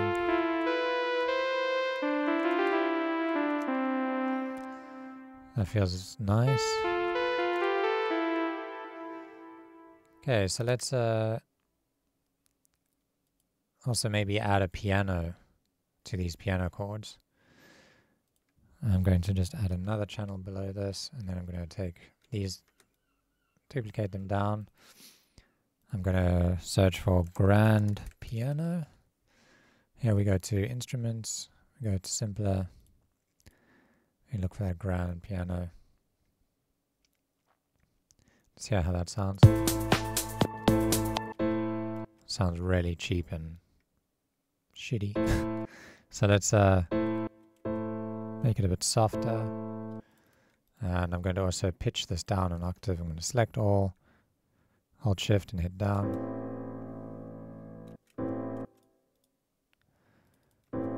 I think here I'm only going to play these first 3 notes on each chord, not the top note.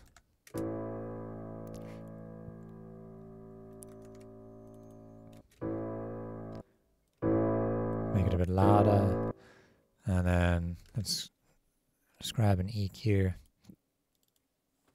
and low pass it.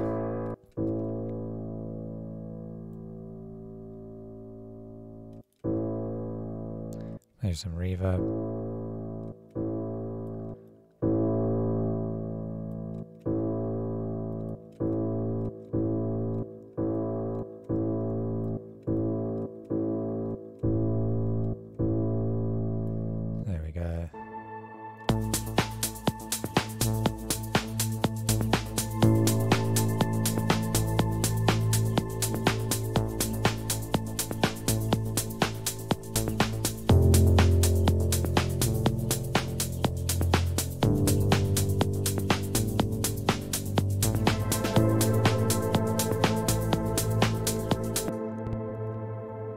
Okay, let's make a little lead with this wavetable lead that we've made. Okay,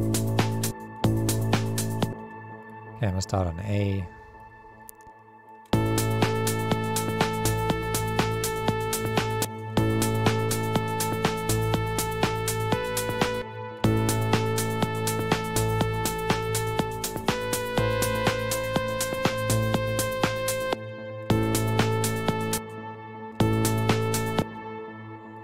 I'm gonna go da-da.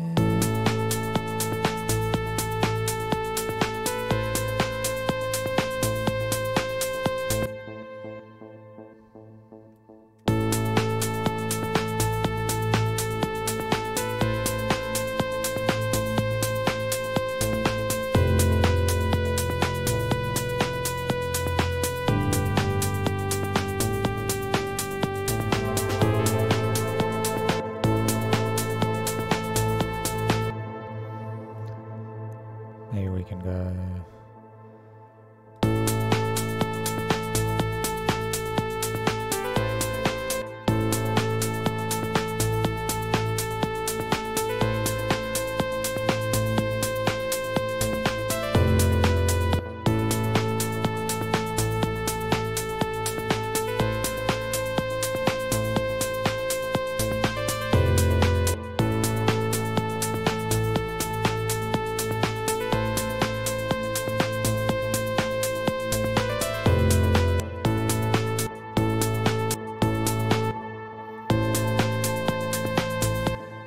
Really try and get down these notes nicely.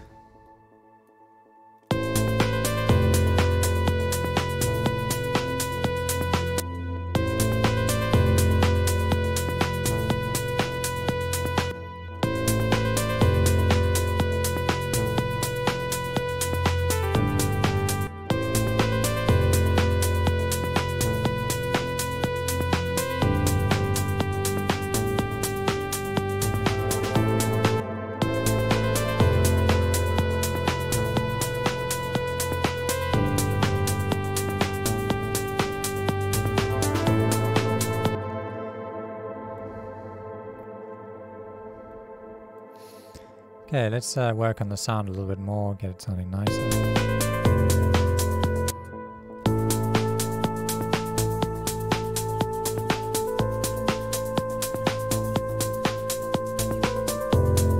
Maybe play with this LFO a bit more.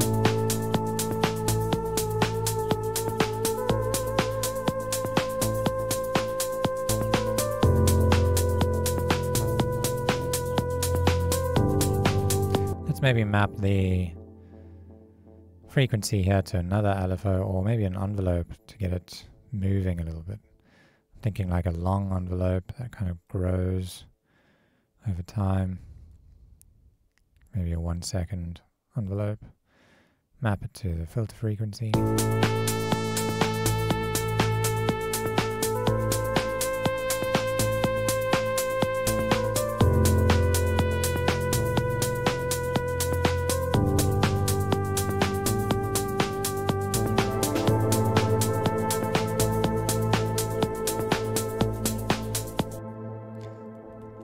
Now we duplicate this.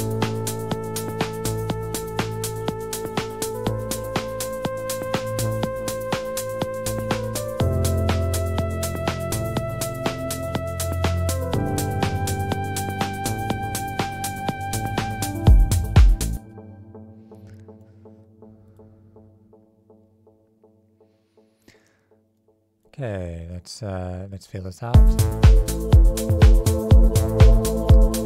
The bass will come back in here.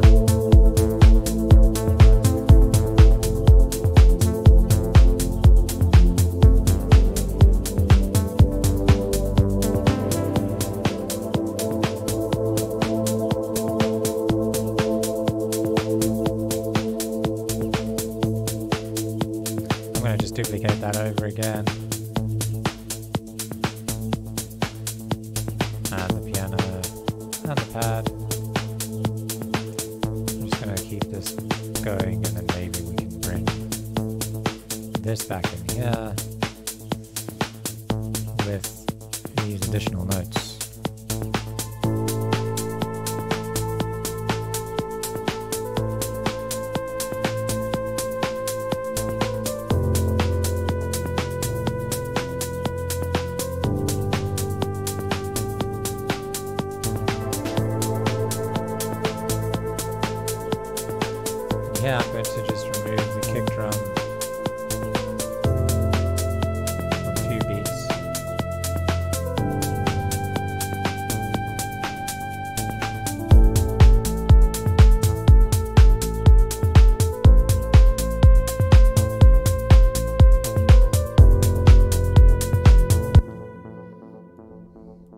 think it'll sound better to kind of just drop into the groove after this.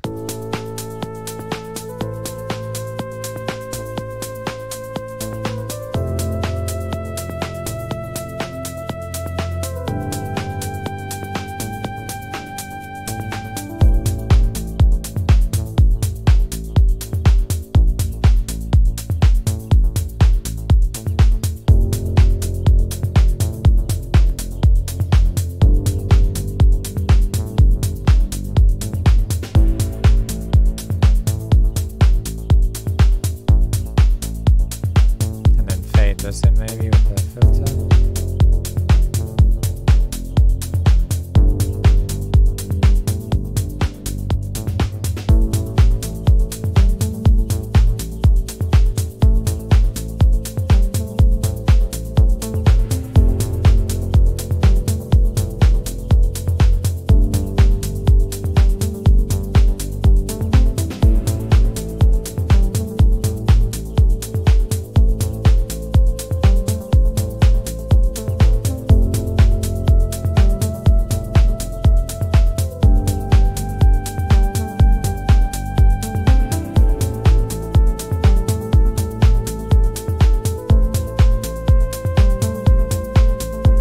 Some unison on this.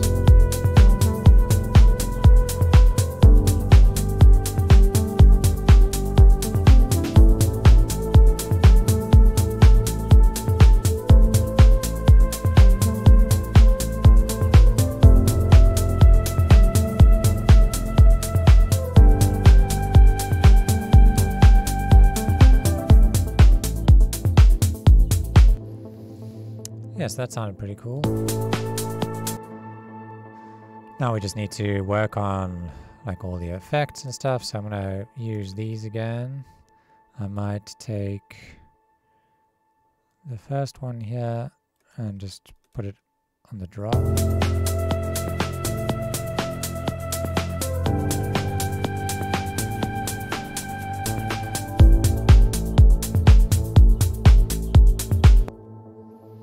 Oh, let's get a busier one like that one.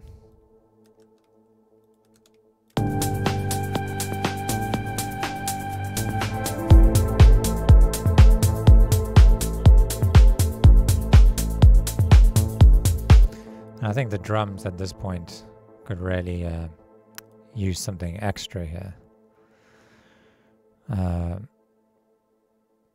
Yeah, like maybe that ride loop that we've used before is a good idea. Let's try that.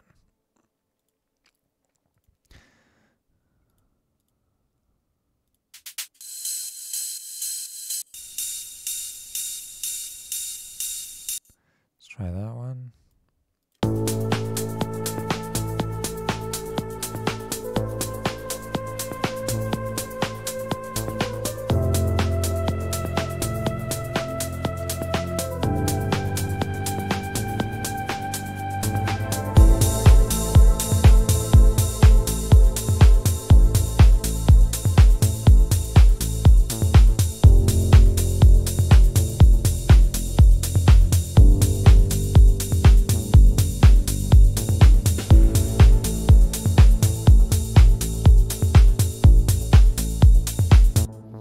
Okay, I like that, but I feel like now we need something more like atmospheric to happen here. What about making another kind of like pad sound? Let's open up Wavetable again.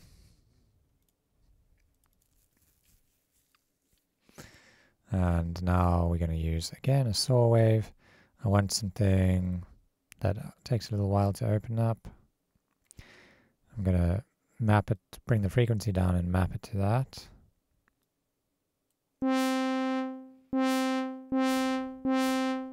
Steep curve.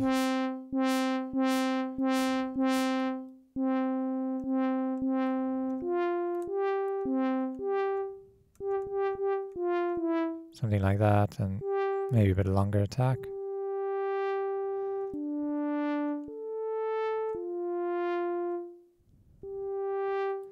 Let's use a different shape, combine the two.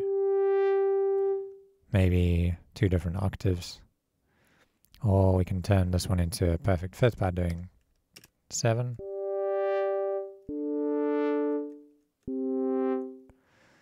And then I'm going to take the effects from this, the echo, and put it on here. And bring up the dry wet a lot.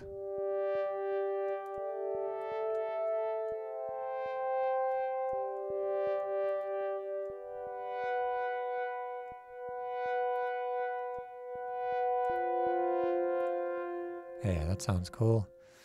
So let's play with these.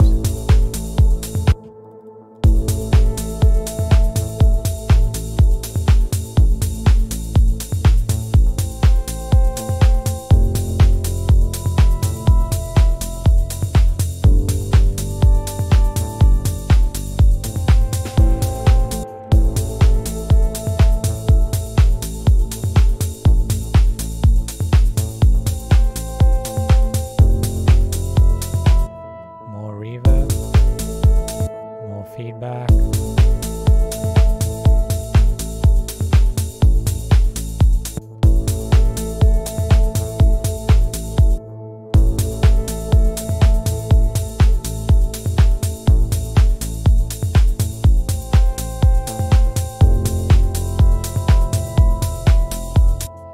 Let's just turn this one down and see how it sounds. Some unison might be nice. Let's go with some different mode here, maybe shimmer.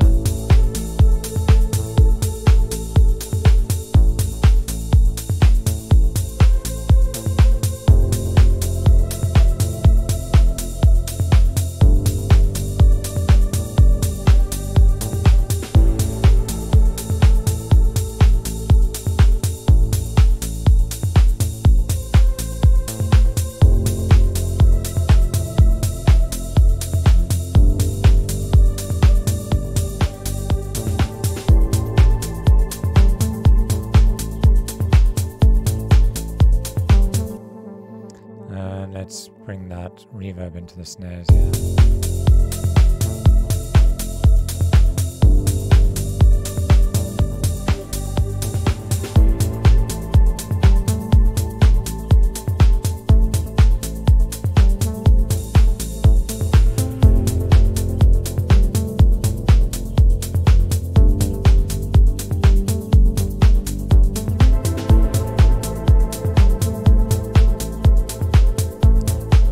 Start to wind down the track a bit.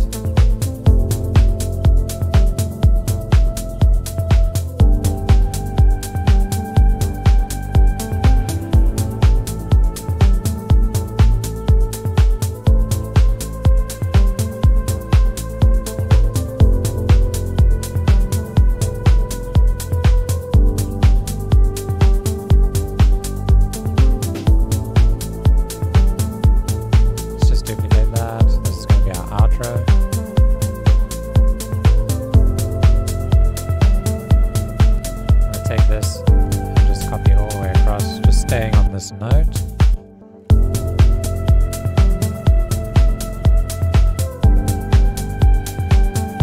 And then go back to these.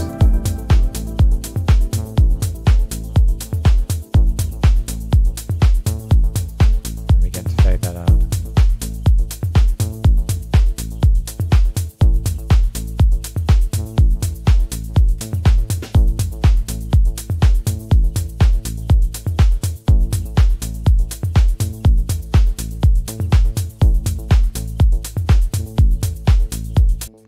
How long is that? It's quite a long track already.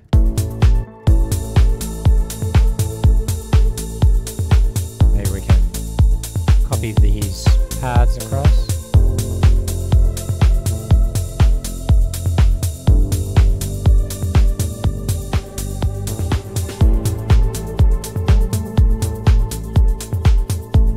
Maybe make some changes.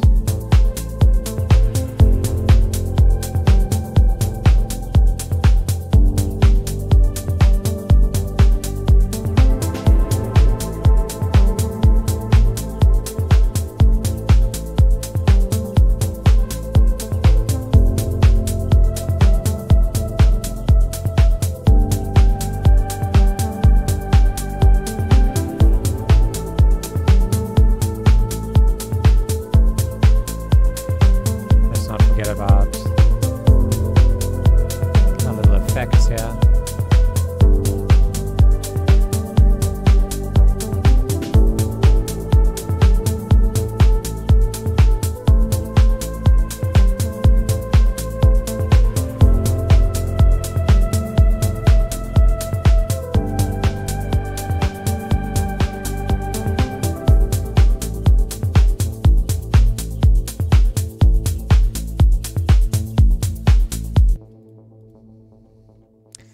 Okay, so it's getting there. I think working up into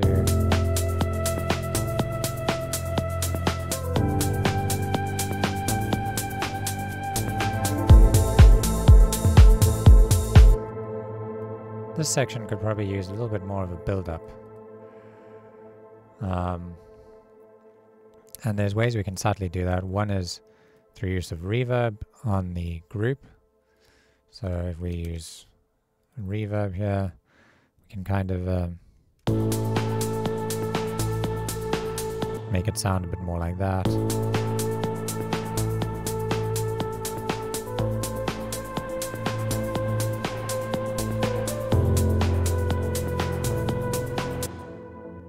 So let me fade that in here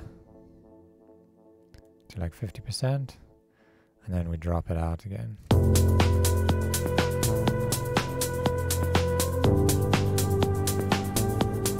You can also use an auto filter to kind of filter out the high end a little bit more. That'll create a nice bit of contrast. And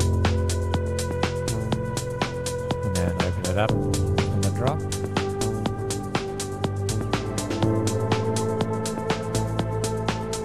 So we just need to filter that down.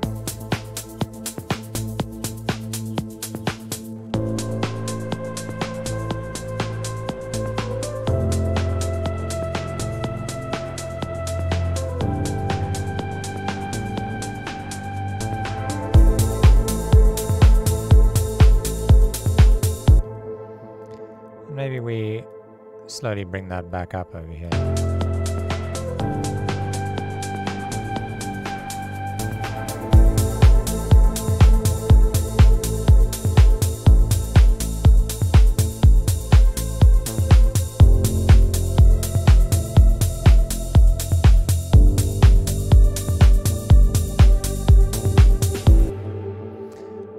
Okay, I'm just going to try and throw in like a little bit of a snare build up there. So if we just go into our snares here.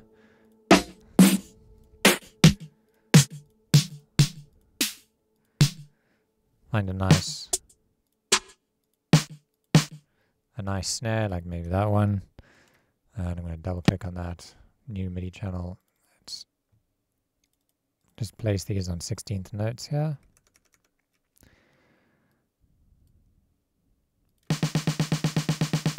Okay, humanize time, just as we've done before.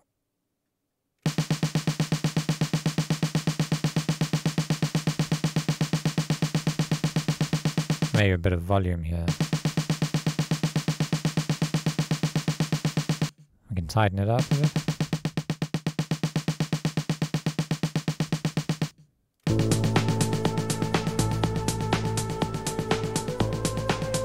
We don't want to make like a huge like EDM build up here, so we're just going to fade this in subtly. One way to do that is with volume.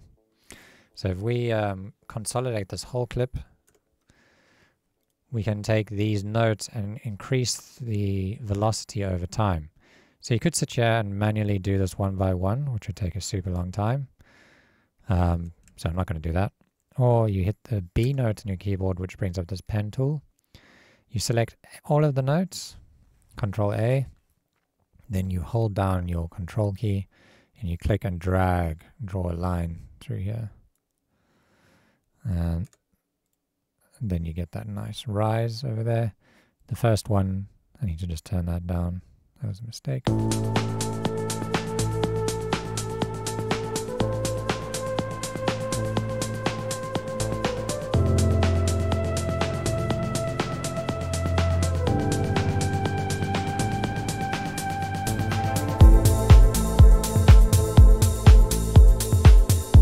Thinking actually we could make like a big moment here where it sounds really cool.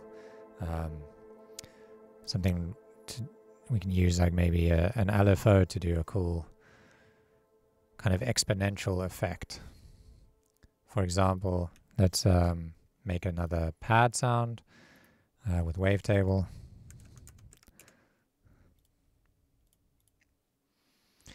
And here I'm just going to, again, do a similar thing. We're going to make a pad sound with the saw wave, nice and sustained. Some noise unison. We're going to make a nice big bright chord. So we'll take A, maybe all the way from down there, another A up here. Let's do an E here, a C. That's how that sounds.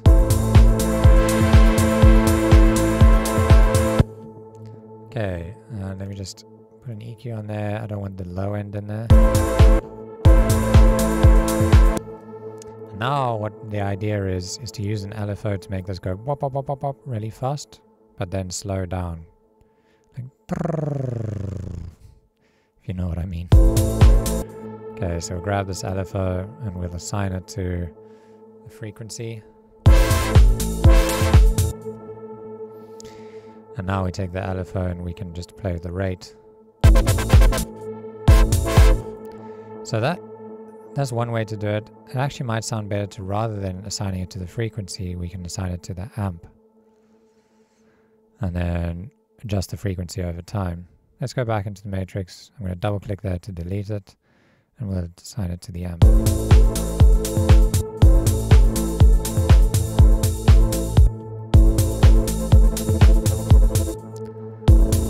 So here's the idea. We're going to take the rate.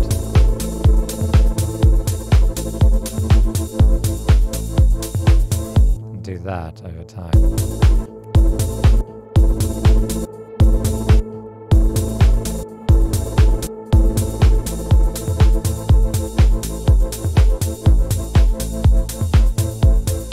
And then the amount we're going to also bring down over time.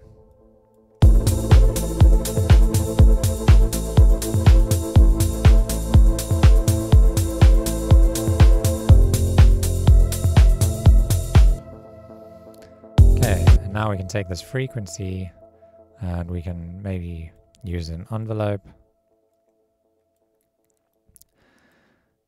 with a long decay and map it to the frequency. Let's see how that sounds.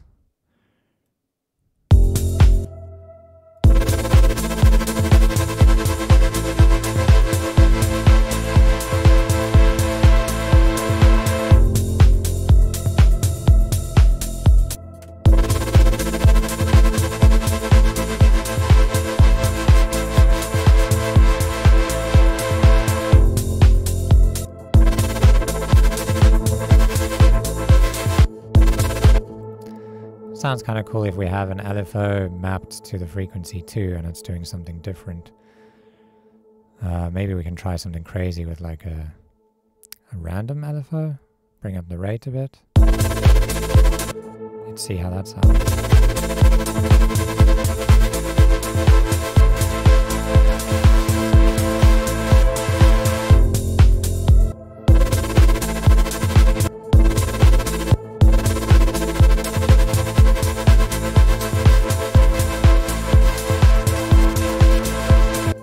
Sounds a bit weird. Maybe change the shape.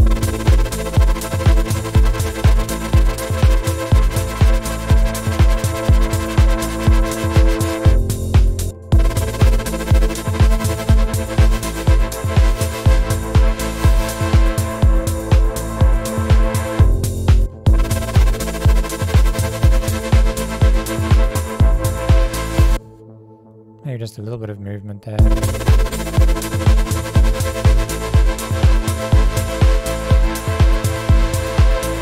Let's also sidechain it. I'm going to copy the sidechain from the bass.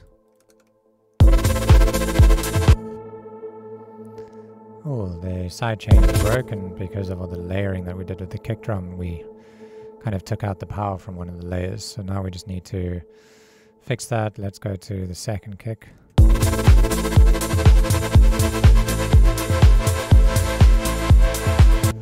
And fix the sidechain on this one too.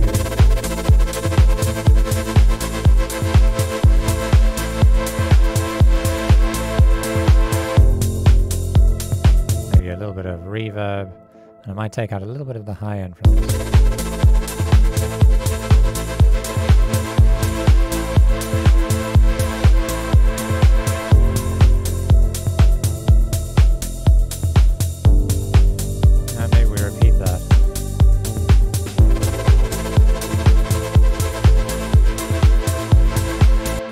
We can always follow the chords on the next one like this.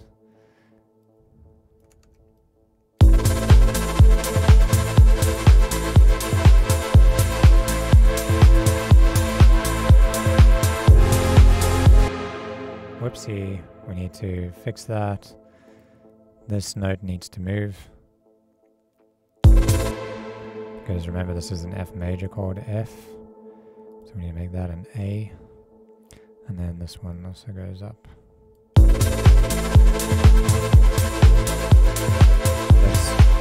follow the automation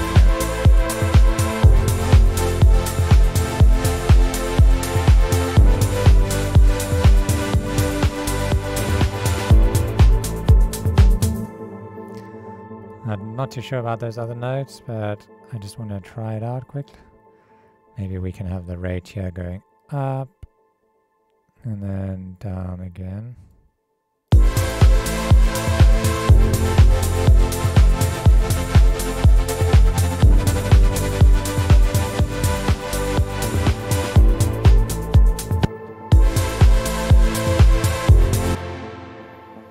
And what if we use this frequency here and filter it down? As we come through here, then it's not so in your face.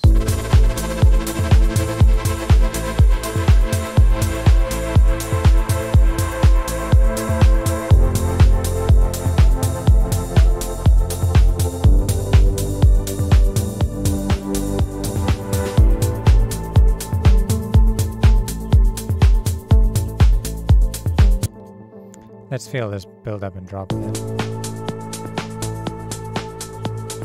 I'm going to put the snare inside the drum groove. Open that over time.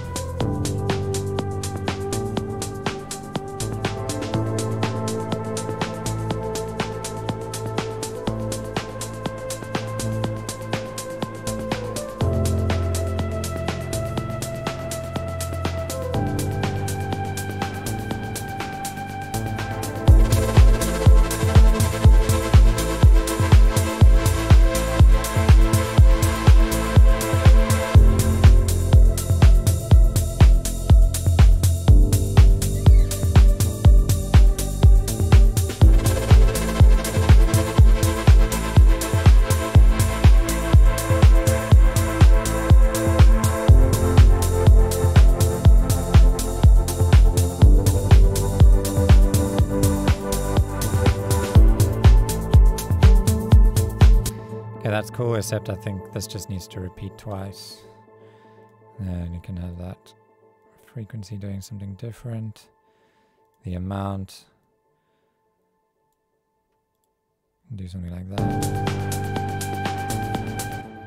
I've also noticed there's a bit of bass kind of building up to this, which I want to get rid of. I think it's coming from this channel. So I'm going to grab an EQ.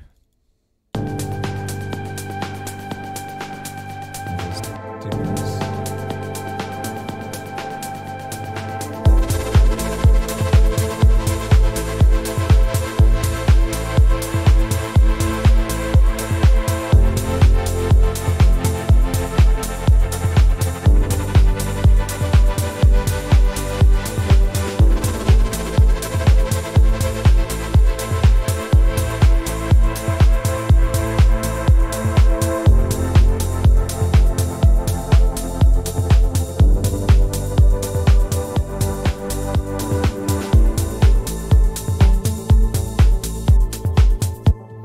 Okay, I think maybe some white noise to just get us away from this ride loop.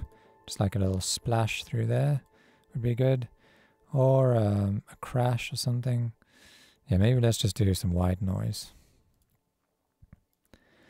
Thinking maybe we take operator.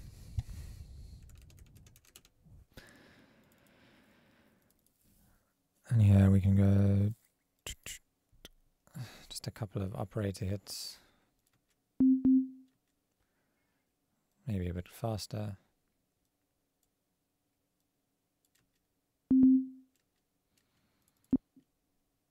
Make that white noise, turn off the filter, and make the envelope on this shape have a long release, but less of a sustain and decay. And some spread. Okay, the release is way too long.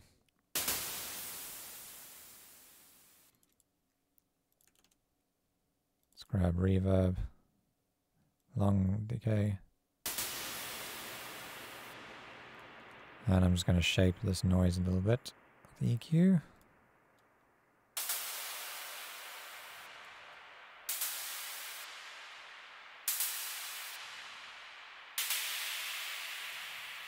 Something like that.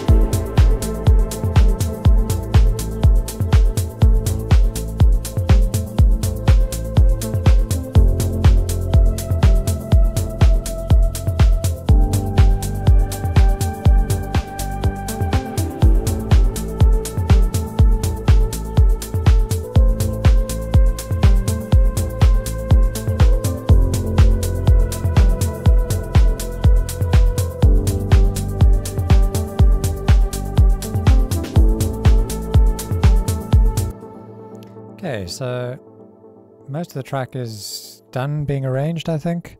We just need to make the intro, which should be pretty simple to get to from now. So let's just see how this sounds.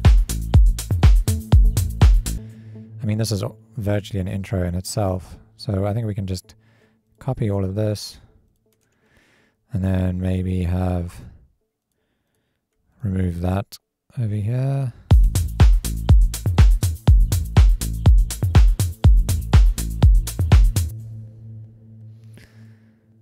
And have no bass line there, and then maybe here we just have the bass line kind of playing the same note.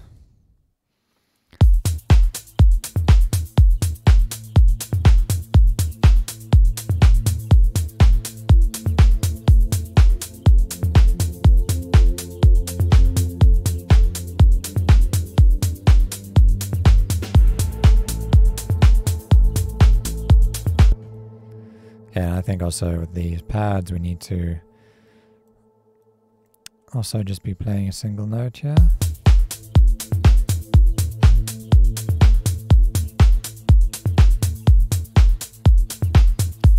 Like that.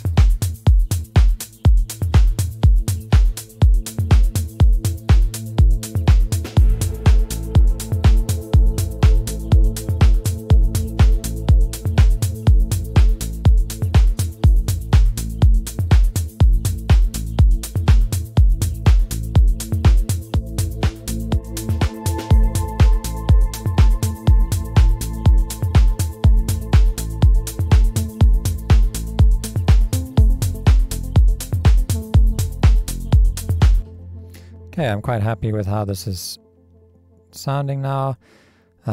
Let's do our quick master. Again, just putting a limiter on it and see how that sounds.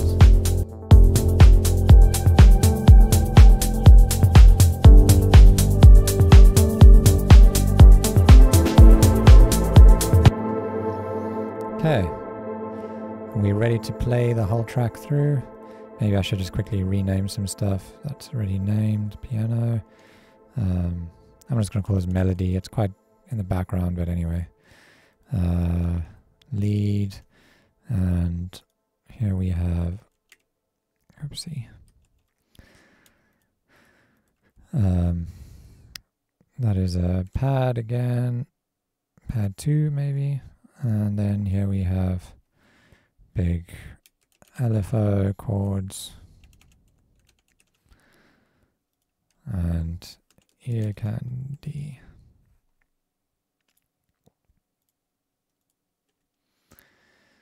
All right, time to play the track. Let's go. 3, 2, 1.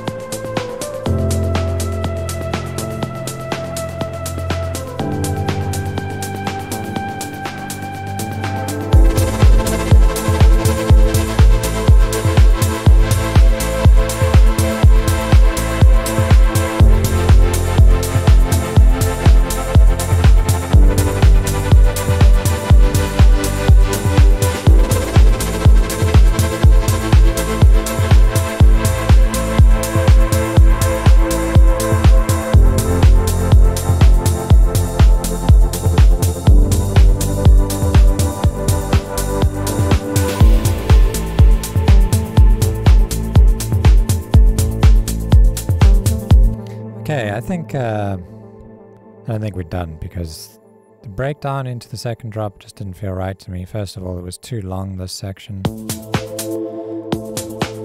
So we need to, I think, just cut that in half. There's no need for all of that. We'll just Control-Shift-Delete.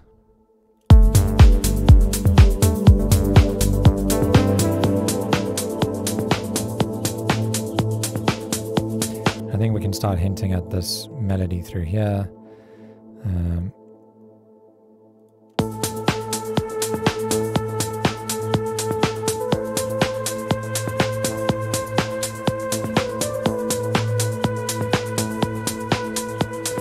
I'm also going to start hinting at these chords.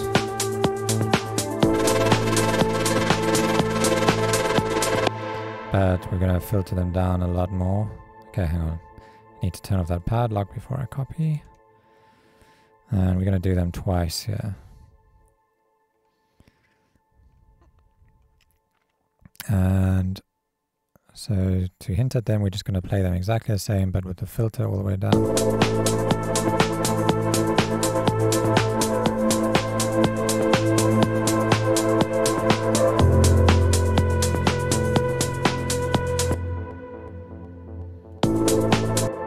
Let's just add some automation lanes so that we can see what we're doing here.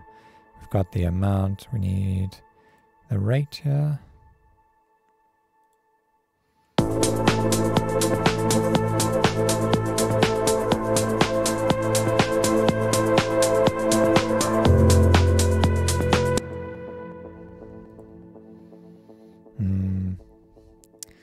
Let me just continue that on.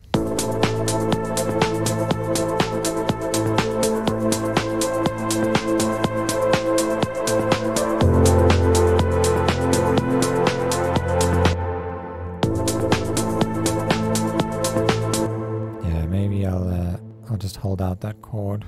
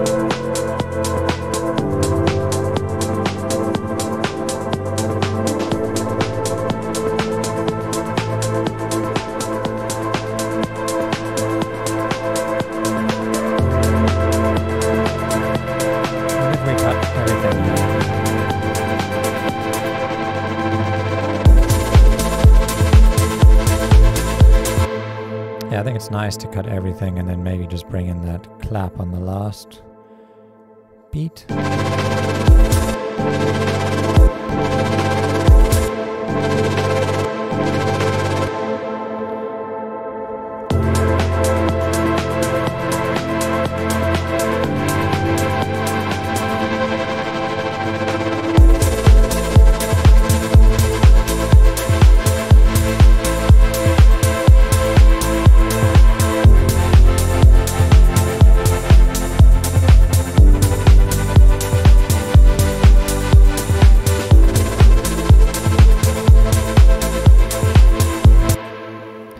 Okay, I think we need a bit more impact on that.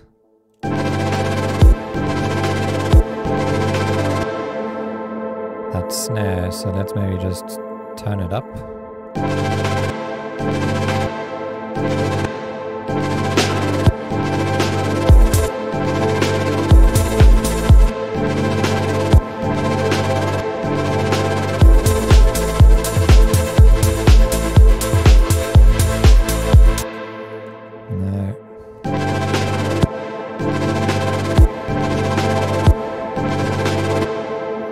And add a bit of reverb to it.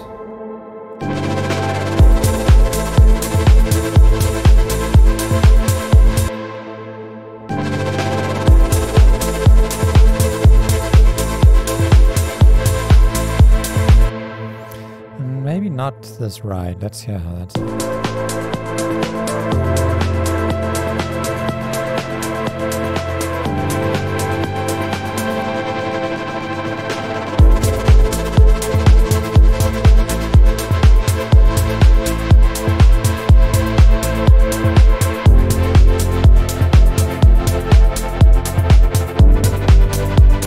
Maybe just very subtly.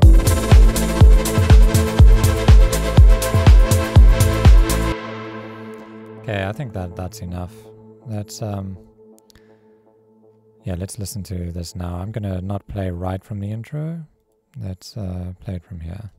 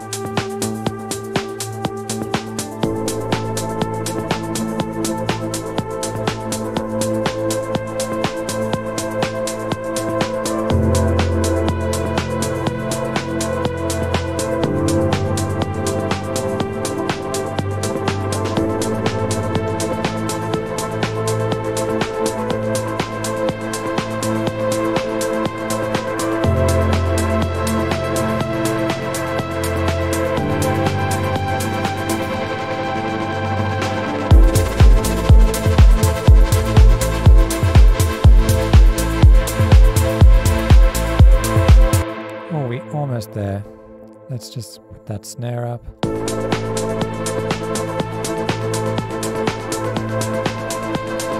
Maybe a little bit more decay.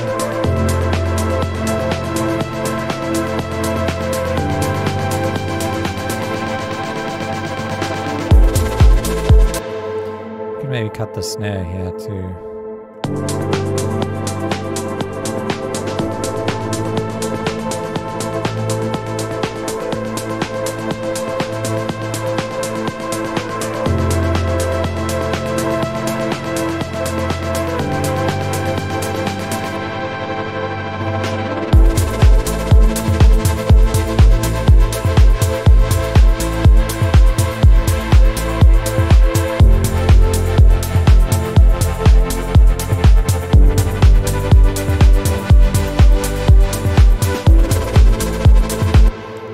Very close, guys. We're very close. I think we need to add just another kind of like more powerful snare underneath there. I'm going to add maybe, let me just search snare. Go to drums.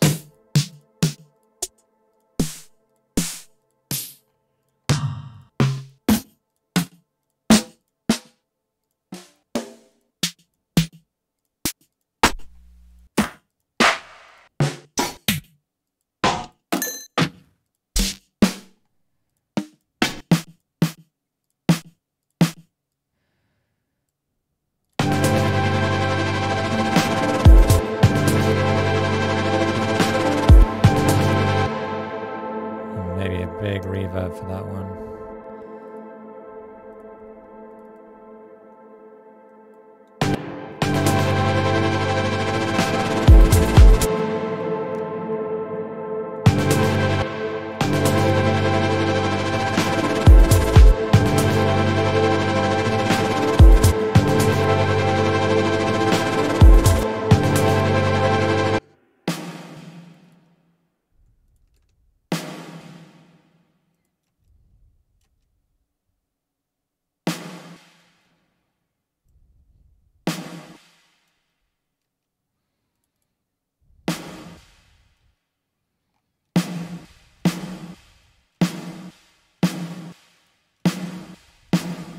Not entirely sure why it's doing that.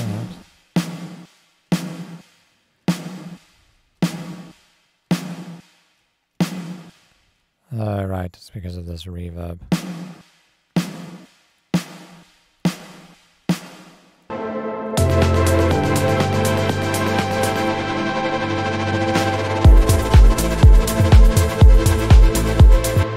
Maybe now we need to add the snare on each hit. Let's just hit Control J and loop that.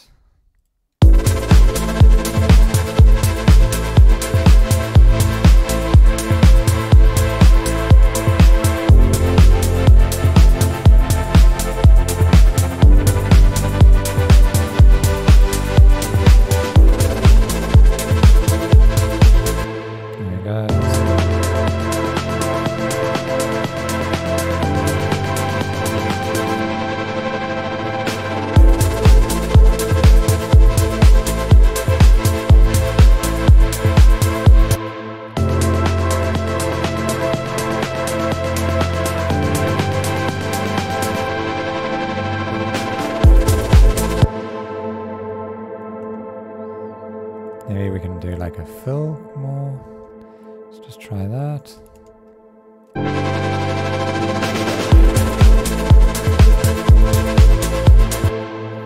Another thing we can try is turning this more into like 16th notes. Here you can set it to beats mode, forward arrow, and 16ths. And maybe we turn it up now.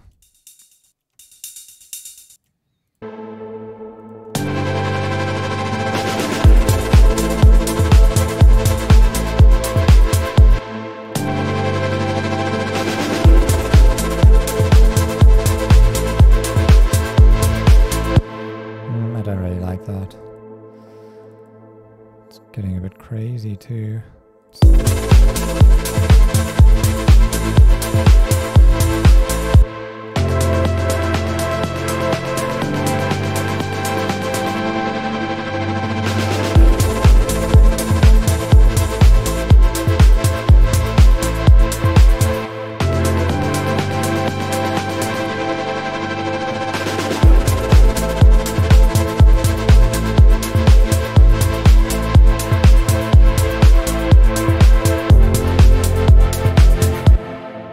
Maybe that operator noise would be enough for this. I'm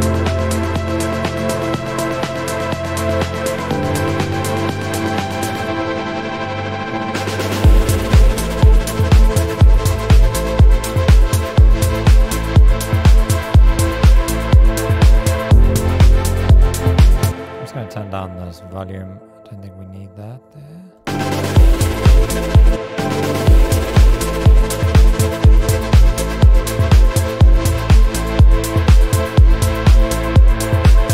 Okay. Yeah, I don't want to spend too much more time on this track. I think I'm going to call it here. So let's do our final playthrough, final playthrough, and see how it turned out. Let's go, guys.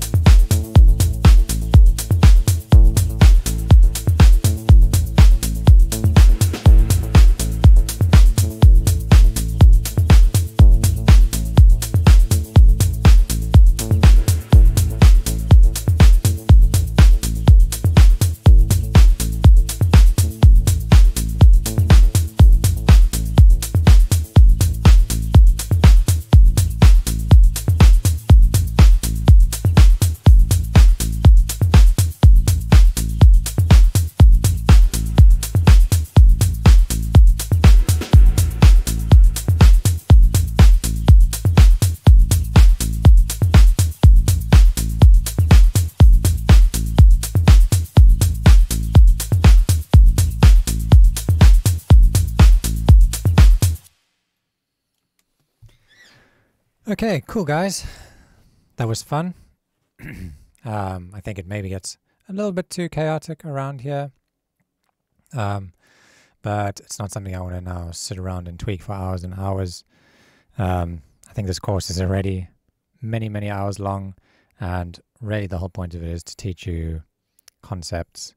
So hopefully you have a fairly decent understanding now of basically all the foundations you'd need to go out and write your own tunes. So yeah, thanks so much for watching, guys. If you enjoyed watching me produce tracks like this, I do have a whole nother course. It is a paid course, it's not free.